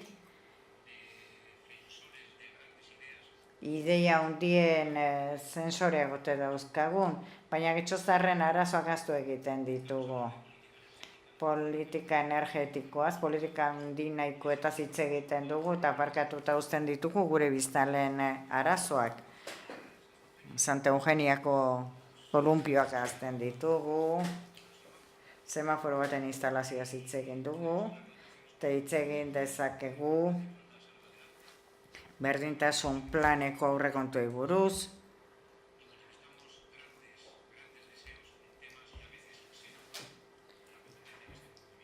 eta badira desio handiak udal honen eskuduntzatik kanpo geratzen direnak. Alderdi Popularra Garoña ez irekitzearen alde dago, eta politika energetikoei buruzko beste eztabaida handi nahikoak beste instantzia batzuetara utzi beharko genuke, eta kaleko biztanleen arazo eta arduratu gaitezen. Eskerrik asko. Kike Prada. Eskerrik asko.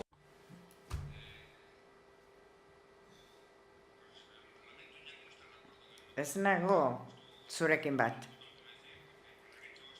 Getxorentzat hau ere arazo bada.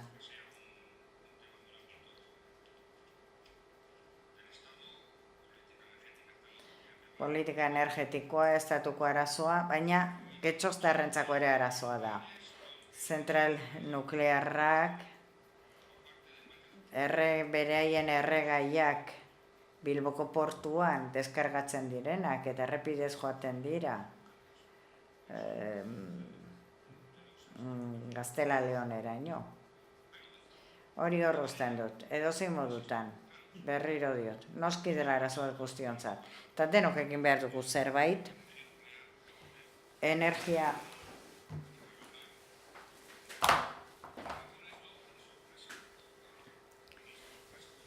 eta gu harriturik gaude gobernu taldearen emendakinarekin 6. puntuan. Pausoak emango ditu energia berriztagarrirako. zer gertatzen da, iaz erredikulizatu egin zuen gure mozioa, udalak energia berriztagarriak erabili ditzan. Bai, iaz, mozio bat aurkeztu genuen, udal instalazioetan energia berriztagarriak erabili zitezen, esan zen, oso komplikatua zela, kontratuak aldatzea eta ridikulua zela, begira. Eta bide batez, kritikatuko dugu zuen seriotasuna. Orain antza, olatu polita aurkitu duzuelako. Hori galdetuta gero, eta zuek egiten duzuen bezala mozio ridikulizatu ondaren, hemen Eusko Jaurlaritza, Alderdi Jeltzalea, bueno, posten gara, Posten gara. Zeren, oharrakoar, Eusko Alderdi Jeltzaleak ohiala gerozteko aldarrikatu ondoren, orain, bueno, esaten zaigu, energia berriztagarria bai, eta bai, aldeko botu emango dugu, baina bi gauza bukatzeko. Alderdi sozialistak zer esan behar du. 2009an Garoña luzatzeko hartutako akordioa, orain 4 urte. Aldatu egin zarete, posten gara, eta EAJak ea sortea daukan, eta Marianorekin birnegoziaketetan, ea lortzen duen Garoña ixteko akordio hori. Pizkat errespetu gehiagorekin aritzea, nik uste dute erabili duzun planteament itxa oso matxista dela benetan. Horrengoan pizkat zaindu, ze, bueno, kortesia parlamentariaz gain, bai gainean uste dut. ¿Me podría repetir lo que ha dicho, que no te he entendido? Digo que siempre pido que procedamos con respeto. Errespetu zaritzeko eskatzen dut beti, eta erabili diren hitzak, bueno, matxistak ere izan daitezke. En un debate político hizo alusiones personales y lo permitiste con total normalidad. Aquel señor, sí, hiciste alusiones hacia mi persona. Perdóname, Quique, perdóname, estoy hablando yo. O sea, creo que he hecho no va a permitir que me llames la atención ahora.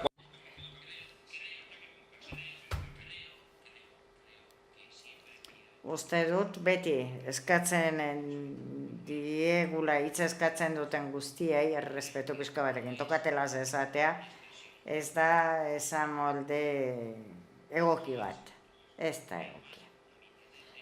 Eta gainera nire ustez matxista da, baina hau zerbait subjektiboa da. Nik esaten dudana da, eskatzen dut, errespetua mundu guztiari eskatzen dizuet. Saiatzen naiz osoko bilkurak modurik ahalik eta onenean moderatzen. Eta errespetu falta gertatzen denean salatu egiten ditut. Mundu guztiari errespetu eskatzen diot. Momenturen batean, norbaitek uste badu ez naizela ekitatiboa, onartzen ditut kritikak. Arazorik ez. Baina guztiei eskatu diet, berriro eskatzen dizuet. Beti errespetuz jarduteko. Besterik ez. Eta modu ekitatiboan jarduten saiatzen naiz. Lortzen ez dudanean, barkamen eskatzen dut. Zaindu dezagon, izkera foro publiko bada, estremin berez bide reproduzitzen da, eta badira ezamoldeak ez direnak ekokiak, besterik ez. Jarraitzen dugu eztabaidarekin. Ibon Rodríguez. Bueno, Kike Pradak esan du lehen, baina igual oen iskanbianekin astu inda, baina Iñakiri esateko, guretzako amendik 1 kilometro eskazeran zentral nuklear zaharkitu dagoen zentral nuklear bat egotea, da getxoko arazoa, getxostarren arazoa eta getxostar asko eskatzen duen kontu bat. Berarentzat ez bada, argi da, eta nik luertzen dut oso lasa ibiltzen direla gauza txikien inguruan hitz egiten, gauza txikiak oso garrantzitsua dira, eta guk gauza txikiak hartzen ditu kontuan, semaforoak edo parkeak, eta gauza handiak eta beharrezkoak ere hartzen du kontuan. Beraz, lasai egon dadila. Aurrekontuetan ibiliko gara nahi den tokian, baina hemendik eta 100 kilometro eskasera zentral nuklear zaharkitu bat egotea, Getxostarren arazo bada. Eskerrik asko.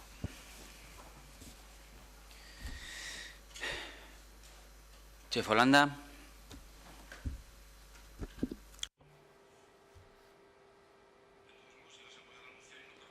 Mozioaren alde arituko bazara, alere, herrita egiten diguzu. Esan didazu, erasotu zintu dela. Ez dakit, grabatuta egongo da, baina ez dakit, nola. Esan didazu, esan nuela, mozio ridikulo bat zenik. Ez dut uste horlakorik sekula esan dudanik. Begiratuko dut eta esan duzu, halako travestismo politiko bat egin nuela. Orduan zerbaiten kontra egin genuela eta orain alde. Tamalez, literalki, zintut gogoratu zer proposatu zenute, baina argudioek pista bat ematen didate. Eta orduan bai, gobernu talde honentzat ez lirateke onargarriak. Konpromesu etzaizu nahikoa irudituko zu zalantzazkoa, gobernu talde honetatik etorrita. Aldenen neurrian gero eta energia fosil gutxiako erabiltzea, eta fosilak baldin badira ez da dezenen kutsakorrak izan, hori praktikan jartzen ari gara. Gutxi iruditzen zaizula, baina ez esan gauza bat esan genuela eta horren beste bat esaten dugula konbenientziagatik, hori ez da egia. Eta nik berriro diot, ez dut giroa berotu nahi. Ez dut uste nik inolako irain pertsonali bota dudanik. Kritika politika horren bat egingo nuen. Baina ni eta nire eskuinetara eseri garenak, bai irainduak izan gara, eta Iñaki Amorrortu talde honi zuzendu zen expoliadoreak deituz. Eta hemen inorketzion ordenara deitu. Beraz, neurgailu desberdinak erabiltzen dira. Alkateak oposizioari tratu bikaina ematen dizue eta gobernukoak zensuratu egiten gaitu, hori esan da geratzen da. Está claro que en todas partes cuecen habas. Kike Parada, zurea da hitza. Ya veo que no consigo convencer ni... Ikusten dut, ez zaituzte dela konbentzitzen.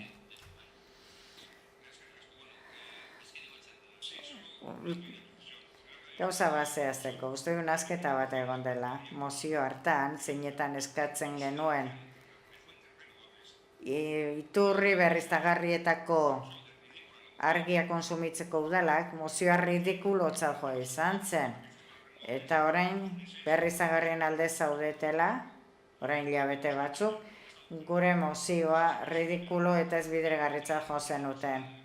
Eta erreferentzia pertsonalak direla eta eztabaida politiko batean, zeinetan gure alkateak esan zuen gu etzela, irresponsable esan zuen ginela testu akordioetara iristen ez ginelako, eta esan zen hemen badago pertsona bat, modu irresponsablean konportatzen dena eta orain duen jartzen da. Eta pertsona bat aipatu zenuenean nitaz ari zinen, eta hori hor geratu zen. Hor geratu zen. Eta niri irresponsablea eta indignoa deitu zen idan. Ikusi dezakezu, gero mozketa pasatuko dizut WhatsApp bidez. Eskerrik asko.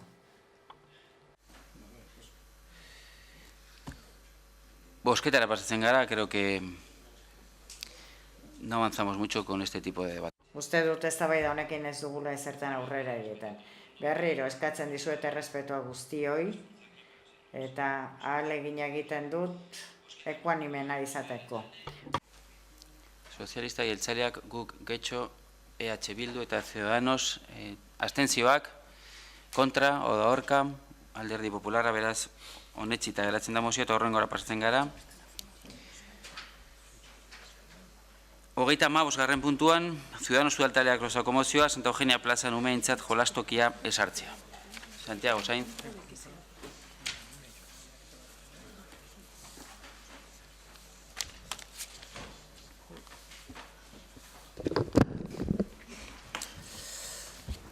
Bueno, moción para la... Perdón. Ahí está.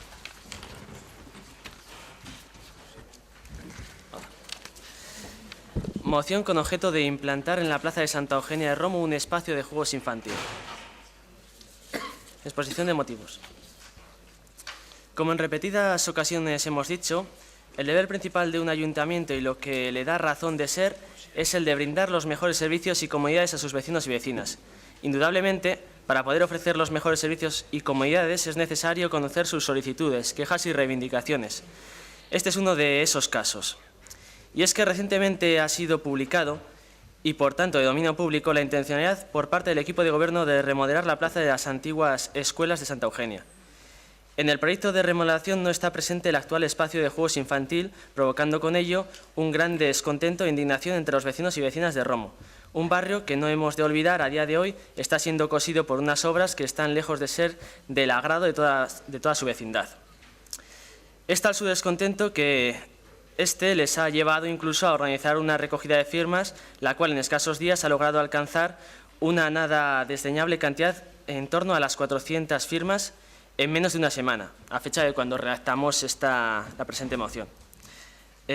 Convergiéndose en un clamor popular merecedor, sin atisbo de duda, de la atención del Pleno como órgano máximo de representación del Ayuntamiento de Guecho. Desde el Grupo Municipal Ciudadanos Guecho queremos posicionarnos, como siempre hemos hecho, del lado de la ciudadanía y de sus vecinos y vecinas guechotarras, haciéndonos eco de sus reivindicaciones, unas reivindicaciones que ante la remodelación proyectada pasan no solo por la conservación del actual espacio de juegos infantil, sino también por su mejora y modernización. Para finalizar, consideramos necesario la conservación y modernización del actual espacio de juegos infantil, además de por las quejas vecinales, lo cual es sin duda un motivo con una enjundia suficiente, sino también por las necesidades de la infancia que desde el Ayuntamiento de Guecho se han de solventar. En este caso, no eliminando, sino mejorando y modernizando el espacio de juegos infantil con el que ya cuenta. Bueno, desgraciadamente, contaba. Por todo ello, trasladamos a este ilustre pleno la siguiente propuesta de acuerdo. Única. En los planes de remodelación previstos para la Plaza de Santa Eugenia de Romo, el Ayuntamiento de Guecho se compromete a preservar, mejorar y modernizar la actual zona de juegos infantil. Eskerrik asko. Haren itzen erderazkoan. Bueno. Beste norbaitek. Susana Andoyo. Bueno, nosotros, más que lo que hemos... Guk, lehenago tratatu dugun mozioan izandakoaz aparte,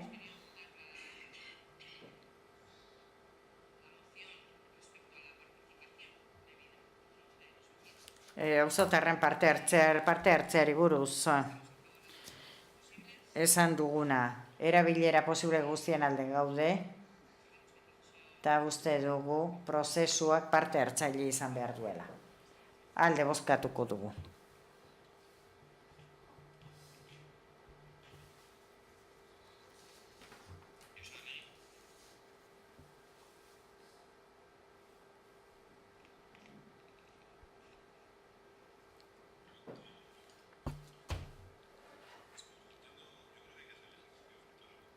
Uste du bi mozioak elkartu egin behar direla, eta horrela ateratzen den ondorioa, ze lehenengo prozesu parte hartzailea sozializatu eta gero jolazonak ezarri. Beraz, emaitza badago, kasu baterako, orduan oposizioko taldeak erabakitzen badute, era parte hartzailean egiten dute, ze erabaki duzu ez ere egin behar den. Eta gobernuak proposatzen badu, ez duelako erabaki, prozesu parte hartzaile bat egongo delako, orduan inposatu egiten dugu. Bueno, pentsatzen dut oposizioan egonda jola zorretara jolastu behar dela. Guk zentzu gabe ikusten dugun arren. Eta berriro gogoratzen dut. Sarbideak hobetzea, herritarren eskaria, karpa gehiago, elkarten eskaria, espazio gehiago udal talderen batena. Peatonalizazio bat, auzotarren eskaria, eta hortik aurrera, erabilerak. Baina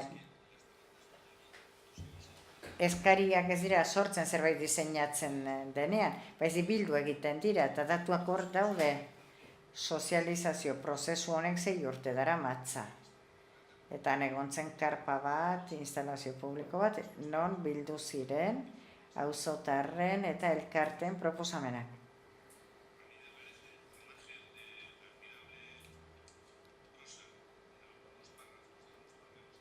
Santiren prosa bikainaz aparte benetan miresten dut, uste dut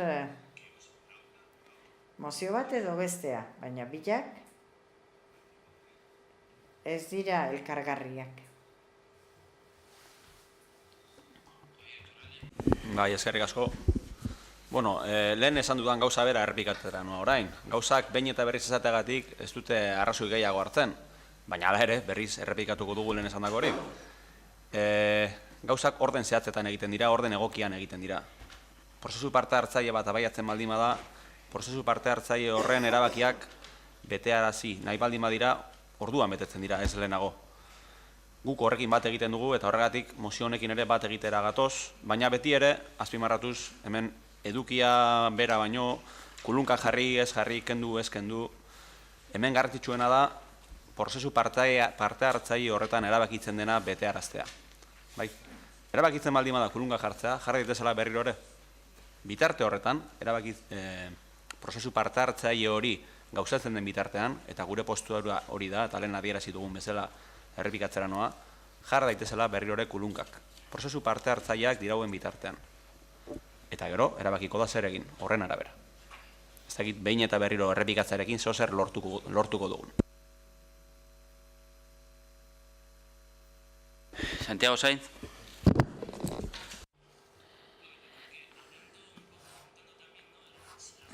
Nik uste dut bi mozioak elkartuta gukena eta gurea, esan hemen sentimentu garbi bat dagoela.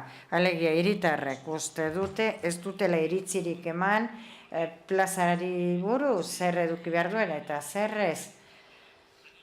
Iregintza zinegotziak aurkezten diguna egia izan balitz, ez ziren bildu diren sinadura guztiak, beraz, prozesu parte hartzailea Romoko auzotarrek abiatu dute, beraien kabuz, gabezia bat ikusten zutelako, eta ez zirela errespetatzen zenbait eskari, beraiken ustez beharrezkoak zirenak,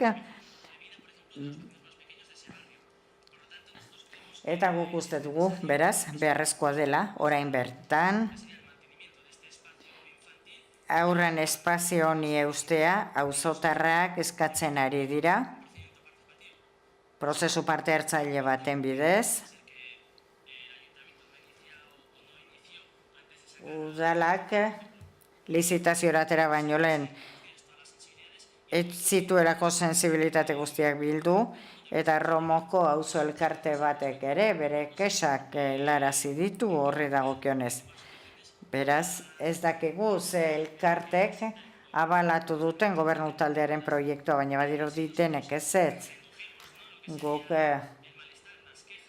jasotzen ditugu auzotarren kexak eta onera ekartzen ditugu jarrera bat azaltzeko, esaten dezaten plaza horri daukionez zer nahi duten. Eta Ciudadanosetik jolastoki horren alde gaudela esaten dugu. Miguel Ibabe. Gracias, señor alcalde. Buenas tardes a todos. Eskerrik asko alkate jauna. Oso pozik nago, zeren 2 ordu pasatu ondoren diputatuen kongresuko pleno fiktizio bat jarraitu ondoren, non señoriak ez dauden, jaunak ez dauden Madrilen bezain ongi prestatuta, orain getxoko errealitatera gatoz. Santa Eugeniako parte hartze prozesuari dagokionez, iregintzako zinegotziak esan du martxoan, gero esan du igualetzela martxoa, aurreratu igual egin dela, esan du espazioak amesteko prozesu parte hartzaile bat egingo dela. Ezker Romoko biztanlek ez dituzte espazioak amestu behar. Nahi, errealitate bat nahi dute, kendu zaiena. Ez dute ametsak egingo ez erabilerakin, ez ezerekin. Kendu zaien zerbait buruz ari dira amesten. Uste dut, udalak beti esaten du, orain pleno bat edo bi, hitz egin zen, auzo izeneko prozesu parte hartzaile bati buruz, eta orain 4 urte geroago, auzotarren eskari bat martxan jartzen zen. Niregintzako zinegotziak askotan esan digu, nola berai daukaten parte hartzerik onena, entzutea den, kexena den, jendeari ez zuten zaio eta hortik ondorioak ateratzen dituzte. Guk esaten dugu, entzutealdi hori badaukala ja, sinadura bilketarekin, jendeak eskatzen baitu eskaintzeko umeen parke hori. Edozen kasutan, ziklikoa da. Hemen plenoan dagoen jendeari, edo etxetik jarraitzen ari den jendeak. Bueno, EAJak, gobernuak beti erantzun berdinak eta euska. Horri buruz hitz egin genuen aurreko batean, eta kasu honetan berdin da. Azterketan ari gara, jendearekin kontatzen dugu, eta hemen ez dagoena da borondatea. Norbaitek onartu dezan, gauzak ez direla ondo egiten agi, eta esan dezaten, huts egin dugu eta ume parkea jarriko dugu, hemen ez delako sekula gobernua gaizki egiten duen ezer onartzen. Joseba Arregi, hitzez hitz irakurriko dut, lehenago eginez badut. Programatutako erakusketan emango da ezagutzera plaza nolako izango den. Jendea gonbidatuko da, beraianen nahiak aurkeztera erakusketak parte hartzera gonbidatuko ditu hiritarrak eta amestera espazio publiko horretan egoteko modu desberdinak. Isiltasun apur bat mesedez. Miguel Ibabe, berriro gauza bera erakusketa, amesteko nola egon nahi duten espazio publikoetan. Alegia, espazioak amestea esan nahi du. Baina auzotar horiek ez dute ezerekin ametsegin nahi, errealitatea nahi dute.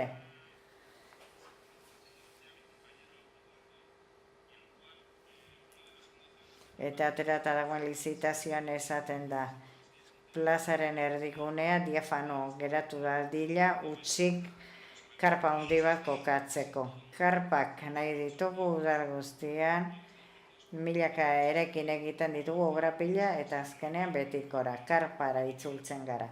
Eta kentzen ditugu karpa banu izan behin erabiltzeko, Romoko ume jolastokiak kentzen dugu. Eta Eduardo lehenago zioen bezala, zigortzen ari gara Romo alde guztietatik.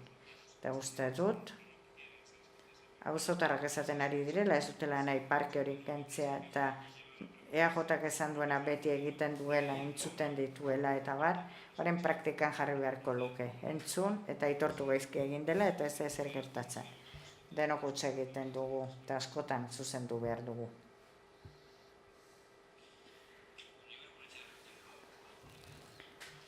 Azken txanda aprobetsatuko dut. Susana Andoiok, uste dut zentzu komuna handia daukala, gogoeta bat egin du, partekatzen dudana.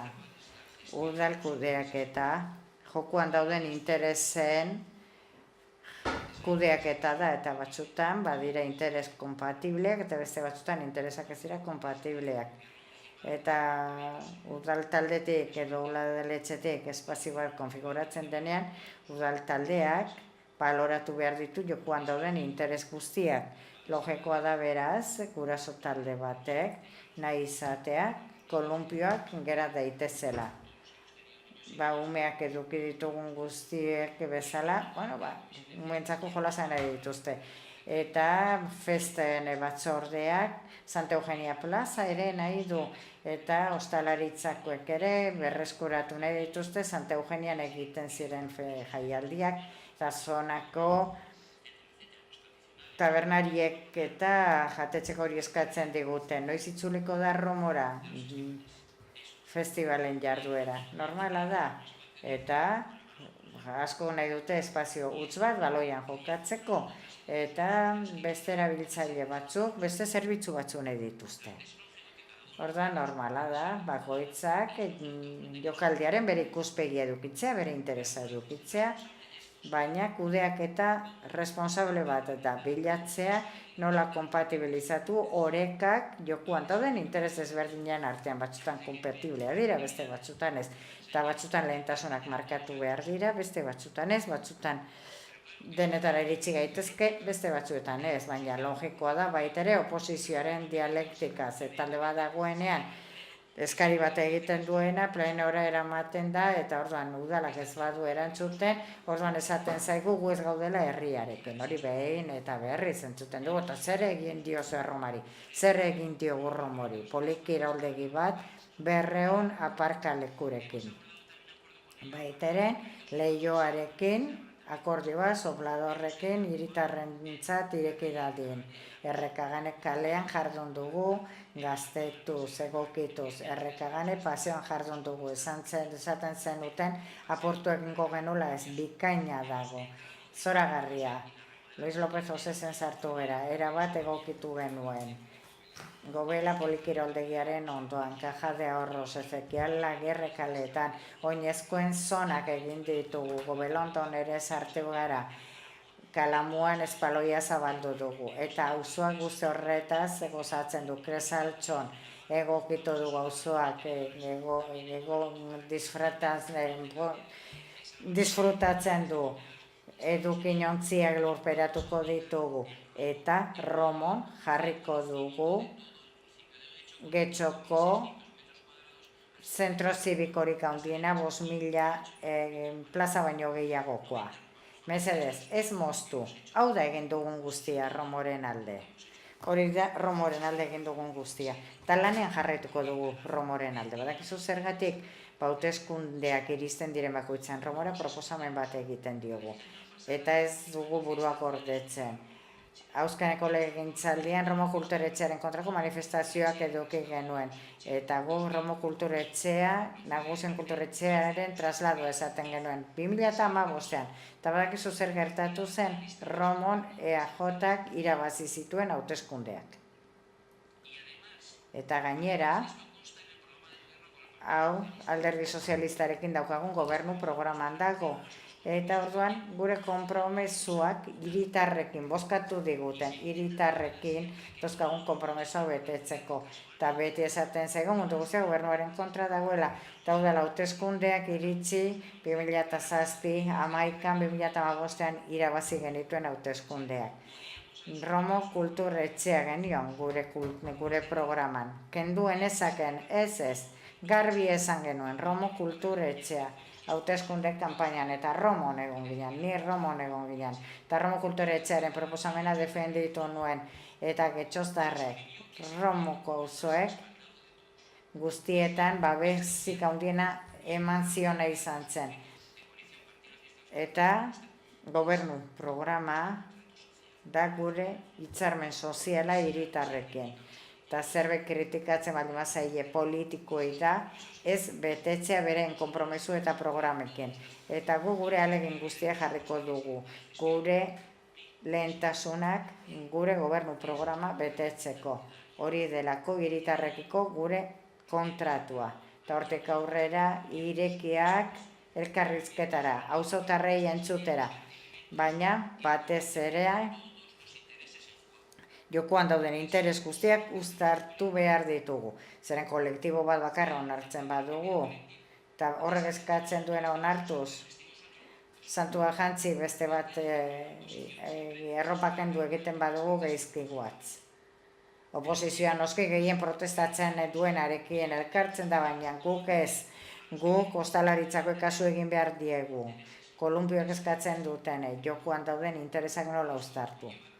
Eta horretarako erantzukizuna eta batzutan ez esan behar da eta gogorra da, zeren oposizio guztia daukazu zenbait egunkari, zuek esaten duzu informazioa pasatzen diegula, gogorra da, baina gobernuaren ardura da, eta gure egiten jarraituko dugu beti egin dugun bezala. oreka horien ikuspegiti. Batzutan utz egiten dugula noski, eta askotan esan dugu baita ere, baina batzutan asmatu ere egiten dugu. Eta 2007 gure proiektu aurrera dijoa herritarren laguntzarekin, eta horrela jarraituko dugu, hori da gure filosofia.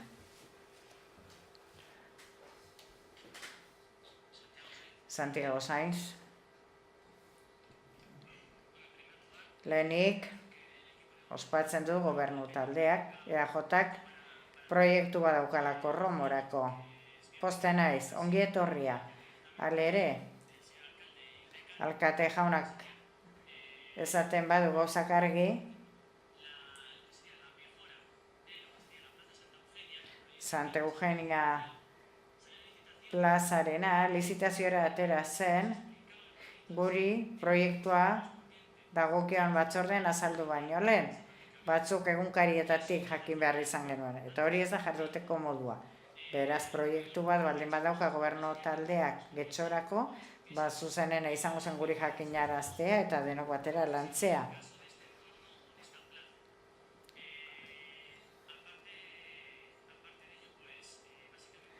Horretaz aparte, gure konpromiso hiritarrekin zein den jakinarazi, eta hain zuzen horregatik,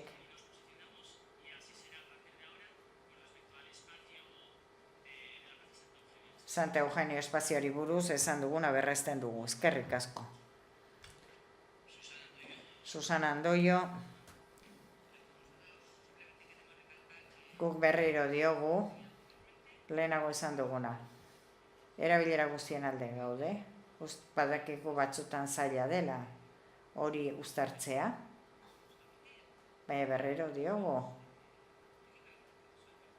Prozesu parte hartzaile bat behar aldez aurretik. Arregi jaunak hitz egiten du, sozializazio bati buruz, orain 6 urtetik daramaguna. Orain kolumpio ezke dabiltzan gamuetxo hiek orain jaio gabe zeuden. Garbi ikusten da, agian adin horietako umentzat ez daukagu tokirik. Guk mozioaren alde bozkatuko dugu. Eskerrik asko. Último turno, señor Miguel Ibabe. Eskerrik asko zure espiritu horregatik. Eta eten nahi izan dizut lehen, zezu beti esaten diguzu mozioko gaira egokitzeko. Eta noski, mozio bat, Santa Eugeniako umen parkeaz ari ginen, eta Erromon azken urteetan egindakoaz ari zinen. Ez ginen ari Erromon egindakoaz, baizik Santa Eugeniako aur parkeaz ari ginen. Eta hori esaten dizu, zuk sarritan gogoratzen diguzulako posizioko taldekoi. Eta logikoa da, baita ere, auzotarrak kesatzea, egunero erabiltzen duten zerbait kentzen zaienean. Oposiziokok auzotarrak defenditzea. Berdin logikoa da, zuk ere EAJaren azken txanda erabiltzea, Romon egin duzuena defenditzeko. Eta logikoa da, denok, Getxoztarren alde lana egitea edozein tokitan daudela ere. Eta logikoa da baita ere norbaite gaizki egin duenean, duintasunagatik aitortzea, emendatu eta hobetzea. Plazarako erabilera asko aitortzea logikoa da, baina azken baten plaza eredu bati buruz ari gara. Andrade jaunak esan duen bezala, plaza eredu bati buruz ari gara. Eta EAJak nahi duena egiten du, eta gero parte hartze prozesu bat jartzen du martxan. Ze lizitazioa martxan dago, beraz parte hartze horrek ez dauka izateko arrazoi handirik. Esan digu, oposizioak beti gobernu taldearen kontra jardun behar dugula. Badirudi hori dela oposizioari dagokikon zer egina. Oposizioak hemen Getxon auzotarren alde behar dugu. Eta gobernu taldeak badauka gobernu programa bat, gauza asko egin behar ditu, noski, baina ez du zertan esan bere gobernu programak irabazi zuela 2007-2011-2015 gauza garbi esan da, eta diskurso hori behin baino hori hautan errepikatu duzu hemen, alkate jauna. Jendeak arazo batzuk dauzka, eta nahiz eta jendeak zuri bozkatu dizu Ramon 2015-ekin aurrekoan baino apoio gutxiagorekin, jendeak arazo batzuk dauzka. Eta behar batzuk eskatzen ari dazken batean, logikoa da, batzuk bozkatu izana beste batzuk ez. Normala da, botu gutxiago eduki izana. Normala da, jendeak ez botatzea diguzteak. Gauza logiko asko daude, eta denak ez ditugu manejatzen. Udaleko errealitate guztiak ezin ditugulako kontrolatu. Udal gestioa da orekak bilatzea noski, baina hori da baita ere esku luzatu hori, alegia eskua luzatzea, gauzak esekutatu baino lehen denon artean, egin ditzagun etorkizuneko gauzak.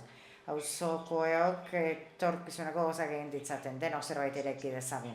Azken batean, udalerri honetan gertatzen dena zera da, gobernu talde honek egiten du nahi duena, gobernu programa badaukalako eta bete behar duelako bere boto emailentzat, eta oposizioak proposatzen duguna ez du ezertarako balio.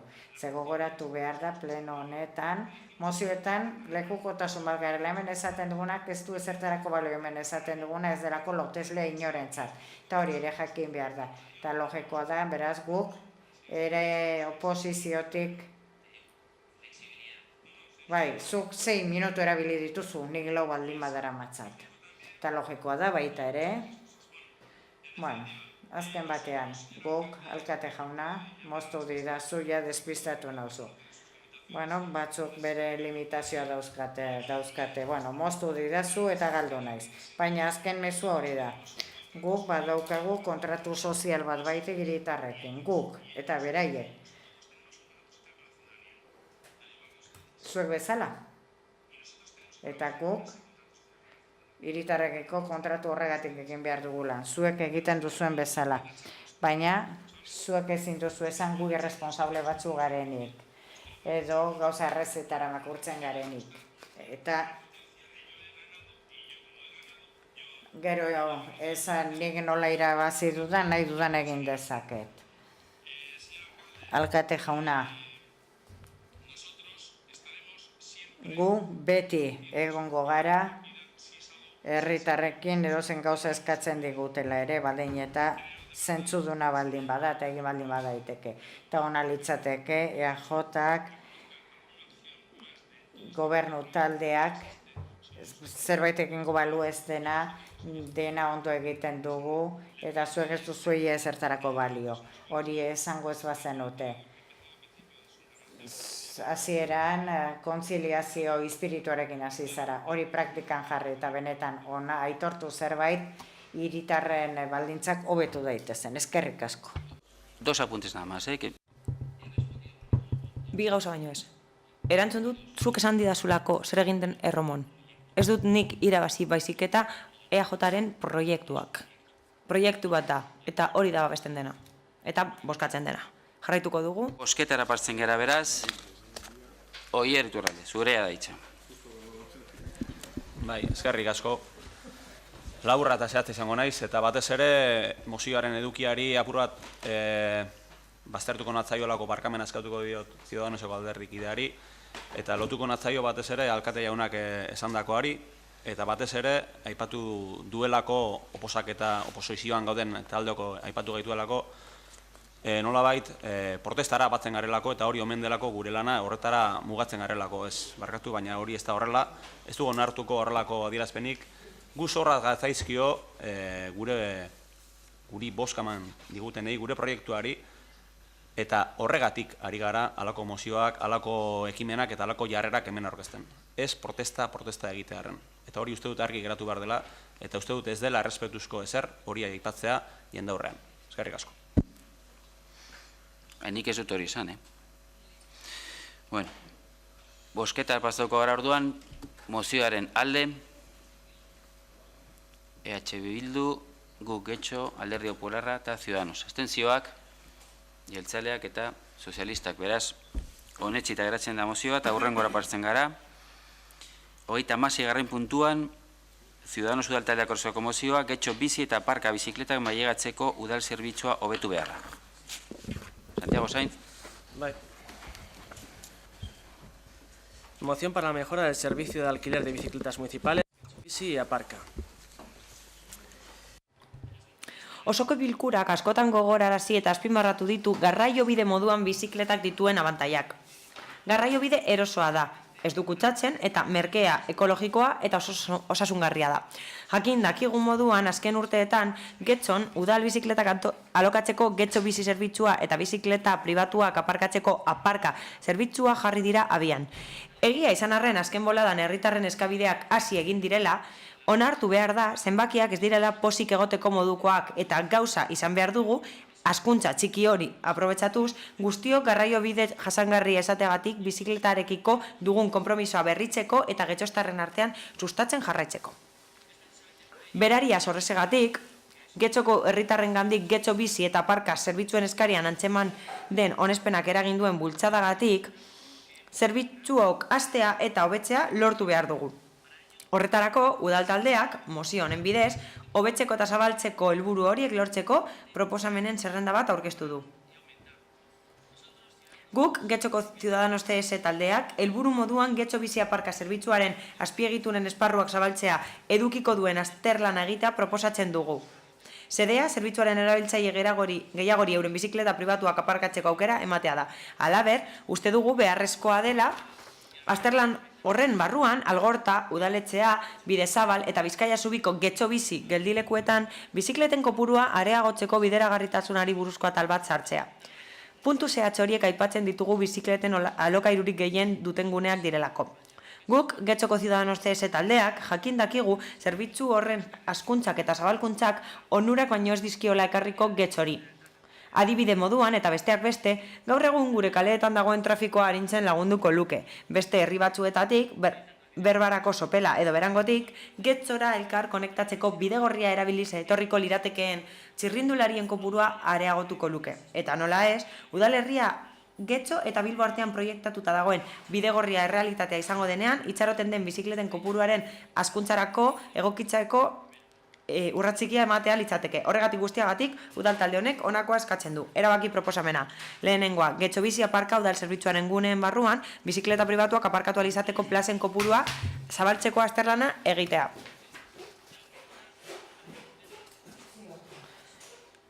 Adierazi den azterlan horretan gaur egun Algorta, Udaletxea, Bidezabal eta Bizkaia Zubian dauden bizikletak alokatzeko tokietan bizikleten kopurua areagotzeko bideragarritasunari eta onespenari buruzko atal bat sartzea.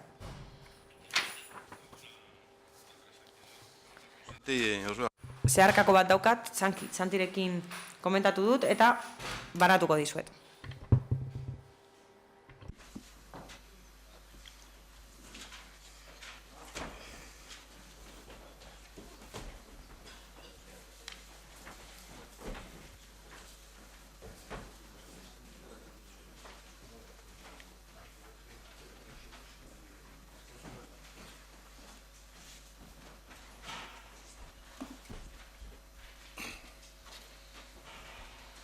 A ver, dice así. Mejor... Bizikletak alokatzeko zerbitzua hobetzea. Getxo biziren erabileraren datuak jasota daude dagoeneko. Hain zuzen ere, zenbat pertsona diren bizikleta alokatzeko zerbitzu publikoaren erabiltzaile. Zenbat erabiltzaile diren aparkaleku seguruaren errentatzaile. Orduko alokairu kopurua. Aparkagune edo geltoki bakoitzeko alokairu kopurua eta bar. Batu diren datuon arabera, esan liteke, orokorrean emaitzak onak direla, aparkaleku pribatuaren erabileraren gorabeheran hobetu behar badira ere. Getxoko udalak eskaintzen duen aparkaleku segurua eta Getxo bizi pribatua deritzon zerbitzuaren erabiltzaile kopurua handitzeko asmotan, neurriak hartuko dira, esate baterako, kanpainak egingo dira, hainbat komunikabideetan, publizitatea eta informazioa zabalduz. Gaur egun, gehien 6 ordukoa den aparkaldia luzatzea eta bar. Hori da, emendakina. Erantzun matematea? Baiezkoa emango dugu. Baiezkoa, beraz, mozioan sartzen dugu testu berri hori eta horren arabera, parkatu?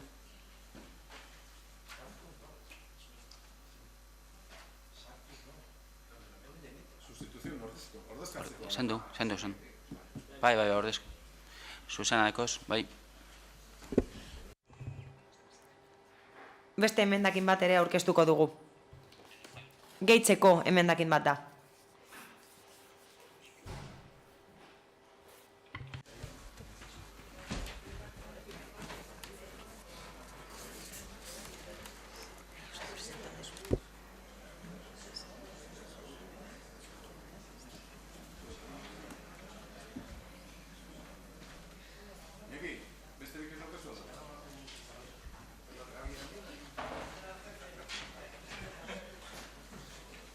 A ver, geltze.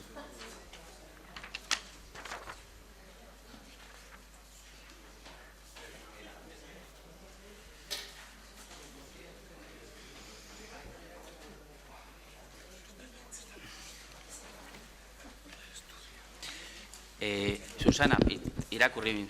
Vale.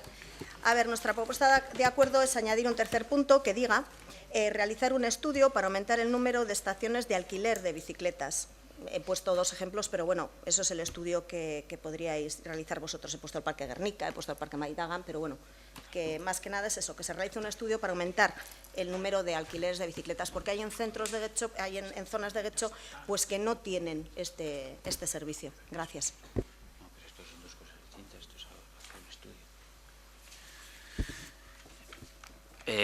Zuri dagokizu onartziala ez? Sí, te puedo explicar. Por eso. Bueno, nosotros aceptamos, perdón, me corrijo.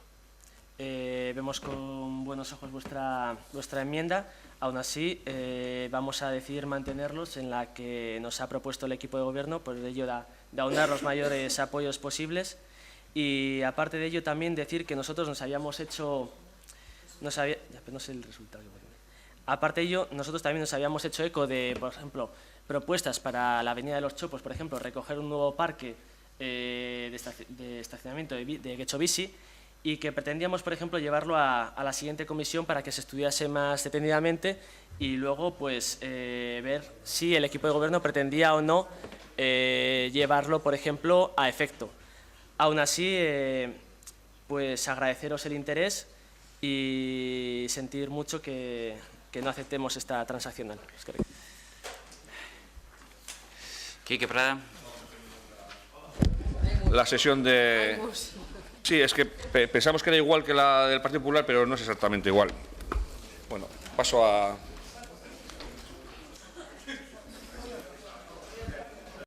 Banatuko dizuet.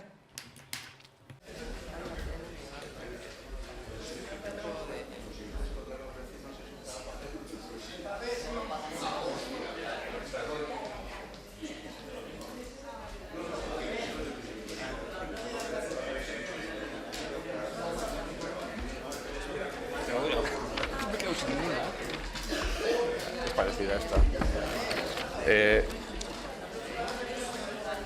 Pero bueno, no la acepto tampoco. Ahora.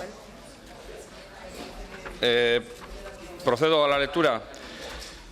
Irakurriko dut. Izango zen puntu bat gehitzea kasu honetan. Azterlan bat egitea.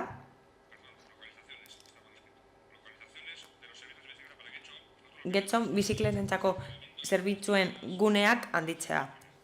Bai, bizikletak aparkatzeko, bai, alokatzeko zerbitzua emateko. Ez da gauza bera, baina antzekoa da.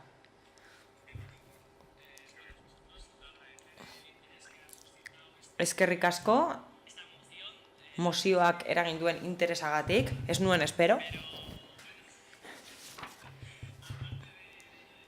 Baina, gauza bera esango dut. Gobernu taldeak egindako proposamena onartuko dugu, Txefolandak esandakoa gehituko dugu, baina hala ere berriz ere eskerrik asko egindako ekarpenagatik. Izan ere, etorkizunera begira hori aztertuko dugu, eta baliteke antzeko mozioren bat aurkeztea denok batera. Eskerrik asko. Beste norbaitek hitza hartu nahi baldin badu.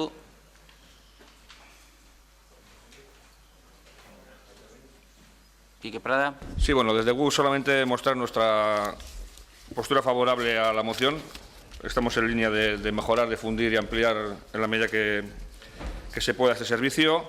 Y bueno, y aprovechar para comentar que bueno, que la enmienda que hemos presentado, pues a ver si tiene a bien el equipo de gobierno considerarla, pero bueno, como dice Santi, hablaremos en comisión del asunto. Nuestro voto será favorable. Eskerrik asko.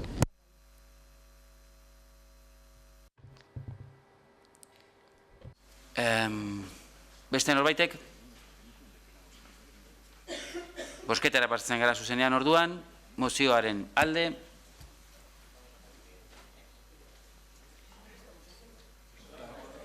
Votar, la moción. Aho batez onartuta, beraz, onetxitzen. 37. puntuan hurrengoa daukagu Ciudadanos taldeak aurkeztutako mozioa, Bizkaia zubia eta inguraldeko komun publikoak pertsona itsuentzat eta ezinduentzat egokitu beharra. Santiago Sainz, zurea da hitza.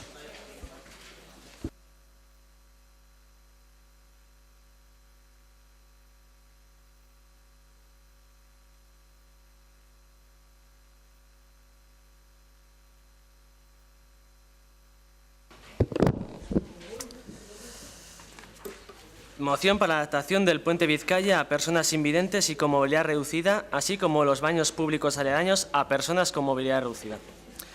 Exposición de motivos.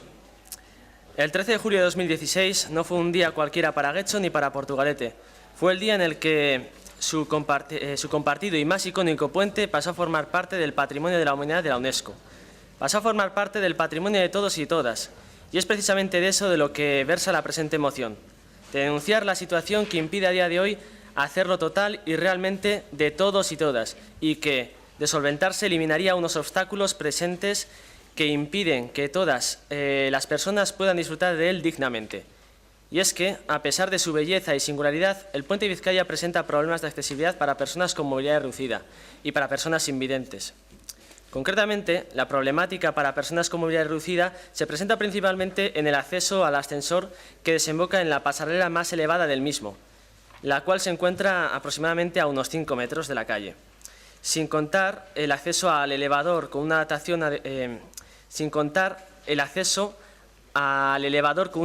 adecuada a las necesidades de aquellos y aquellas con movilidad reducida. Ante esto, y con el fin de solventar esta problemática, este grupo municipal ha tenido constancia de una recogida de firmas en la plataforma de internetchange.org con un número de firmas realmente elevado. Pero la falta de adaptación del puente Vizcaya se manifiesta también de otras maneras, ya que algo tan cotidiano para una persona sin discapacidad como sacar un ticket se convierte en una tarea dificultosa para una persona con movilidad reducida, al estar la altura de los botones de las máquinas expendedoras fuera del alcance óptimo de una persona usuaria de sillas de ruedas. Desgraciadamente, la falta de adaptación no acaba aquí. Es el caso de las personas invidentes, los cuales encuentran un gran número de dificultades. Esto se debe a que ninguna de las máquinas expendedoras, citadas en el párrafo anterior, contiene escritura en braille. Tampoco los accesos al puente se encuentran señalizados por veredas para invidentes. Ejemplo claro de ello son los pasos de cebra o escaleras del entorno. Siguiendo con las denuncias de las carencias de adaptación, desde el Grupo Municipal de Ciudadanos Getxo, también queremos denunciar la situación de los baños públicos de la aledaña plaza del Puente Colgante. Estos baños públicos cuentan con una total falta de adaptación para personas con movilidad reducida, no disponiendo ni de rampas ni de ningún tipo de elemento necesario para acceder a los mismos, además de no disponer de ningún baño adaptado a sus necesidades. Nosotros, el Grupo Municipal de Ciudadanos Getxo, dando una vez más cumplimiento al firme compromiso que tenemos para conseguir un Getxo totalmente inclusivo, queremos poner en conocimiento del Pleno las mentadas deficiencias y tratar de solventarlas. Por todo ello, trasladamos a este ilustre Pleno la siguiente propuesta de acuerdo. Primera, el Ayuntamiento de Getxo instará a la autoridad pertinente a la adaptación de la estructura del puente Vizcaya para personas con movilidad reducida, así como su adaptación para personas con discapacidad visual. Segunda, instar a las autoridades competentes a la adaptación de las máquinas expendedoras a personas con movilidad reducida, así como su adaptación para personas con discapacidad visual. Y tercera y última, el Ayuntamiento de Getxo adaptará tanto los accesos como los mismos baños públicos de la plaza del Puente Colgante a personas con movilidad reducida. Eskerrik asko. Joseba Arregui. Bueno, este tema es un poco... ados gaude, gai honetan, lerro horretatik lan egiten jarraitu behar dugu. Izan ere, elkarlanean harritu gara, konzesionaria eta kudeatzaileen arteko harremanak errazteko. Manifestazio bat egon zen ere, hori badakigu. Konponbideak ez dira errezak. Hori badakigu, eta horregatik saiatuko gara hartzen den konponbidea bideragarria izatea. Hori zaila da UNESCOren araudia eta Eusko Jaurlaritzaren araudia kontuan hartuta. Monumentu bat da, gobernuak hala aitortutakoa, eta erabakiak hartzeko prozesuak horren konponbideen inguruan zailak dira eta luzeak izaten dira. Bertan egongo gara, ahal den guztian lagunduko dugu, eta espero dugu ahalik eta lasterren aurkitzea konponbideak arazo horientzako. Bainuei dagokienez, aurre ikusi dugu ekitaldi honetan, egokitzeko proiektua egitea, hau da, bainuak egokitzeko proiektua burutzea, eta aztertu behar dugu nola bermatu bainu horietarako irisgarritasuna. Elementu horiek ere badute babes bera, eta horregatik behar ditugu baimen berak, hau da, 2 erakundeen baimenak. Gainera, plaza ukitu beharko zen. Eta bainuen irisgarritasunaren inguruko gaia nahiko zaila da. Prozesua zaila da, baina horretan lanean ari gara. Badakigu arazo hori hor dagoela eta konponbide bat eman behar diogula.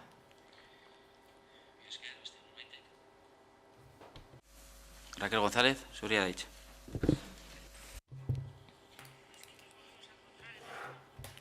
Puntu berean gaude. Joseba, puntu berean gaude. EAJ-ari interesatzen zaio, abstenituko da, azterlan bat dagoelako, beste bat egon zelako. Azaroan horri buruz hitz egin genuen.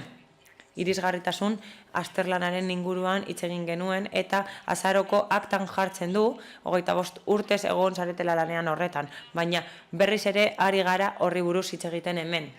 Atzerapen bat dago, irisgarritasunean, hori esan dugu osoko bilkuraren hasieran eta amaieran ere gauza bera esaten ari gara. Badakit ez dela udal eskumenekoa, Bizkaia zubia, baina bainuak bai. Horiek dira Bizkaiko komunik zaharrenak. Zulo bat daukate lurrean. Eta horiek dira, izan ere, Bizkaiko zaharrenak. Eskertzen dugu programan sartzea, konpontzeko urrengo programan sartzea. Baina, espero dut, hori ez bihurtzea 3 urteko azterlan bat.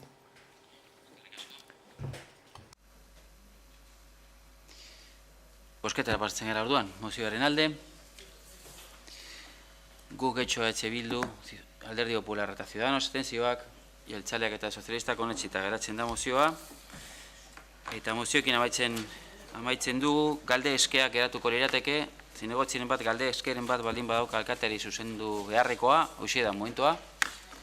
Nerea Gijarrubia. Bai, guk eskari bat daukagu EH Bildutik. Eskaria da, boska azalpenetako denbora mugatzea minutu bat eraz. EH Bilduk ulertzen du boska azalpena dela izan behar dela mezu labur bat, non azalduko den modu azaleko batean zergatik alderdi batek eman duen boska bat edo bestea, baina ez sartzeko aurretik gainerako alderdiek egindako argumentazio eta erreferentzia egiten aurreko mezu guztia. Izan ere, gero alderdiok ez daukago aukerarik horri errebatitzeko eta hori ere kontraargumentatzeko. Beraz, hortik dator eskaria. Bueno, hori barnea araudiaren arabera aztertu beharko genuke, uste dut ez dagoela guzti zehaztuta, baina logikak esaten du txanda hori ez dela luzeegia izan behar. Izan behar delako nolabait boskaren arrazoia saltzeko. Ez dut uste gaur hori gertatu indenik, ze gaina irakurriak izan dira, kasuan. Ez da irakurriak izan baldin badira, da horretik prestatua izan delako, orduan ezin eztabaida horretan agertutakoari erantzuna eman eta horretik idatzita baldin badago. Baina, egia da, txanda hori dela azken batean boska saltzeko. Eta beraz, denboraren aldetik, laburra izan behar. Labur hori noraino aigatzen dena, ikusi behar, malgotasunez jokatzen dugu txandetan beti, eta kasu honetan ere, baina, hartzen dugu eta, zoin kasutan, bale? Mila esker, bai, Oier Iturralde. Bai, galdera bat, galdera bi, baina zentzu berean eginak. Eta honela dio, egun gutxi dira Getxoko udaleko bozeramale batzordea batu zela, memoriaren plaza delakoaren inguruan, udaltalde ezberdinok informazioa jaso genezan. Bertan, Gogora Institutoak antolaturiko ekimenaren nondik norako ez aditzera eman zigun bere bozeramale den Aintzane Senarrok. Aipatuz, Getxostar izandako edo Getxon gertaturiko biktimen oroimena kontuan hartuko zela, Getxoko memoriaren plaza antolatzerakoan. Biktima horien artean, 3 multzo egongo zirela azaldu zitzaigun. Erakunde armatu ezberdinek eragindako biktimak, indar polizial ezberdinek 1978 urtera bitarte eragindakoak, eta altxamendu frankistak eragindakoak. Testu inguru horretan, eta ekimen horrekin bat egiten duen erakundearen buru izaki, Getxoko alkate den Imanol Landari honako galdera egitera gatozkio. Memoriaren plaza gisako ekimenarekin bat egiten duen udalerri bateko alkate izanik, zein irizpide erabili edo erabaki dituzu Getxoko udalerrian indar polizial Espainiarren esku 1973ko apiriaren 19 eraile esan zen Eustakio Mendizabal txikia zenari, haren izena daraman enparantzari izena kendu zion epaiari elegiterik ez jartzeko. Hau da, ez dela esan da, zergatik ez zitzaion elegiterik jarri, txikia plazari izena aldarazten zion erabaki judizialari. Alkatezaren neurrian, zer egiteko prest zaude gure udalerrian izandako biktima edo Getxostar diren biktima guztien oroimena bermatzeko, memoria historikoaren alde lanean diharduten talde edo instituzio ezberdinetan adostutako erabakiak betez? Eskerrik asko.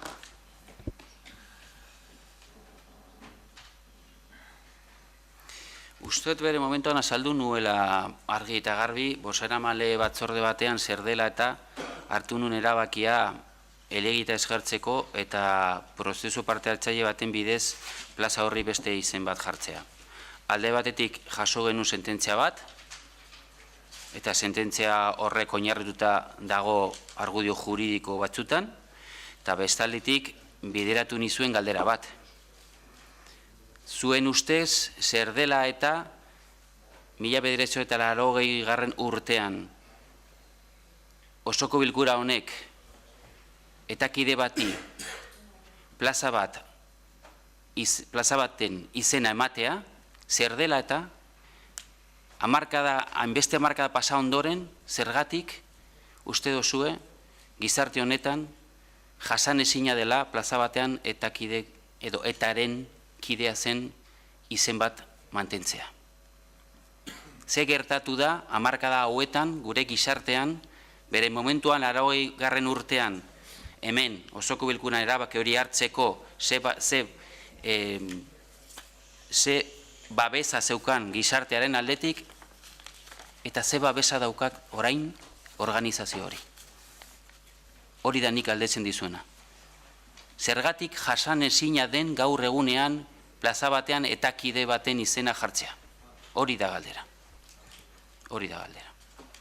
Eta hori da denok egin behar dugu gogoeta. Hori da galdera. Eta gero, beste ekimenari dagokionez, jakin badakizue Instituto Gogora bideratzen duen ekimena dela, bozeramalen batzordean azaldu genuen argita garbi, zein den ekimena, zein den ekimenaren oinarriak zeintzuk diren, eta etorriko da ekimena bera. Eta bertan egongo dira ere, nola ez, Getxoko biktimak ere, eta aipatu zitun. Aipatu zitu Lidonen familia, aipatu zuen Carmen Galdiano, Galeko biktima familia, aipatu zitun hainbat adibide, eta egongo dira, nola ez. Baina hori da arrazoia. Eta galdera horri, agian zuek, ni baino beto erantzun dezaioke zuen. Zer dela eta, 80. urtean eta irudi bat zeukan herri honetan, eta orain irudia ez da bera. Eta balorazioa, eta babesa gizartean. Hori da, arrazoia. Mila esker. Bai, Enrique Olaso. Bai, begira. Bueno, guztio dakizu moduan ni berria naiz hemen, eta lehenengo impresio bat eta impresioarekin batera proposamen edo eskaera edo galdera egin nahi dizut. Begira, pasaren astean egon nintzen bi junta rektoretan, nintzen egon lauretan, bitan, eta egon nintzen 3 komisioetan uste dut, eza? Eta ez zen guztietan, dinot, egon ez begiratzen, apur bat errepasatzen, eta guztietan edo gehienetan gertatu zen gauza bera, hau da, geuden gutxi gora era 20 persona, gutxi gora bera, eta batzar serioak eta junta rektora irakurri nuen horretik, honek badauka papera eta zeregina eta ardura, eta batzar gehienetan ematen zen, gobernu arduradun batek ematen zuela azalpen bat, askotan paper bat aurrean zeukala, gero oposaketako arduradun baten batek esaten zion, haizu, dokumentu hori, zeratik ez duzu pasatu horretik, eta hori errepikatu zen bi edo hiru eta deigarria izan zen, eta alde batetik niri arraro egiten zain, ni ohituta nago talde lanean egiten, eta edonork ulertu aldu, talde lan baten lan egin nahi baduzu guztiz ezinezkoa da informazioa apur bat aurretik ematen ez badizute. Are gehiago, gero galdera honen aurrean arduradunek normalean esaten zuten, baina informazio hau heldu egingo jatzue, uste dut aktarekin batera. Eta hori nahiko luze egiten da, eta gero zabaltzen duzu getxo berrik eta gauza batzuk irakurtzen dituzu, beste batzuk ez, arrago egiten zait, eta orduan nire galdera da. Nire ustez, kanpotik ikusita, edonor, entzuten badu esango du, baina zen olako dinamika arraroa, ez da? Honek ez du behar hobekuntza prozesu bat, gainera izango balitz, leku baten gertatzen dela, baina errepikatzen bada, batzar, mota askotan, ez dut esango guztietan, nik uste dut, ez dakit proposamena edo, baina honi buelta bat eman behar zaio. Alde batetik nik ikusten dut nire erantzunkizuna, nik daukat, juntarretura baten irakurtzen dut, eta honek zeregina ditu, eta ardura hau da. Egunen baten batek esango du, hori, zuen artean erabaki zen duten. Eta neuk erabaki nuen. Eta ni neuk erabakiak hartu nahi ditut, guztiekin batera alba da, baina, eta nire erantzukizuna hartuko dut, baina baita esan behar dut, gauzak behar den moduan bideratzen badira, honek buelta asko eman alzaio asuntuari, baina nik uste dut esan behar nuela, berri baten impresioa da, berri baten eskaera, baina eskatuko nuke buelta bat ematea asunto ni.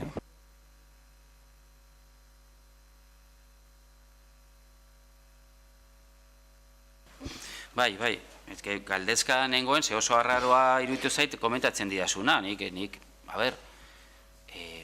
dakidanez, bai batzar informatiboetan, eta bai organismo autonomoen batzordetan eta bar, azken batean, hor deialdia bideratzen da, deialdian agertzen da gaizerrenda bat, agertzen diren puntu batzuk, eta boskatu behar diren puntu guztiekin dokumentazioa da. Bestela, ziur nago, norbaitek esango zuela, ezin dugu boskatu ez baldin badugu dokumentazioa, eta beraz, iritsi bat egiteko elementuak, logikoa denez, nik hori ulertzen dut.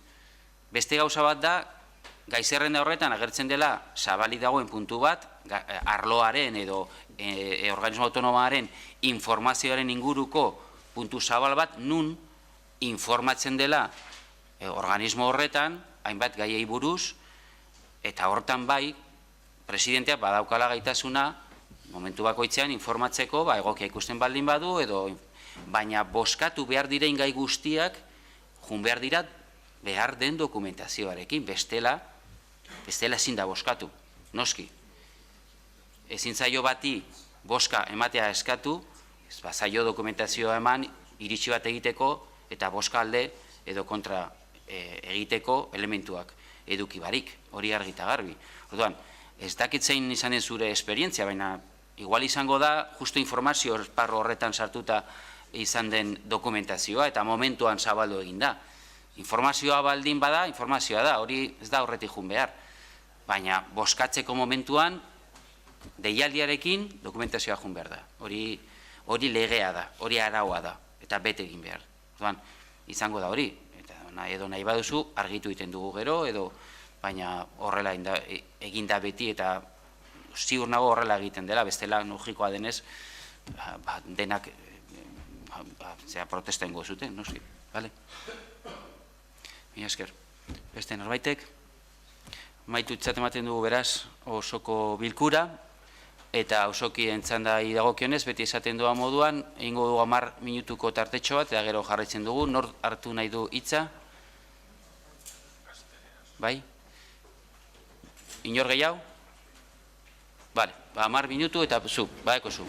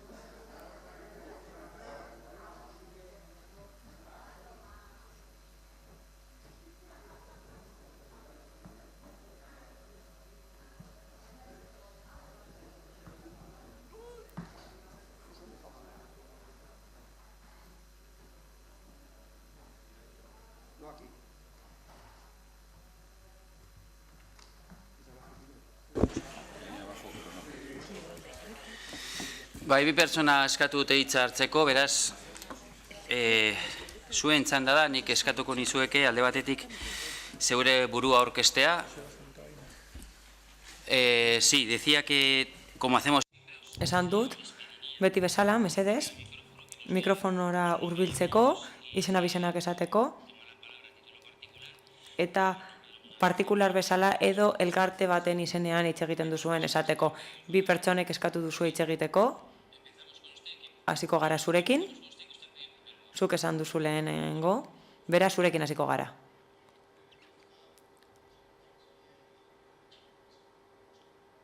Andre bat da, eta laburrago izango da nirea, baina, bueno, ni hasiko naiz.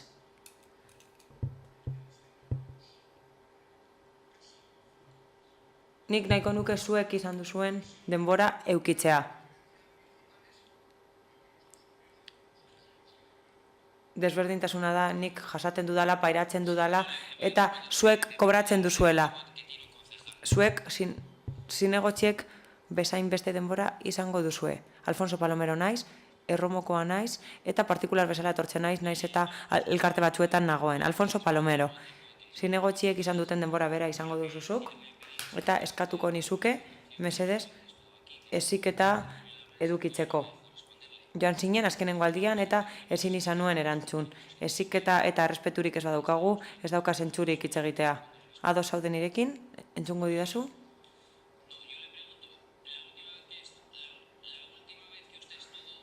Azkenengo aldian hitz egin zenuen eta joan zinen. Urtebete egon naiz etorri gabe. Etorriko naiz eta etorri naiz eta esango dut zergatik ez naizen etorri. Egingo duzu aurrekoan egin zenuen gauza bera? Orain arte esan duzuna, esango baduzu, bai, joango naiz. Guapoena naiz, programan jasotakoa esango dut. Beraz, sentitzen dut. Ez baduzu nik esandakoa entzungo, ez dut zuk esandakoa entzungo. Berriz ere esango dut. Entzungo dut zuk esaten duzuna, beti ere ez baduzu esaten gauza bera. Nik beti entzuten dut zuek esaten duzuena baldintzarik gabe. Eta zuek entzun behar nauzue baldintzarik gabe. Aurrekontu bat egon behar da horretan. Eta hori da heziketa. Nik beti entzuten zaituztet. Beraz, gauza bera eskatzen dut. Hau da, zuk ni ez entzutea. Ez baduzu bermatzen nire erantzuna entzungo duzula, ez dago elkarrizketarik. Nik bermatzen dut erantzuna entzungo dudala. Baina, mesedez, ez esan gauza bera. Lehenik eta behin, eta garrantziak entzeko gaiari harrituta nago. Ez aita raroa egiten, getxon eta udalean esatea ordainagiri guztiak e-mail bidez bidaltzea, papera ez gastatzeko, baina zuek hemen gastatzen duzue papera, zeharkako emendakinekin eta bar. Harrigarria bai. Beti bezala, urduri jarriko naiz. Oraintxe bertan, lotxa ematen dit getxostarra izateak. Lotxa daukat. Eta zergatik azalduko dut. Gure alkatea eta gobernu taldea gezurtzen ari da, gezurrak esaten ari da. Herritarrei gezurrak esaten dizkie eta oposizioari ere. Osoko bilkura honetako oposizioari gezurrak esaten dizkio. Eta osoko bilkurako gehiengoa osatzen du oposizioak. Hemen esaten da EAJak irabazten duela, baina ez da gezurra. Oposizioko gehiengoak irabazten du hauteskundeetan. Osoko bilkura osatzen dute 25 pertsona hauek. Bestalde, horregatik, honako arrazoi honengatik esaten dut hori. Oso polita da esatea aurrekontu parte hartzaileak egingo ditugula. Zertan hartzen du parte herriak? Ahoa betetzen zaigu, baina ez du inork esan, ez alderdi bakar bat ere, alderdi bakar batek ere ez du esan, ez da gobernu taldeak ere €1.000.000 eurokoa dela aurrekontu parte hartzaile horretarako partida. Baina bestean, gainerako aurrekontuan ezin dugu ezer esan. Bigarren partea. Adinekoek parte hartuko dute, esateko nola nahi duten herria, nola nahi duten auzoak. Gero aurkezpen bat egiten da, eta aurkezten zaigu adinekoen nahia. Azaltzen zaigu, baina ezin dugu hitz egin, ezin dugu galderarik egin. Hori da parte hartzea? Hori da adinekoen parte hartzea? Batzuek esaten duten bezala, etor da dila jainkoa eta ikus desan. Jakin nahiko nuke, gobernu taldeak nola ulertzen duen herritarren parte hartzearen kontua. Nik gogoratzen dut, nire gurasoak hil dira jadanik, baina etxean zeozer egiten zenean, gurasoekin biltzen ginen eta esaten genuen. Zer egingo dugu, nola erosiko dugu hau, zer egingo dugu eta denok erabakitzen genuen. Baina hemen gutxiengo batek erabakitzen du. Eta gero esango du zergatik, baina naiz eta txarto irudituko zaizun, esango dut. Zer galdetzen zaie herritarrei? Egina, egina dago. Zinegotzi batek esan du.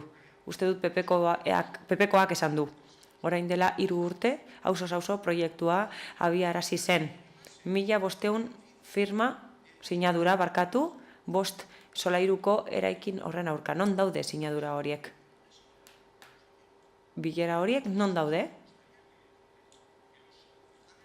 Nahiko nuke oposizioko zinegotziek hori azpimarratzea. Hau da, herritarrek kontsulta bat egiten dutenean eta postontzi bat egiten denean herritarren aurrean zabaltzea. Eta horrela osoko bilkurak erabaki ahalko du.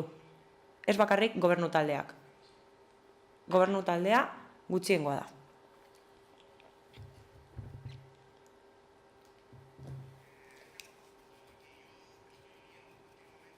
Etengabe entzuten dizuet, eta nahiko beldurtuta nago.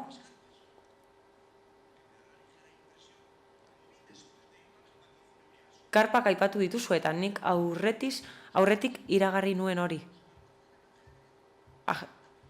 Ajedrezeko plazan dagoena gainetik kendu nahi dugu eta algortara ekarri. Nik uste dut hori ez dela jai batzordearen eskea, ez da auzokideen elkartearena ere.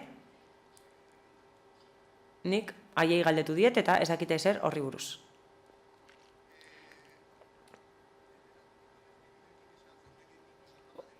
Orain dela urtebete baino gehiago etorri nintzen ona. Eta Rom deritzonari buruz hitz egin zen, baina ezakit hori non geratu den. Orain itxaron behar dugu, 4-5 ordu igaro ostean, itxaron behar dugu hitz egiteko. Eta ezakit zertan geratu den, baina alkateari ere galdera bat egin nahi diot. Zuzenean, herritar bezala. Auzokideen elkarteko ordezkari gisa, oposizioko alderdi guztiak joaten dira eta biltzen dira gurekin. Deitzen gaituzte, zuekin bildu nahi gara. Zergatik gobernu taldeak eta alkateak ez dute hori inoiz egin? Nik gogoratzen dudana, da nagusien etxera joan zen aldi bakarra izan zela, nik idatzitako idazki bat zela eta bakarrik eraikin berriaren inguruan hitz egin zen, ez nagusien etxearen inguruan. Orain, nagusien etxean egiten den guztia grabatzen da, zorionez. Eta horrela froga dezakegu esaten duguna. Bukatzeko, eta oso astuna ez izatearren, molestatzen bazaizue ere, esan nahi du denok dakigula zergatik gobernu taldea egiten ari dena. Zoritxarrez, oposizioko taldeak ez daude ados udal honetan. Eta horregatik, udalerri honetan gertatzen dena da diktadura. Eta ez da lehenengo aldia hori esaten dudana. Eskerrik asko.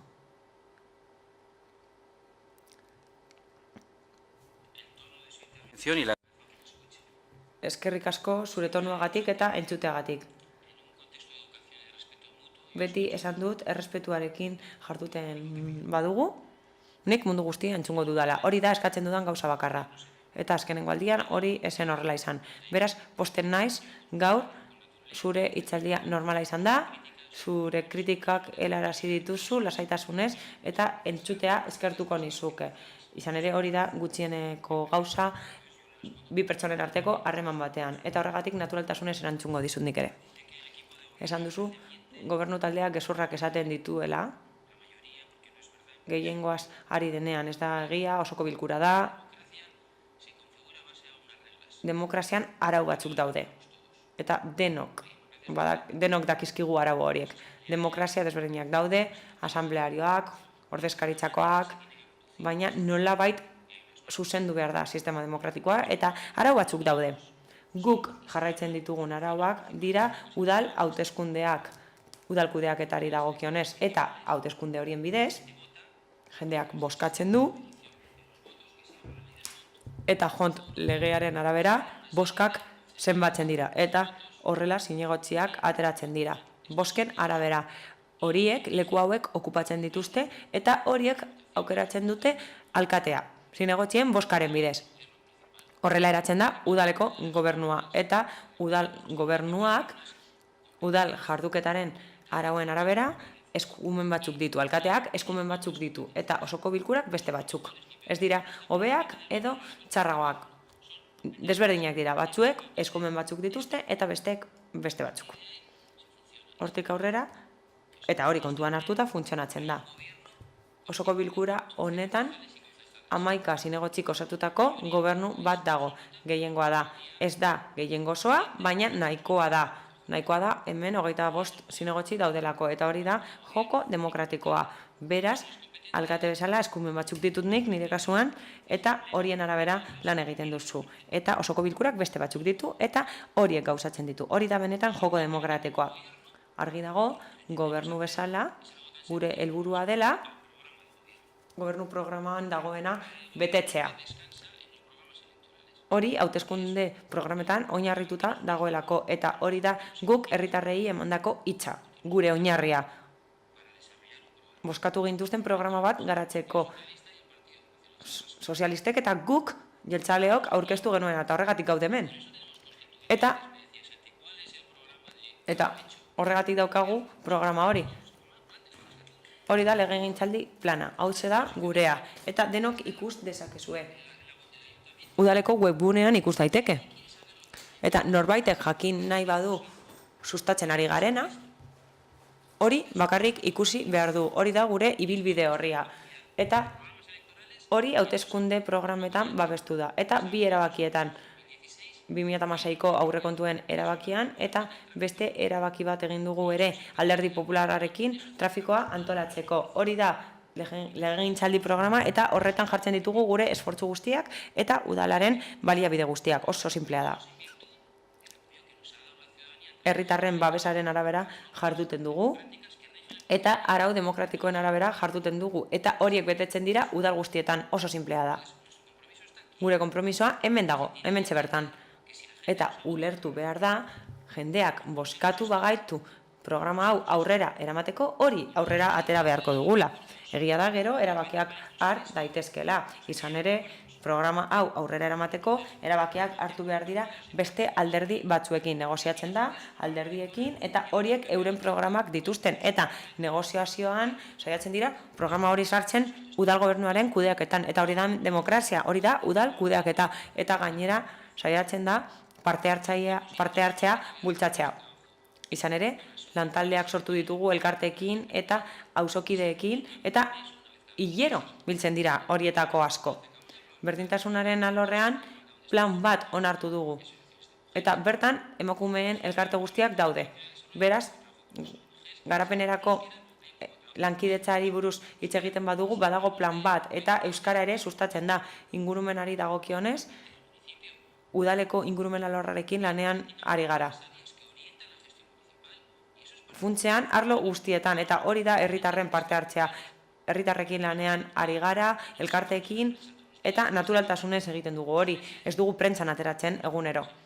2 hilean behin, biltzen dira isiltasunez, ohiko lana delako.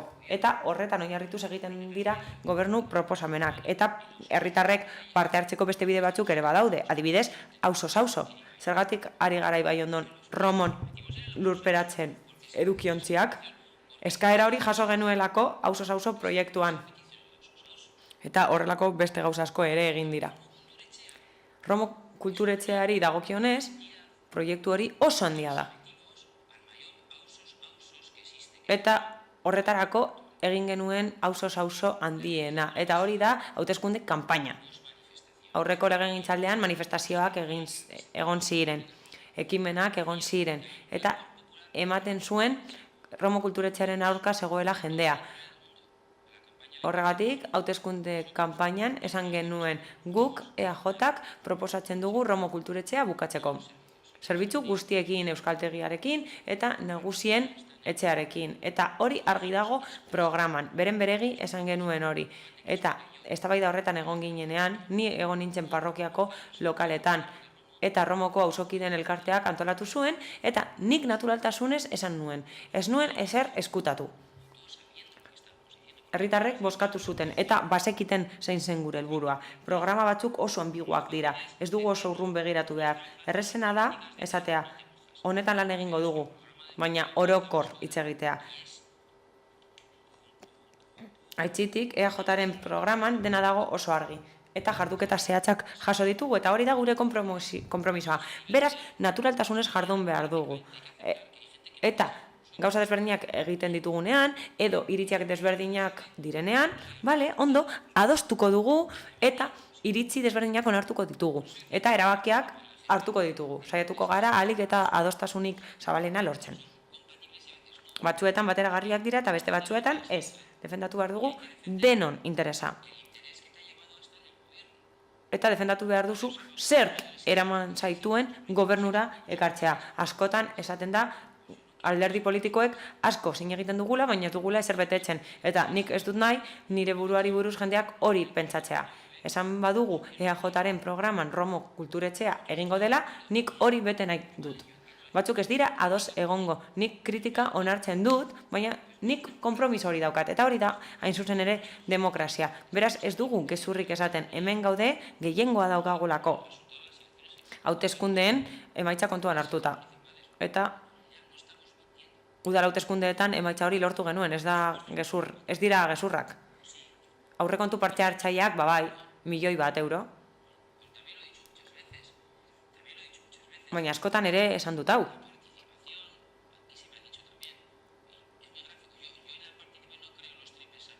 Nik ez dut uste salto handirik edo jauzi handirik egin daitekeen parte hartze prozesu horretan. Esperientzia laburra daukagu horretan eta parte hartzea oso era desberdinetan interpreta daiteke. Norbaitek parte hartu nahi duenean, nahi du berak esaten duena egitea. Gero, ez bada ateratzen berak nahi duena, ez zaio gustatzen. Hau ez da parte hartzea. Nik hau esan dut eta ez didate kasurik egin. Ez, gauzak ez dira horrela. Parte hartzea kultura bat da eta horretan aurrera pausoak eman behar ditugu. Eta horretan lana egin behar dugu guztiok, ordezkariok, udalaren kudeaketan aurrera egin behar dugu eta herritarrek ere pausoak eman behar dituzte zentzu horretan. Lantalde batzuk ditugu, ekimen batzuk ditugu, eta hau beste bat da. Aurrekontu parte hartzaileak €1.000.000 hasi gara, eta ez da gutxi. Ez da gutxi. Ondo ateratzen bada, hobeto, aurrera bagoaz, zabalduko da aurrekontu hori. Baina horrek ez du esan nahi, guk eskubidea dugunik programa horretan oinarritzeko, eta horrela aurrekontuak sortzeko. Noski, hauteskunde programa betez. Bestela zertarako aukeratu gaituzte.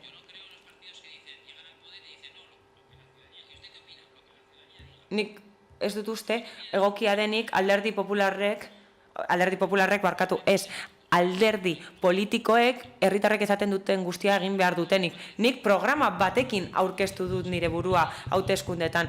Aukeratu naute programa honetan oinarrituz.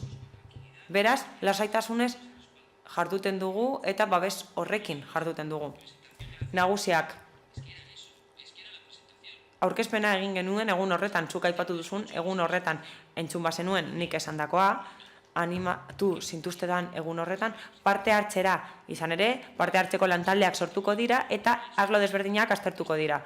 Programa horren arlo desberdinak adibidez garraioak, osasuna, komunikazioa, ongizatea eta bar. Aurkezpena horretarako egin zen jendeak, parte hartzeko eta horretarako animatzeko. Horrela, diagnostikoa egingo dugu eta animatzen zaitut parte hartzera, baina hori aurkezpen bat zen.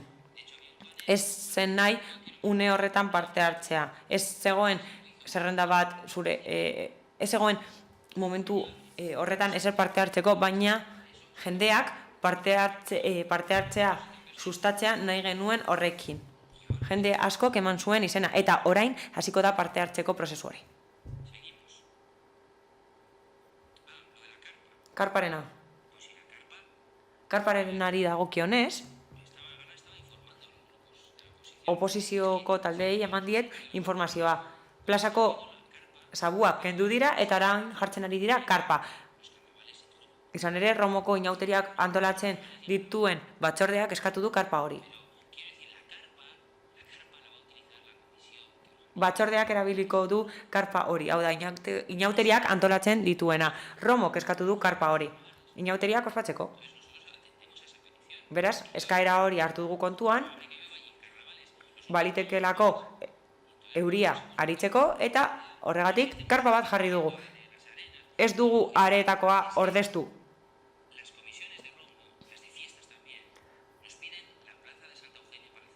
Romoko jai batzordeak ere eskatu digu Santa Eugenia Plaza, hori delako espazio naturala. Eta aurrezki kutxako ostalariek eskatu digute lehengo jaialdiak berreskuratzeko. Eta horiek behar dute karpa bat. Jendea etortzen da, gastua dago eta horientzat positiboa da.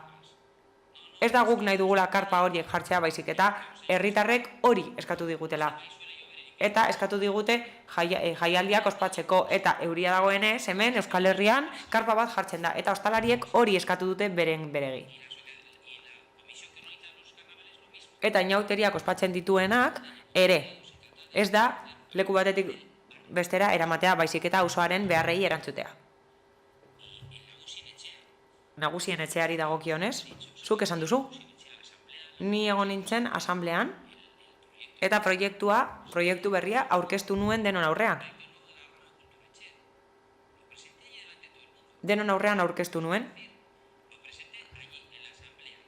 Asamblean aurkeztu nuen diapositiba batzuekin.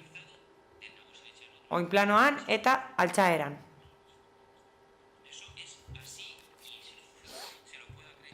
Hori hala da eta egiazta dezaket.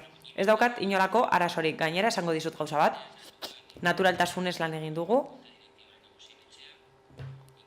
Eta etengabe lan egin dugu nagusien etxearekin Romoko kulturetxearen alderdiei buruz eztabaidatzeko eta nagusien etxe berriari buruz hitz egiteko. Eta horiekin definitu ditugu espazioak, beharrak eta bar. Beraz, zuzendaritza batzordearekin daukagun harremana oso ona da. Eta haiekin lanean egon gara. Izan ere, laguntza emango diegu euren jarduerak garatu ahal izateko. Horretarako daude bertan udaleko langileak eta batzordearekin lanean ari dira. Zurekin eta beste kideekin. Udalak hori egin du, baina ez orain. Izan ere, nagusien etxea sortu zenetik ari da udala hori egiten. Nagusien etxea esen atzo jaio. Eta beti egon gara udal bezala horiekin lan egiten. Ni 2007tik ari naiz horiekin lanean, baina udalak oro har denbora luzea eman du horiekin lanean. Eta nik ez daukat arazorik zuekin egoteko eta entzuteko. Beti ere, harreman horiek errespetuan eta heziketan oinarritzen badira. Ez da eztabaida bat, sentitzen dut. Zurekin bilduko naiz nahi duzunean, baina ez da eztabaida bat. Ezkeen txanda da. Izan ere, zinegotxiek ez daukate aukera eztabaidatzeko. Alkateari egindako ezkeen atalean zinegotxiek ez daukate eztabaidatzeko aukerarik. Andrea, mesedez? Reyes López naiz. Getxoko herritarra naiz. Eta auzokideen elkartearen izenean hitz egingo dut. Baita nire izenean ere. Romoko auzokideen elkartearen ordezkaria naiz. Behin baino gehiagotan egon naiz hemen, eta ez dut inoiz hitz egin. Baina nekatuta nago. nekatuta nago entzuteaz, zuek gure ideiak entzuten dituzuela. Orain dela 2 urte gutxi gora behera eskatu genion udalari, Santa Eugeniako plazan, baranda bat jartzeko. Zuaizketatik garajerainoko tartean, baina ez digute ezer esan. Horrez gain, eskatu genuen ez gaituentzako sabu bat jartzeko. Horrelako beharrak dituzten aurrak daudelako, baina ez digute erantzunik eman. Baina orain ulertzen dut zergatik, pentsatuta zeneukaten sabuak aldatzea edo kentzea. Zuk esan duzu, Romoren aldeko gauzasko egin dituzula, eraikin zoragarriak egin dituzula, eta kiroldegi zoragarria egin duzula esan duzu. Hain da zoragarria kiroldegi hori, non pertsona batzuek, nire iloba esgaituak bezala, jadanik ezin du kiroldegia erabili. Nik dakidala, Romoko auzokideen elkarteak esan zigun ikastetxe publikoko sabuak eta patioak egokitzeko aparkalekoa egiteko gabonetan. Eta oso ideia ona iruditu zitzaigun eta urtero egiten dugu. Auzokideen elkarteak ere eskatu zigun lurperatzeko edukiontziak eta hori egiten ari gara. Noski, eskaera batzuk hartzen ditugu kontuan eta betetzen ditugu eta guretzat zentzudunak direnak egikaritzen ditugu. Adibidez, ez gaituentzako sabuen kasuari dagokionez, batzuk badaude areetan adibidez. Eskoletako plazan areetan guztiak daude egokituta eta horretan lanean ari gara. Sabu horiek bereziak dira, eta jartzerakoan pentsatzen da non jartzen diren eta nola. Zuk eta zure senideak ere erabil ditzakezue sabu horiek. Fekor enpresarekin ari gara lanean eta gure parkeetan, Sestaon eta beste udalerri batzuetan ikusten baduzu nolakoak diren parkeak, parke asko ditugu pertsona horien beharretara egokituta daudenak. Gustatuko litzaiguke plaza guztietan eta parke guztietan egotea horrelako sabuak ez gaituentzat. Eskoletako plazan areetan dauden sabu guztiak daude egokituta ez gaituentzat. Beraz, gonbidatzen zaitut zure ilobarekin ara joatera. Eztabaida amaitu da.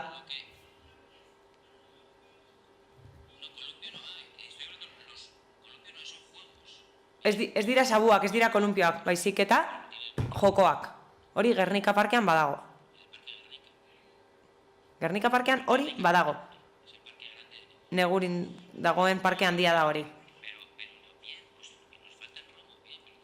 Romon ez dago, ados, baina areetan badaude. Eta sabu bat dago Gernikan adibidez. Asko dago oraindik hobetzeko eta egiteko. Baina esan nahi dut, auzokideen elkarteak egindako proposamen batzuk kontuan hartu direla eta proposamenak egikaritu direla.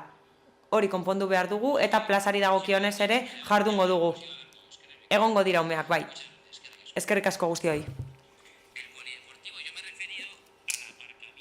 Kiroldegiari buruz, esan dut aparkalekuaren kontua oso gai garrantzitsua dela Romorentzat.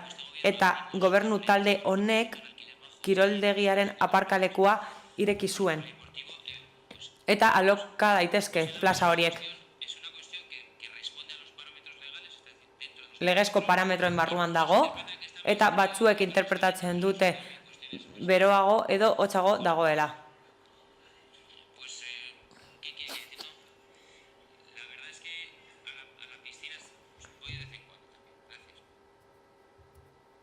Eskerrik asko.